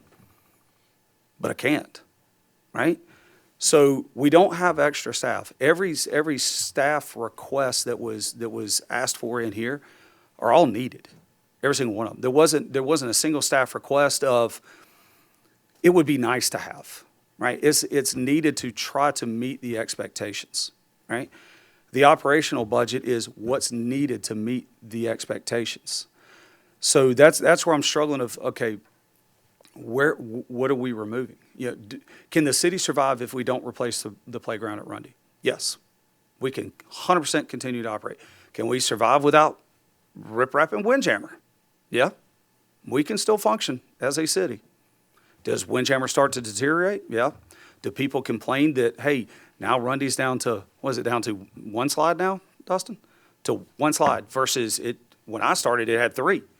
But now you can't replace those. So at what point is it, why even have the playground equipment at this point? So, I mean, trying to meet the quality of life and the service levels, it costs money. None of this includes a tax increase at all. But as a taxpayer, I would just assume you go ahead and raise my mill $1 million a year for the next 5 years versus 5 years from now hit me with a $5 million tax increase. Now, is that what I'm recommending in this budget? No, it's not there. But to try to capture what I'm hearing from y'all, paying off the debt and doing this and doing that, and at the same time build up reserves, I don't know how you do it. I mean, Bob and I have had conversation after conversation. I don't know where that money comes from in the budget, right? Because of growth, right? But the council before y'all, and I've heard it loud and clear from this council, I don't want any more residential growth. Now, it's not like people are kicking our doors down. Hey, we want to annex, and I want to build these homes and build those homes and build the other homes. But if not for growth, there's no way we could afford this golf course in Glenna Center. That money doesn't exist. We took out a $7 million bond, $7.5 million bond on a $3 million budget and didn't increase taxes. If we hadn't grown off the peninsula, there's no way we could ever have afforded to buy Utilities Inc. The old water, wouldn't happen. Our number one lender in utilities at the time was BB&T, now Truist. They wouldn't even touch that loan. SunTrust did. BB&T wouldn't do it because they didn't think we could fix it and repair it and do all the things because they watched the news. And every time there was a half inch of rain or better, the news cameras were out there and we're on TV because we were having overflows into the lake. BB&T didn't trust it. SunTrust did. But only because we were able to add more customers with Lake Ridge and Stonecrest and so on and so forth. Growth has been paying and allowing us to do these type of things, right? We don't have a whole lot of growth left. in the pipeline. Yeah, we don't. That's been my Right? point, is the gross over, impact fees are ending, Right. but we're not planning for it. We just keep spending like it's gonna happen forever, and it's over in 10 Okay, years so- max, 5 to 7 years. So I'm gonna go back to, what do we need to stop spending on? That's Well, that's the point we're at, is like, That's right, it. we That's gotta. where we are. I That's where mean- we're at, and I mean, the debt, we're saddled with so much debt from previous councils, and I hate to point the finger at anybody else, but that's the reality. Right. Do we need a fire station? I'm not saying we didn't need them, but they didn't fund them. Now we gotta fund it. The can got kicked down the road with Deer. Catawba Park kicked the debt down the road. We got, there's another big one, God, I'm having a brain fart. fire, police, and Fire, Catawba Park. police, Catawba, the golf course. I mean, so we got all this stuff we gotta fix without raising taxes, and we got no money. And so that's my only point. You guys do a great job. The staff is wonderful, but this debt is hanging over our head, and I'm just trying to find a way to keep chugging along. We're getting it a little better so that in 10 years, we don't have that freight train run us over. Because it's coming. Everybody knows it's coming. When we did our workshop, or I think it was a workshop where everybody kind of talked about what their vision was for this year. I didn't ask for a 7% decrease. I said 1.5%, right? And I think that you guys did a really, I don't know what the actual decrease is when you take away the capital expenses that, you know, because there were some pretty big decreases from capital expenses. So I don't know if we got to an actual decrease in expenses, but I know that you guys worked at that and you found places where you could take a little bit off. I think that's the thought process that we want to start having, because it's not a thought process of where are we going to take it from, and there's nowhere to take it from, and we're just not going to do it because there's nowhere to take it from. We have to be able to figure out where that's going to come from. I keep going back to that, the interest rate earning, the investment fees. That was money that wasn't there 2 years ago. But yet we found a way to spend it both years that we've had it. Yeah, it is in the revenue. And it is in 550. the Oh, general yeah, fund, it's in the right? revenue, 100% it is. So it, Well, but I'm going to disagree with, we found a way to spend it. It was needed so that we could continue to operate at the level we're operating but what at. if we didn't have it? Millage increase. So, So I'll put it to, so as a city, okay, we can raise taxes, we can increase the tax base, we can raise fees, or we can cut expenses. Okay? How do you do that? When the cost of everything, you know, lumber, screws, oil, gas, everything continues to climb. How do we cut spending and still be able to function and operate as, you know, and provide everything that we're providing? Are there services that we offer that we should cut? I don't know of any, I don't but think you cut anything. I think you tighten your belt a little, and at the same time, our assessments are going up, our tax base is going up. We're bringing in I don't have the numbers in front of me, but it's significant, millions of dollars more than we did 5 years ago.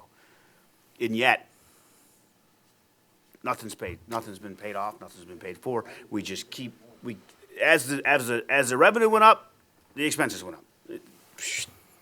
And so that's my concern. But as the population grows, we need more police, we need more firemen. That's what happens. our amenities get used more, require more maintenance. Well, I get all that, that's what I'm mean- saying. I don't know what the answer is, but again, We have to realize we're not like Fort Mill. Fort Mill is a commercial, yeah. family-based, we're just a bedroom community. Yeah. All we got is Walmart. That's all we have, other than small. Right. That's all we have. So we're a bedroom community. I lived in a bedroom community up north. They raised taxes to survive. You have to. Folks, I can appreciate the conversation, but we've got a lot more stuff to work through. Yeah. So if I can, before we move on to Beach and Swim Center, to be able to wrap up general fund, are we talking about another workshop next week? Because I've got to get this to a point where we can advertise for the public hearing and move towards that first read. Now, Typically, public hearing is done and first read same night. Legal requirement is you have to have a public hearing before you adopt the budget, which would be second read. So we can push public hearing out to the second read in September, but you got to have a budget adopted by October 1st.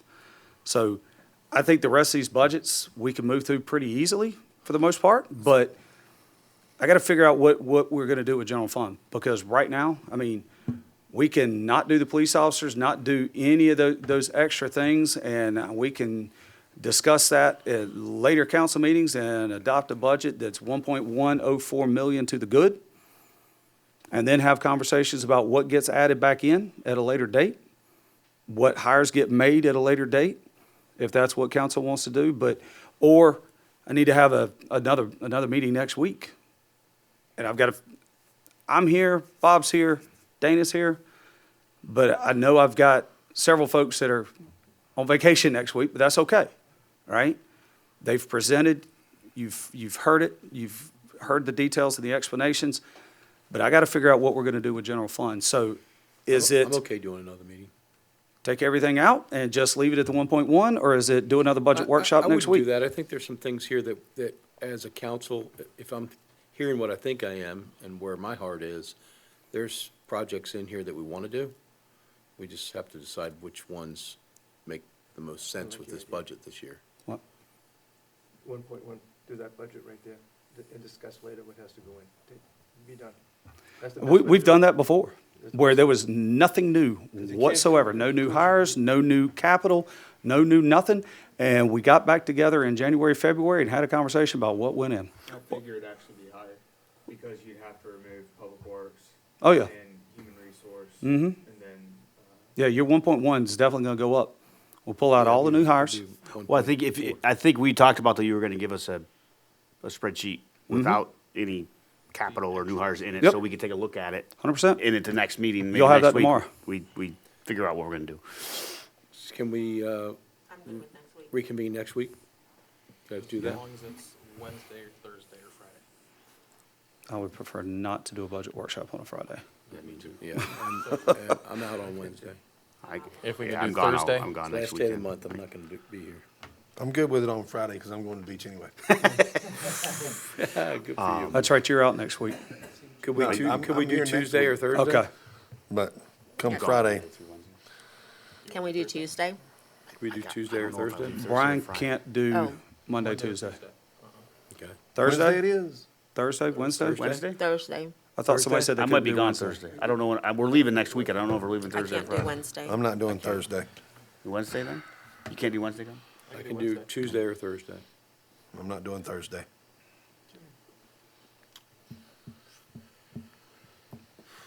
What about the following week? Yeah, y'all do it the following week. Oh, you're gonna be That's gone fine that with me. following week? Yeah, I'll be Are you gone for the week? Next week? Can we do all week. What's, Sixth, seventh? we can't do Monday, right? It will be to do public hearing in August. We'd have to do the public hearing in September. Does Tuesday work for everybody? I'm sorry, I fly in that day.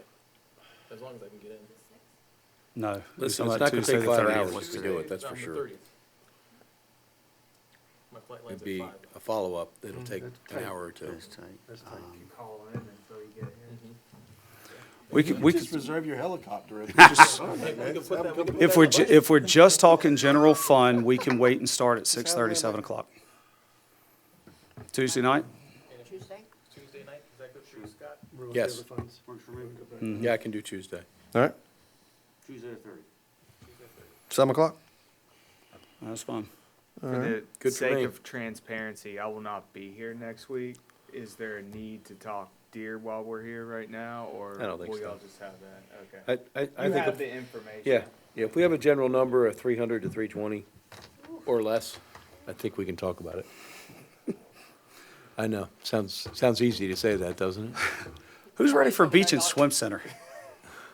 Beach and Swim Center. Who's ready to talk about the pool? Let's go. All right. I did the pool do.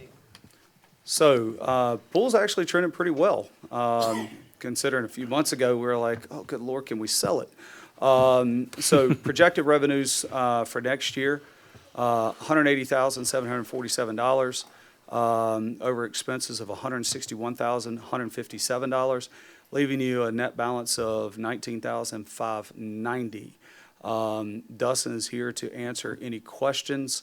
Dustin, anything you want to cover up front on this before fielding any questions? I mean, for the most part, the one thing that you'll see is that $5,000 swim team with the revenues as well as the swim team down in the expenditures. That's a wash right there. Essentially, what used to happen is the the swim team would pay the city and the city would pay the coach. They're just paying the coach directly, so that's a wash right there. That's why you see that.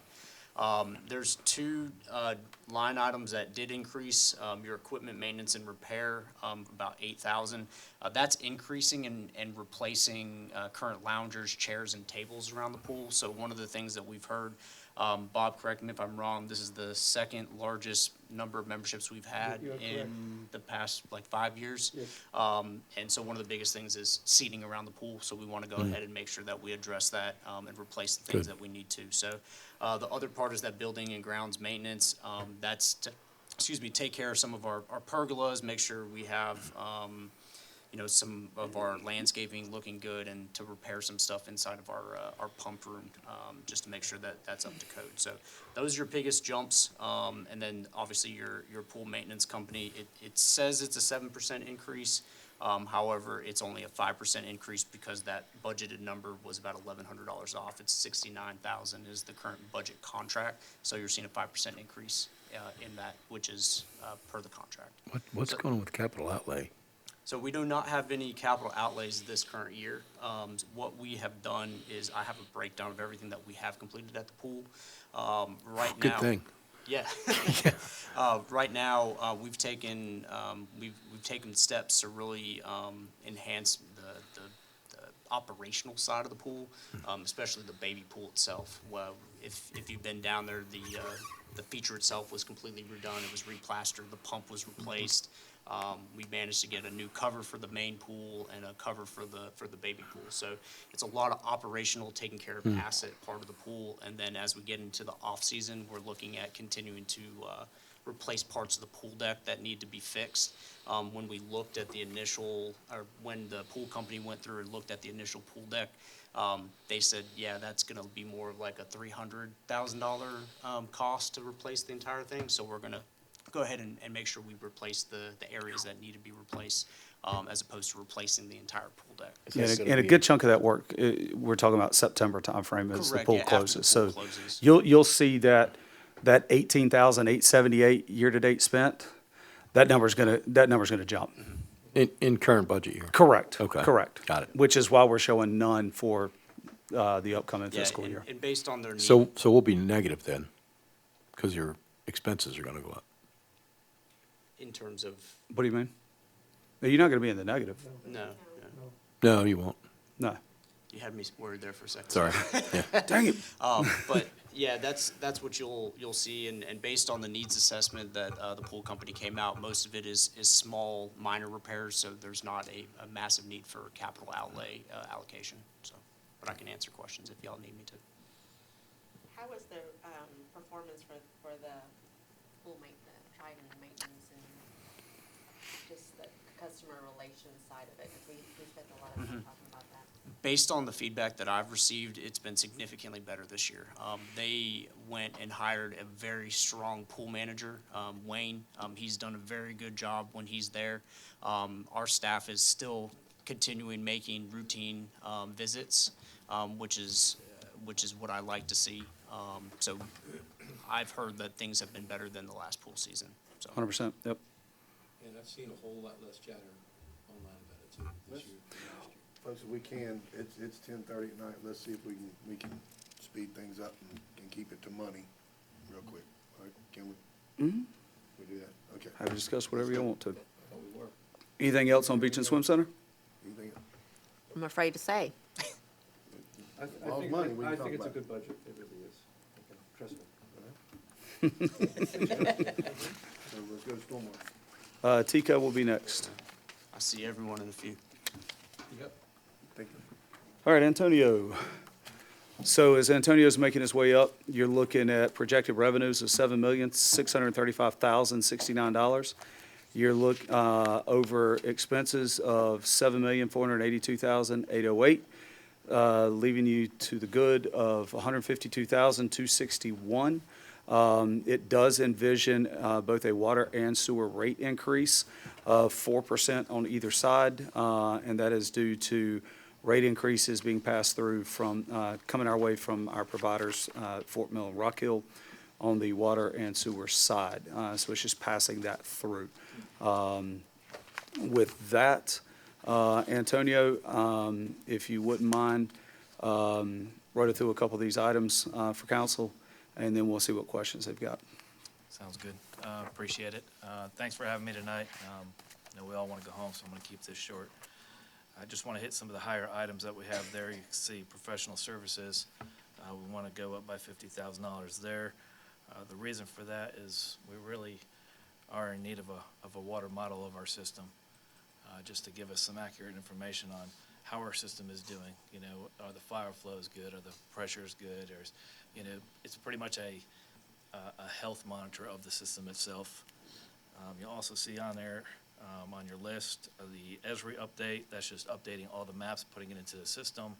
That way our staff can be more efficient when they're going to emergencies, being able to find lines and find valves and you know, pipes and manholes and all that type of thing.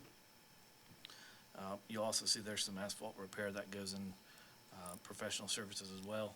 That's to do some major repairs that we have on some of our lots, and also street repairs. The next one, we'll talk about a little bit about the capital outlay. That's to replace one piece of equipment and a truck. Our backhoe is about 20 years old. It's got a lot of problems. It's unsafe at this point, and we're really looking to replace that one there and get rid of the next one, the one that we have. And then also replace one of the vehicles, get rid of one that we have that's already over 150,000 miles. So that's what we have there. Lift station maintenance, that's a pretty significant number there that you see there. That's for a couple different things. That there is for a repipe job that we have to do over at lift station number 17, as well as some of the rails and all the components that go into that well to completely upgrade that station there. Antonio, real quick, where is lift station 17?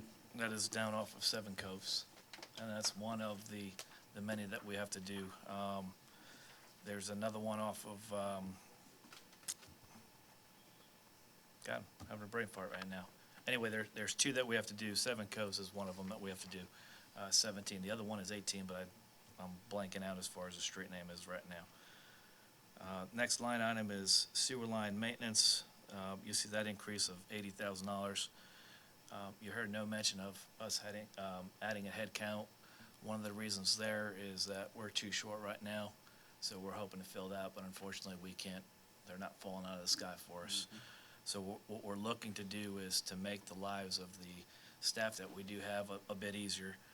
By doing that, you'll see on there the SL Wrap.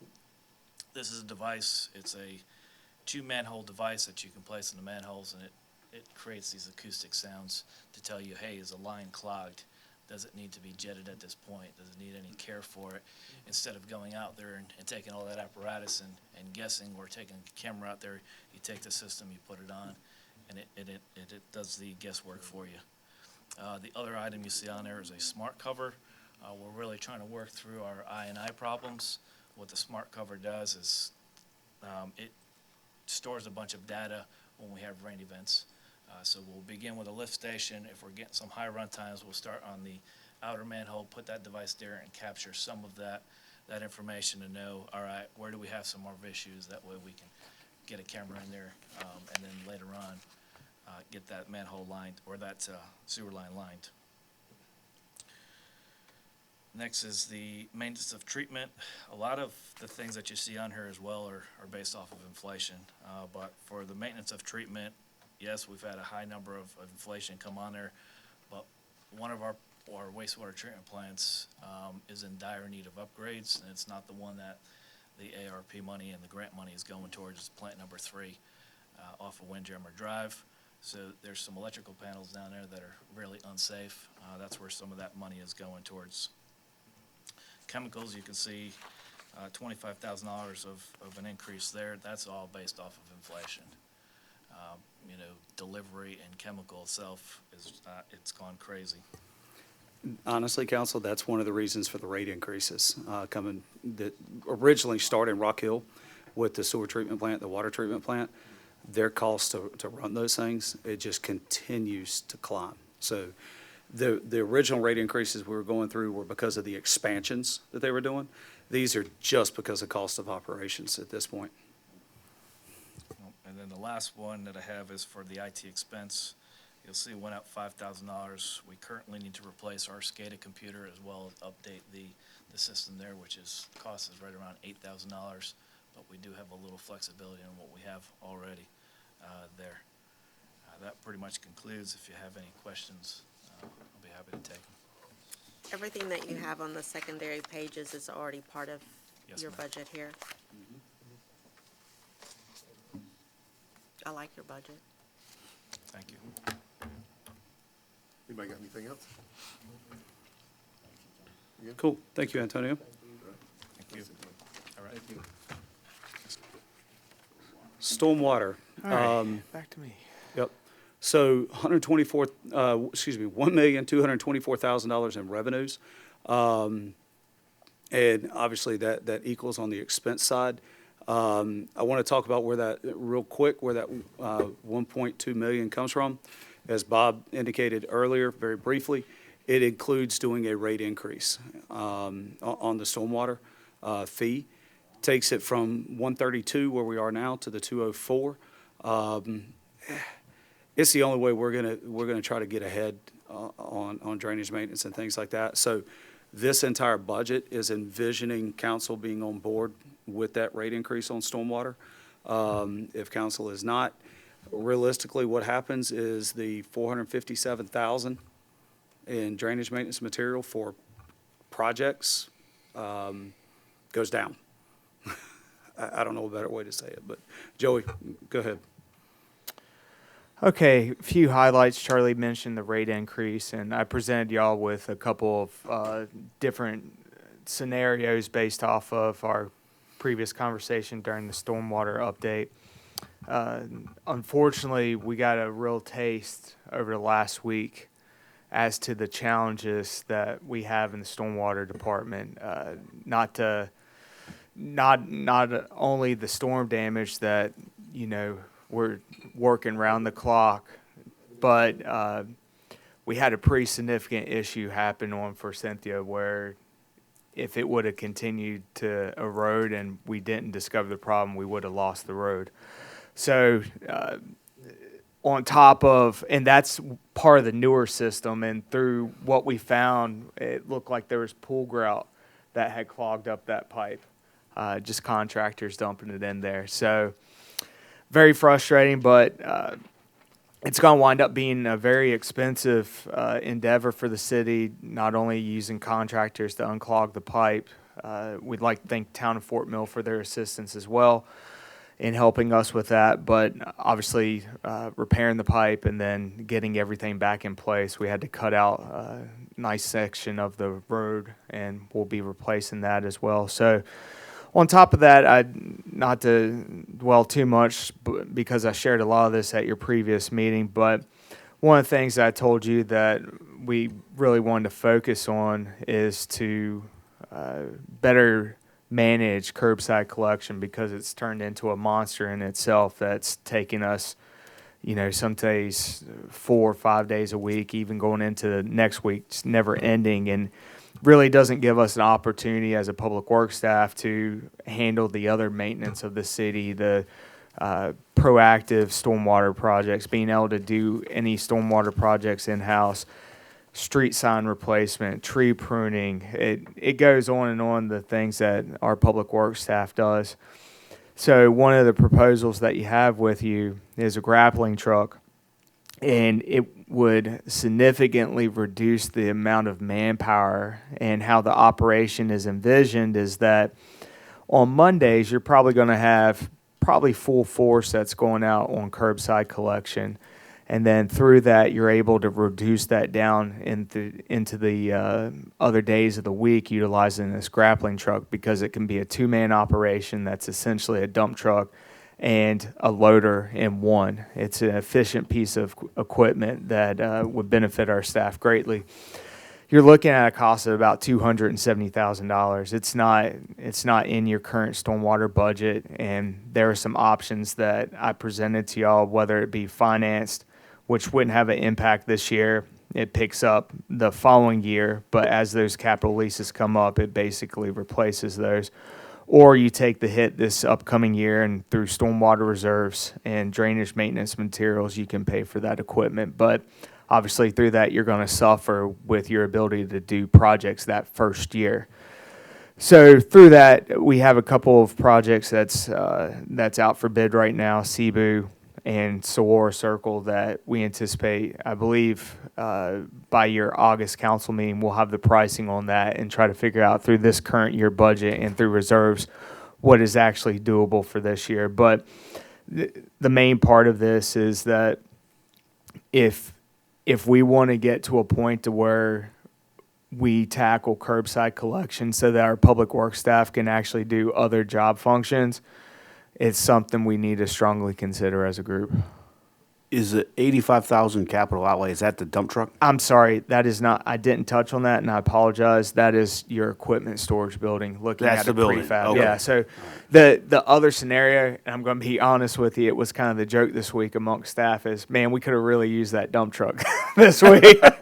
But to that point, if we can get better and look a year or two in the road, we would absolutely sacrifice that dump truck in order to get the grappling truck. That's staff's, where do we want to be? And we think with that piece of equipment that gets us there more so than the dump truck's just status quo. So neither one of those items are currently in this budget that you're looking at, only the storage building.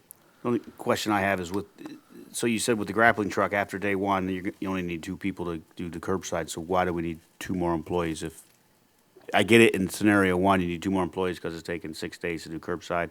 If we keep the same equipment, it's still gonna take, say, 5 days. But if we get a grappling truck and you only need 2 people to run a grappling truck, why the 2 extra employees? I'll just share with you that this storm was the perfect example of showing how shorthanded we are on things. When you're talking weeks of picking up storm debris, and that's including people going into overtime, you asked during it was asked of me at the previous council meeting we want to see a plan to get us where we need to be over the next couple years. That's the plan I'm presenting you. And do we need to the upcoming budget year? I can make a strong argument for it. Could I get by with 1? Absolutely, because we're getting by with it this year. But is that getting us to that optimum performance that you asked of me at the last meeting? It's not. So that's the whole reason why that was the ask, to envision where we're at as River Lakes comes on, as Windhaven gets more mature and we start picking up like we are in Lake Ridge now. Lake Ridge grass clippings, believe it or not, is one of the significant upticks that we've seen in curbside collection. So we're also forecasting where do we need to be, but also what other new challenges are coming along the ways. And I think the equipment ask and the 2 new headcount is reflected in that.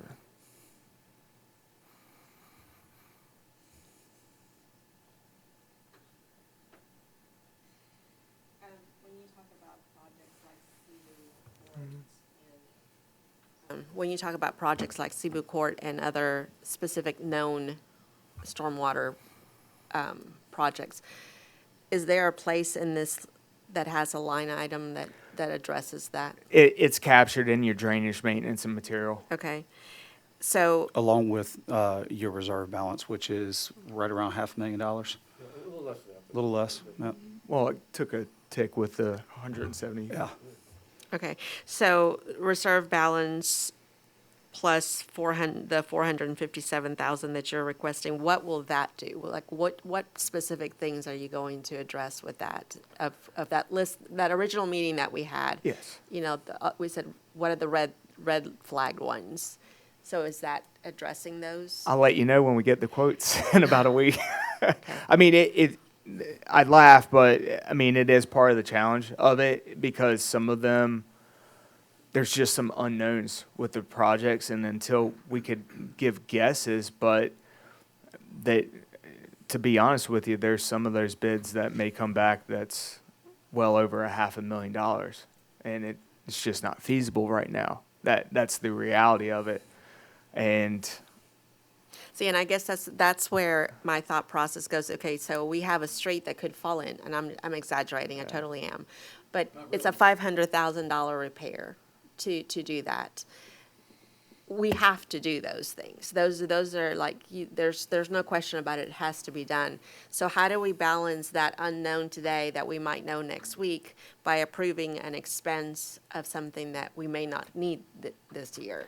that is the challenge of stormwater, because you do not know that you have issues until you have issues. But we do And know we have issues. We just don't know the we total do, cost of and the those. gravity of it is what we're working towards to get. We're getting a grasp on what we know are the challenges, but for Scythia, I can tell you it's going to cost us tens of thousands of dollars, which was completely unexpected in a newer section. Would never see it coming, but it popped up just like that. And unfortunately, a lot of this is just reactive in nature, and we're trying to get better with that. But in order to do that, we have got to find a way to make curbside collection more efficient.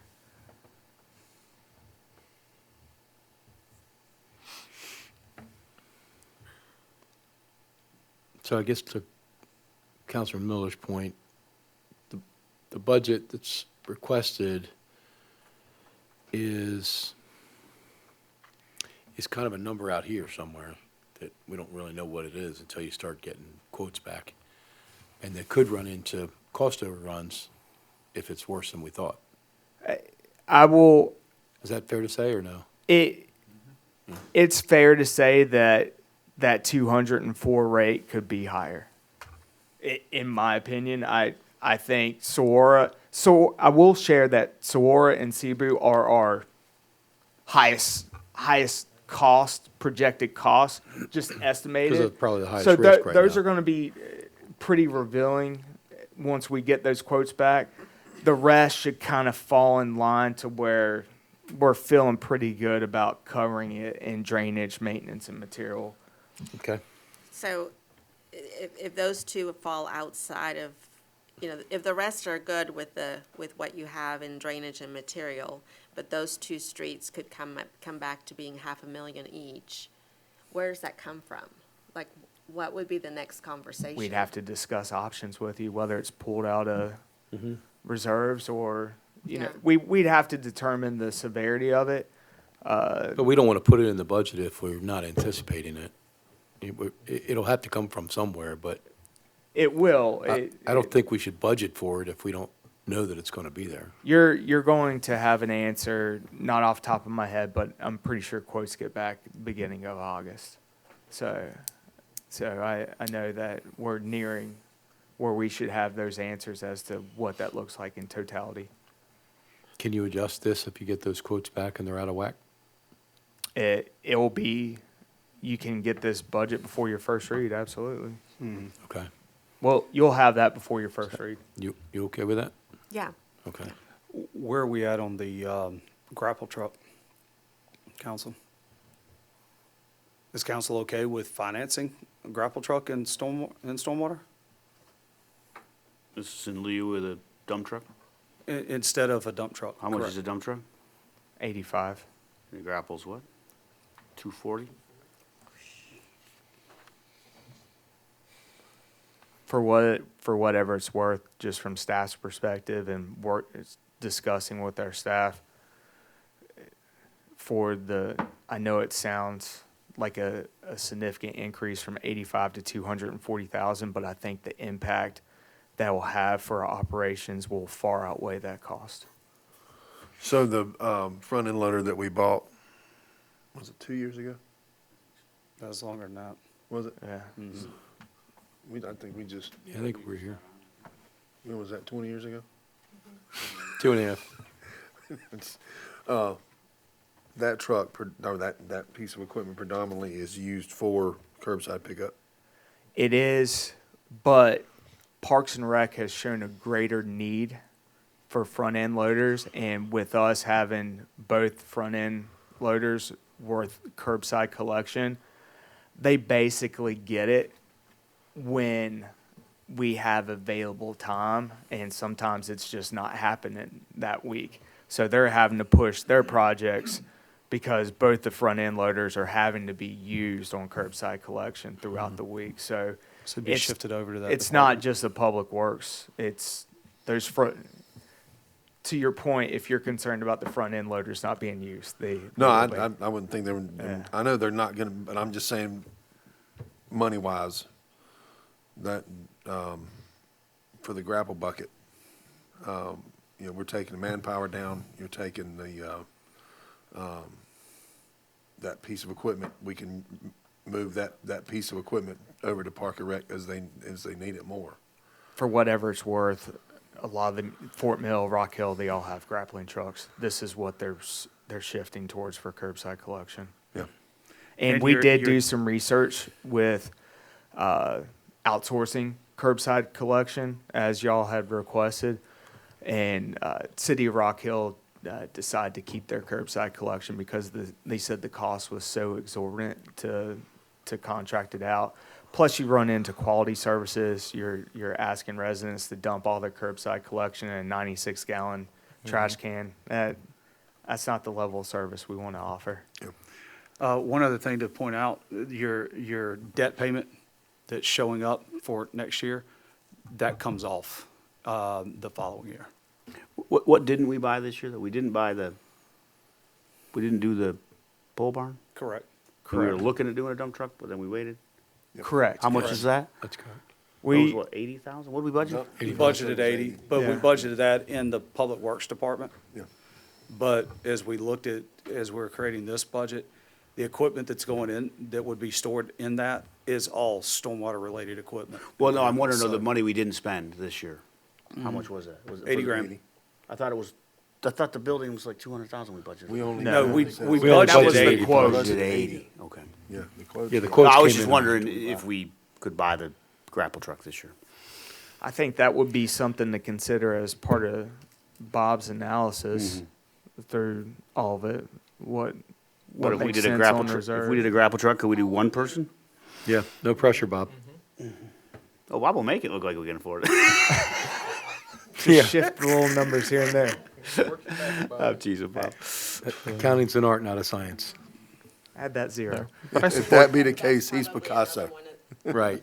That's probably another one of those answers that, once we know more about Right. what isn't used this year, we might be able to make a better The more you decision. know. Like I said, we'll have some more answers. The cost of Cebu, Sora, what's in reserves for stormwater, what are we looking at for the rest of the fiscal year? You should have a And clearer for, picture. for what it's worth, folks, I don't think we want to go buying a used grapple truck.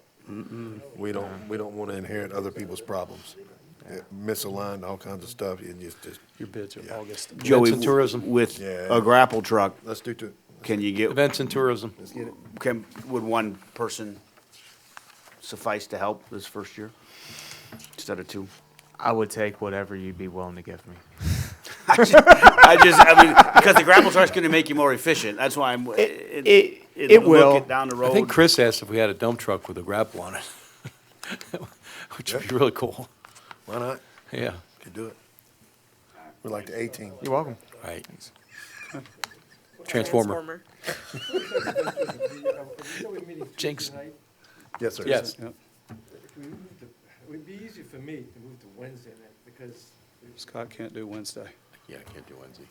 I mean, rushing an analysis, I want to make sure I'm correct when I do my analysis in cash. Okay, we ready to do events and You tourism? can do it without me. Amen. Can't do it without you. Probably man. do it quicker. We gotta have you, big guy. Probably do it quicker without me.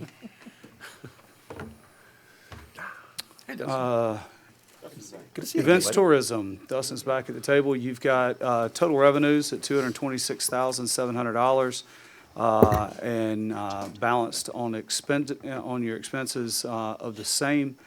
Your one thing to note, I guess, on your revenues is instead of having community events vendor and then fall festival, which is all vendor revenues, we're just consolidating that into one line item for community events vendors. Fall Festival is a community event. I don't know what the mindset was years and years and years ago of having those separated out. Just doesn't make a whole lot of sense. Your event sponsors at $13,250. Your VIP concert seating at $2,400. And then the transfer from hospitality tax, we use that as just the balancing number of what's needed to go to offset the cost of those expenses that are down below. So that's where the $178,000 comes from to balance that budget. Your salaries, and then I'm going to shut up and let Dustin have this. That is our event manager's salary plus salaries from your folks that are working those events. Whether it be your maintenance staff and your public safety staff. We're able to offset their hours working those events out of this budget. So, and with that, Dustin, I'm going to shoot it over to you, my man. All right. Happy to be back. I'll try to make this brief, but just don't tell Miss Caroline that I made this brief because she would want me to explain as much as I possibly could. So, just want to touch on one of the items real fast was the movie night. You'll see an increase of $1,500. That is actually a combination line item of the movie night and our Halloween event, Booze and Ghouls. So you're seeing that $1,500.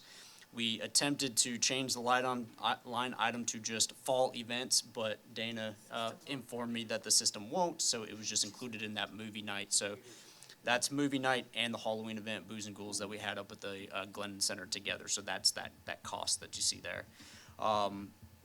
The rest of them are minor increases due to things such as sound systems, increase of buses, that type of stuff. So they're not major increases. The only additional one would be that travel and training of $1,800. That would be for a membership for North Carolina's Events Association, Southeastern membership, and then a conference that she would be attending. She attends those conferences for trends in the event area, as well as looking at bands, attractions, that type of stuff. So those would be what the increases for that budget would be. If anyone has any questions, I'll be happy to answer. What's in the July 4th budget? Everything involved in July 4th. Can't be the fireworks. A majority of it is going to be fireworks, yeah. No way. It can't be that cheap. Yep. So you're, Seriously, it's that cheap?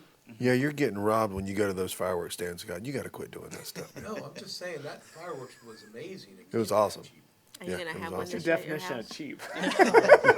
so just don't tell them. But yeah, a majority of that line item would be the Yeah, I won't fireworks. tell 'em. Because It was a great show. I'm not gonna hold up the meeting, but there were a lot of people that communicated with me, and they were throwing out figures what they thought it was worth. Mm-hmm. Not even gonna say it out loud. What's the 5,000 extra for Spring Festival? Why the big increase? So that it's increase in buses. We actually were able to save money this year because we reduced our amusements, but that's including your amusements. And then Caroline is also looking to add some enhancements to the festival to continue to grow it. We saw a really good turnout, and even though the weather was absolutely crazy. We just expect it to continue to grow even more with it being a really big event for the city. She's done a great, Yeah, absolutely. the income, community events vendor, look, the increase of revenue, she's done a really good job. When you have the, She's very good at that. Got that right. Very familiar. when you have the concert expenses, is that for every concert? Is that a separate line, separate expense item, or, because I can't like, with the Spring Festival, we had bands then also, so is Correct, that, yeah. Is that in the spring festival or is that in the concert? So the concerts would just be your summer concerts. Okay. And then any bands or performances in those festivals will be captured in those line items. Okay. So yeah, Yeah. correct. So those are Okay. specifically your summer concerts. And I know the jazz people are included because they use our facilities down So, here. yeah, so the jazz actually was it was a partnership. It was sponsored, so we really didn't spend any money whatsoever outside of promoting it. Unfortunately, the weather didn't cooperate, because But that it was tends to be. fabulous. But I heard it was an amazing event, and we're very happy that the Glendon Center was able to accommodate, and I heard great things about it, so. I think it worked really well there. Absolutely, and I think moving forward, we'll plan on doing it inside as the space allows. I don't have anything else. Anything else on events? Mayor, Tom, good on events? Good. HTAX, I'll Thank handle y'all. this one very quickly. Thank you, Dustin. Thanks, Dustin. HTAX revenue projected at $418,000. As you look at your expenditures, that first line, you'll see there's that transfer over to the events tourism budget, $20,000 on the marketing. So a chunk of that, actually $11,200 some odd dollars, is the website hosting through Civic Plus. The rest of that, that additional dollars are for additional streetlight banners that we put up. Some additional ones in places where we don't have them, and some replacements. Staying pretty set at the $100,000 on the maintenance repair to clubhouse. And that's a number that, I mean, we work to try to come in under that, but a lot of it is going to be predicated based on the HVAC systems up here, and they're not cheap at all. But we've got a good P&M program on those. And the fact that council afforded us the opportunity to make all the big repairs that are still underway right now. If it'll stop raining, they'll be able to finish them. In talking with him, felt pretty good at not needing to increase that line item at all. Urani Park lights, I believe that is the final payment. Yes, it is. Thanks to sweet Lord Jesus for that. So with that coming off, that's another $24,617 that at the staff level, we plan on just adding to that transfer for Catawba Park. So taking that 883 that's in there for this year and bumping that up by the 24,617.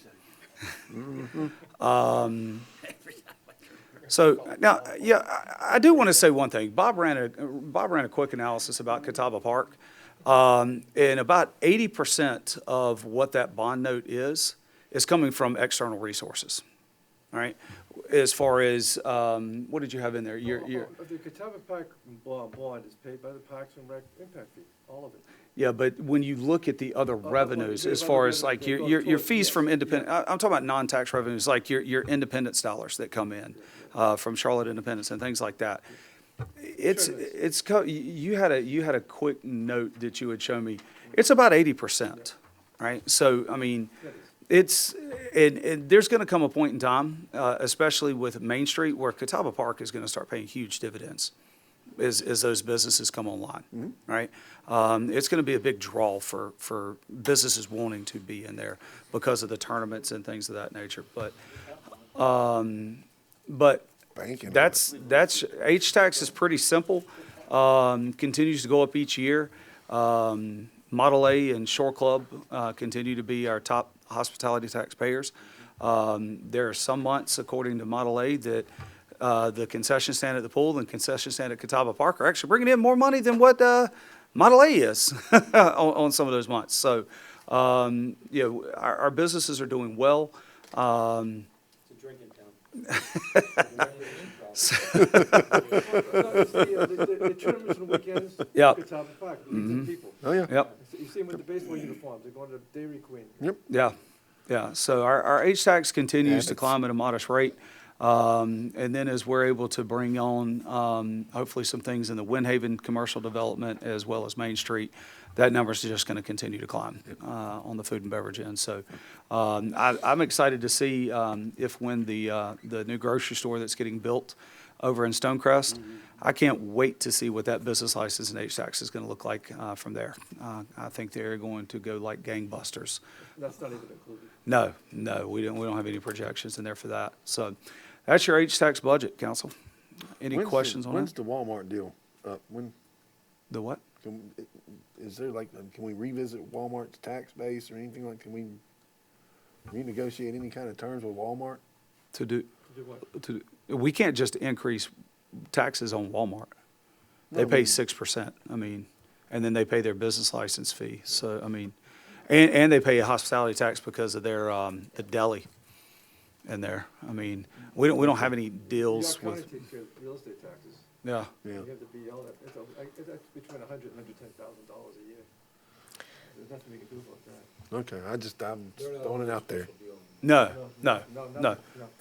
Not asking for any information tonight, but could we get an update on where we are on Main Street at some point? Yes, in the next- actually, Nick got some info from Paul and Dinesh this week. I know, Mayor, I think you may have been copied on one of them, but yeah, I'll forward those to council. Yep, Okay. absolutely. I actually called Paul and Dinesh this week and I have not received a phone. And then one question on what you had said, you said earlier about our bond rating and that we have the ability to borrow against that. I may not be using the right terminology. And I had asked you, Bob, but you weren't sure when I asked.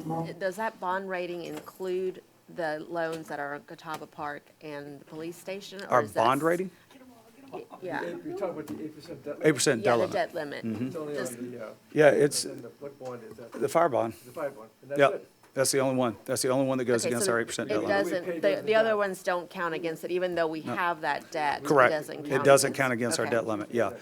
Golf course was a referendum bond, and the other two were IPRBs, installment purchase revenue bonds. So those don't go against our 8%. He, And we do have a good, we do, So- we have the best credit rating too, AA3, for a city of our size. So council, just real quick, because I know everybody's ready to go. So next Tuesday, we're going to meet again at 7. At that point in time, we're going to discuss general fund. Between now and then, I'm going to provide y'all with some updated information as far as breakdowns on things. And we need to finish up our conversation as much as we can on stormwater with the grappling truck, that kind of thing. The bids on Saguaro and Cebu are due in August 8th. So I don't know how much we'll be able to talk about stormwater, but we'll be prepared to talk about as much as we can. And I'll have And, an estimate of this year, yeah. an idea. Is that covered? Is that accurate? Cool. We're not missing anything I'm gonna pull them out.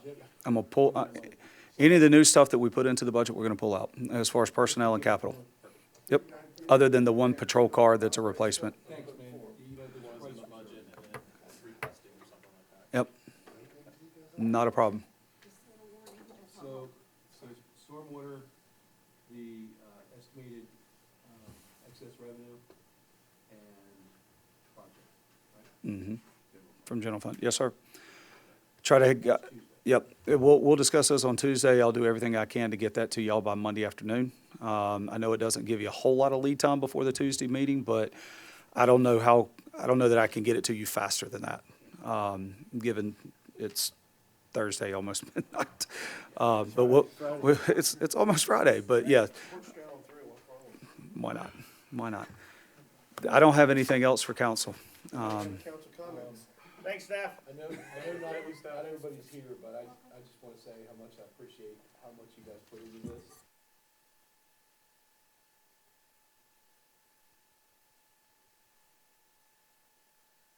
Thank you for everything that staff puts into this and the time that you guys take to walk through this, because we're very discriminating, obviously, in the budget. The council is, and we know that you are too, and we all want the same thing in the end. We just want to be as responsible stewards as we can, and we're going to have to answer for it. 3 of us are going to have to answer for it in a year and a half, right, in another election. So we want to make sure that our residents are happy with the job that we're doing and the job that you guys are doing, and continue to see the city thrive the way it is. So thank you for everything that you guys put into this. I know it's a late night. Motion to adjourn. Second. All in favor? Aye.